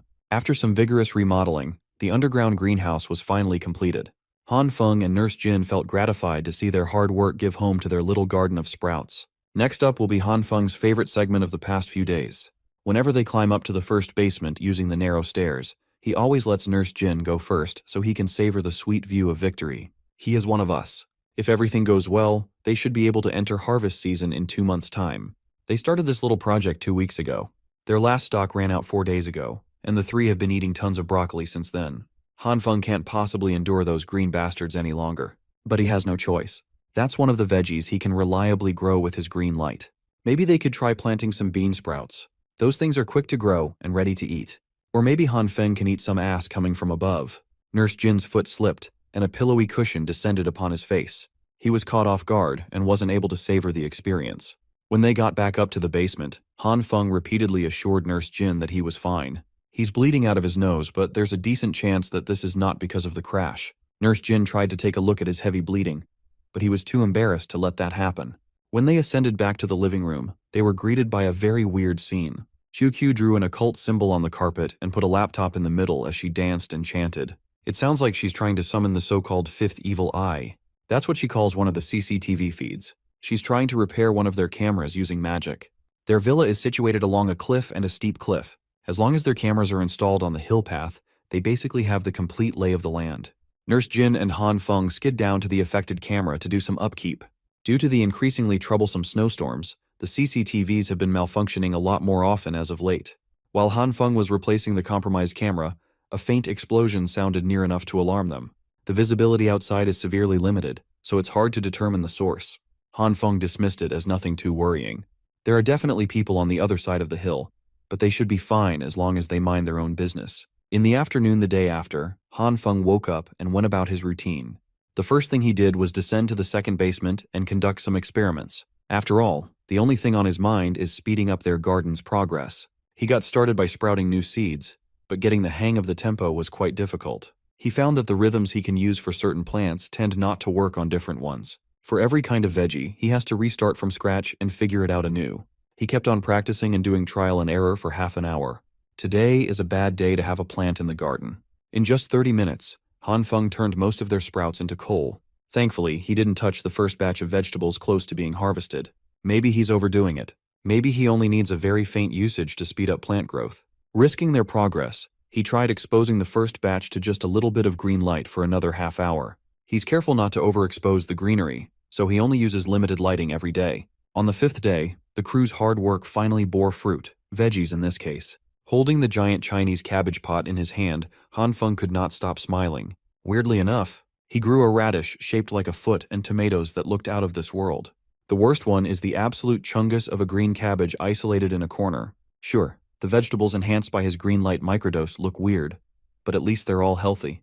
In their circumstance, they would get anything edible, no matter what it looked like. That radish foot is very sussy though. They cooked most of their harvest and had an all-vegetable feast. All that busy work for 2 weeks was devoured in a single sitting, and it was totally worth it. Even Demon King had changed her mind about gardening. She wants to grow strawberries and honeydew for next time. Among all the veggie dishes, their only leftover was a bunch of sautéed green cabbage from that giant thing. No one wanted to touch that stuff anymore. They simply have too much of it. Moments like this remind Han Feng of Brother Li. That guy could probably finish whatever you put in front of him without complaints. It's already been 2 weeks since he ventured downhill. The food supplies they left with are probably depleted by now. All Han Feng could do was hope for their safety. While they were finishing the feast, another explosion boomed from afar. Today is the 6th day that they've been hearing such alarming sounds. Confident in their pristine location, it's not too big of a worry. The explosions only happen once a day anyway. 3 days later, the blasts ramped up exponentially. This time a barrage of detonations shook the hillside. It's gotten so bad that it is messing with Han Feng's peaceful life. Those annoying eruptions are getting under his skin. Finally, he grabbed a ladder and climbed to the villa's roof to scout what exactly was happening down there. Even with the help of his binoculars, Han Feng could not make out what was happening in the other icy hills. He wonders who's brave enough to cause such wild commotion. The culprit must not be afraid to reveal their location. Although there's still quite a bit of distance from the villa, if the bombing continues to get closer, it will definitely prove troublesome. Han Feng doesn't want to test if his strengthening can withstand a full-on blast. The problem is their wall. It's a bit too low and thin. Maybe he should do some more remodeling. Although what's happening out there is still a mystery. Upgrading their walls to be taller and thicker, just in case, sounds like a good plan. QQ doesn't have any cement in her storage, so conventional means are not an option. Thankfully, they already have the materials ready to use piled up nearby. They have tons of rocks lying around, dug up from the basement. First, they pile up the stones neatly. Then, you just pour some water over that thing. Before long, the water will freeze and form a pretty strong ice wall that will never melt. With the temperature at a constant low, an ice wall filled with stones can even be stronger than a regular cement wall. The Three Stooges went all out on this new project. They build taller and thicker, each one playing their role diligently. When the stones ran out, Han Feng got some more by tearing down the empty villas next to theirs. With non-stop hard labor, they completed the giant ice wall in just 3 days. They built that thing so tall that it covered the whole house. They can finally rest easy for now. The bombers didn't even give them a moment to appreciate their handiwork. The explosion started once more. This time, the blasts are near enough to be clearly visible from the villa. To make matters worse, the blast epicenters are getting nearer with every explosion. The bombing increased in volume. The next one hit one of the villas in the neighborhood. The blast sent debris flying all over the hillside. Some of them even hit the newly constructed ice wall. Up on the roof, Han Feng was grazed by a tiny wild stone. That little thing flew so fast that it cut his cheek. They're lucky to have finished the wall when they did. It could have been really bad if they hadn't. Han Feng hurried back inside the house and urged the girls to get to the second basement. They hid in the underground garden for exactly half a day before heading back up. On the second night, while he was bathing, the bombardments restarted and nearly drowned him in shock. He had to hurry to the basement with just a towel to cover his junk. On the morning of the third day, the villa right next to theirs got blown to bits, and one of the bombs directly hit the ice wall. In the afternoon of the fourth day, Han Feng was about to drop a bomb in the toilet when the real bombs made him pucker back up. To make matters worse, he almost exposed his Johnson to the Demon King. On the fifth day, he's finally had enough. Han Feng grabbed his sniper rifle and put on ski gear, ready to venture out into the war zone. They've been hiding in the basement every day. They can't eat, drink, or sleep properly. It is torturous. Armed to the teeth, pissed off, and absolutely dripped out of his mind, Han Feng intends to find out who's the madman turning the icy world into their personal bomb site. He reminded the girls to take care of themselves and follow their protocol until he gets back. The ski down the hill went on without a hitch. On the way down, Han Feng saw the destruction caused by those bombardments up close for the first time. He found remnants of military uniforms scattered around the area, a sign that the military might be involved. Maybe that Big Baby and Captain Scar are mixed into this bullshit. As he went farther and farther into the center of chaos, Han Feng saw more and more blown-up corpses along the way. To be safe, he decided to go to higher ground to observe the situation below. The higher he got, the worse the cold got. It was very tough on his lungs. Looking through the binoculars, he found a huge cave that looked like a secret military facility of some sort. Hidden up in the walls were a bunch of cannons. Maybe those are the source of his headache for the past few days. Outside the cave's entrance, the soldiers were acting sneaky as though their enemy was inside. Then, they entered the complex while letting their trigger fingers go nuts. Maybe this is some sort of internal strife.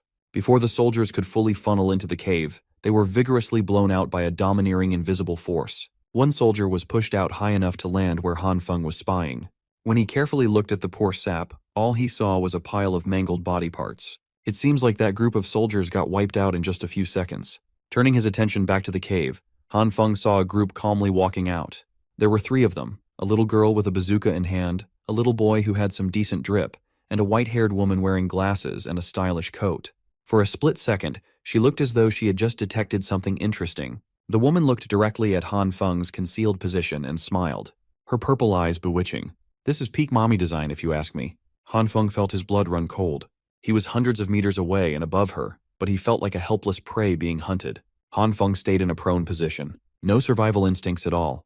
When he looked through the binoculars a second time, he He saw the little girl holding the bazooka aiming at him with an unhinged smile. She pulled the trigger and blew up the top of the hill he was hiding on. Fortunately, he managed to slide out of the blast radius in the nick of time. It is basically confirmed that he was spotted from afar somehow. Those three are bad news. Han Feng decided to hide further before deciding on his next decision. Following the explosion, sounds of gunfire filled the air. There were still some surviving soldiers trying to hold their ground against the trio. They are fearfully retreating while emptying their mags. Unfortunately for these helpless soldiers, the little boy is there to cut their escape route by manipulating the snow to surge like a tidal wave. He did so while wearing a blank expression on his face. When he pressed down harder, the snow imploded and caused a massive icy blast. Han Feng has to accept that he is out of his depth at this point. The implosion caused an avalanche, and he was in no position to dodge this one. Tons of snow came rampaging down the hill unimpeded. It went on for seemingly forever until the terrain was altered. Once things have calmed down a little bit, a red spark can be seen leaking out of the snowy surface. Using his red light, Han Feng managed to dig his way out of the deadly pile with another person in tow. He almost got smothered to death, but he survived with quick thinking. Now he's dragging an unconscious soldier down the snowy path. Luckily, he spotted a dam and moved to use it as cover. Otherwise, he would have been pressed down by that white mass, miserably dragged to his death. That little nonchalant boy must have the ability to control ice and snow. That's the most overpowered ability in this apocalyptic snowscape. Hopefully, the soldier he rescued will be able to provide him with some useful information about that three-person army. Han Feng walked around for a little bit and finally found a building high enough not to be completely buried by the snow slip. He dragged the soldier into a derelict room and tied that dude up for safety. Now that they're out of danger, Han Feng slapped the man with his gun for a wake-up call. When the soldier opened his eyes, he immediately folded and begged for his life. Han Feng hasn't even asked his questions yet, and the dude is already down to snitch. He had thought of so many interrogation methods. It's a bummer he won't be able to use them today. Han Feng pulled out a chair and demanded to know about that woman and those kids who dog-walked an entire military complex. The soldier shuddered at the mention of his worst nightmare. Those three are simply inhuman. One practices ice magic, the other can release energy waves, and the last one is a walking bomb. Han Feng demanded a more thorough description of those superhuman abilities, starting with the woman. That Dami Mommy can release energy waves at the wave of her hand. With a simple gesture, she can send an entire battalion flying like loose kites. The crazy little girl is an explosion magic superhuman that can turn anything into a deadly bomb. And that boy is a menace to society. He can freely manipulate ice and snow, making him untouchable. While the soldier is cursing out the superhumans for being monstrous beasts, Han Feng is deep in thought. Given his own overpowered abilities, he can't really fault those three for using theirs freely. As time goes by, more and more superhumans are cropping up left and right. Han Feng has one more question for the poor soldier boy. He wanted to know who was directly responsible for the bombing near the hillside villa. The soldiers swore that they had nothing to do with the bombardments. Their camp has long been taken over by those three monsters. Today was actually the battalion's last effort to retake the camp after getting reinforcements from their HQ. Those bombings still piss Han Feng off, but punishing the culprit might be easier said than done. The corpses that he passed by on the hills earlier were most likely killed by that woman and her gremlins. How can you even go against such an outrageously overpowered bunch? The fact that their peaceful life is being threatened by lunatics really grinds Han Feng's gears. Since he has found the answers he's looking for, he lets the soldier go freely. Afraid that he would change his mind, the soldier boy ran into the snow without even asking to be freed from his restraints. It's all good. He will never need his hands anyway. As soon as he came out to the open field, he was blown up and deleted from existence. What followed was a series of explosions that covered the general area where Han Feng was hiding. One of the bombs nearly blasted him off the face of the earth. But Han Feng managed to reinforce the wall in time to shield himself. Those bombardments weren't just random blasts. They were clearly aiming to blow him up with accuracy. He made sure to hide multiple hills away from those discerning monsters, but he still got discovered. The three-man army wasn't even in a hurry. They're still in the military complex, and the little girl is flexing the destructive abilities that she has been practicing for the past couple of days. Dami Mommy sensed that after the barrage, their target's ability signature didn't disappear. On the contrary, they became stronger. Whoever it is they are targeting, he must be powerful enough to survive both an avalanche and bombs. The woman ordered a few more explosives for good measure. If the target lives, they will make chase. They can't let a possible enemy go free. The little boy seemed unenthusiastic about the whole thing, but the crazy explosive girl was pumped. Back in his hidey hole, Han Feng slumped into his chair. Today is full of deadly close calls. He briefly considered bringing the fight to the enemies, but fighting three superhumans, 3-on-1, is a one-way ticket to hell. If he runs back home now, the bombings will probably continue. For the sake of a peaceful future, Han Feng must take it upon himself to get rid of the threat to his way of living. If you liked this video, feel free to support me on Patreon, link in the description.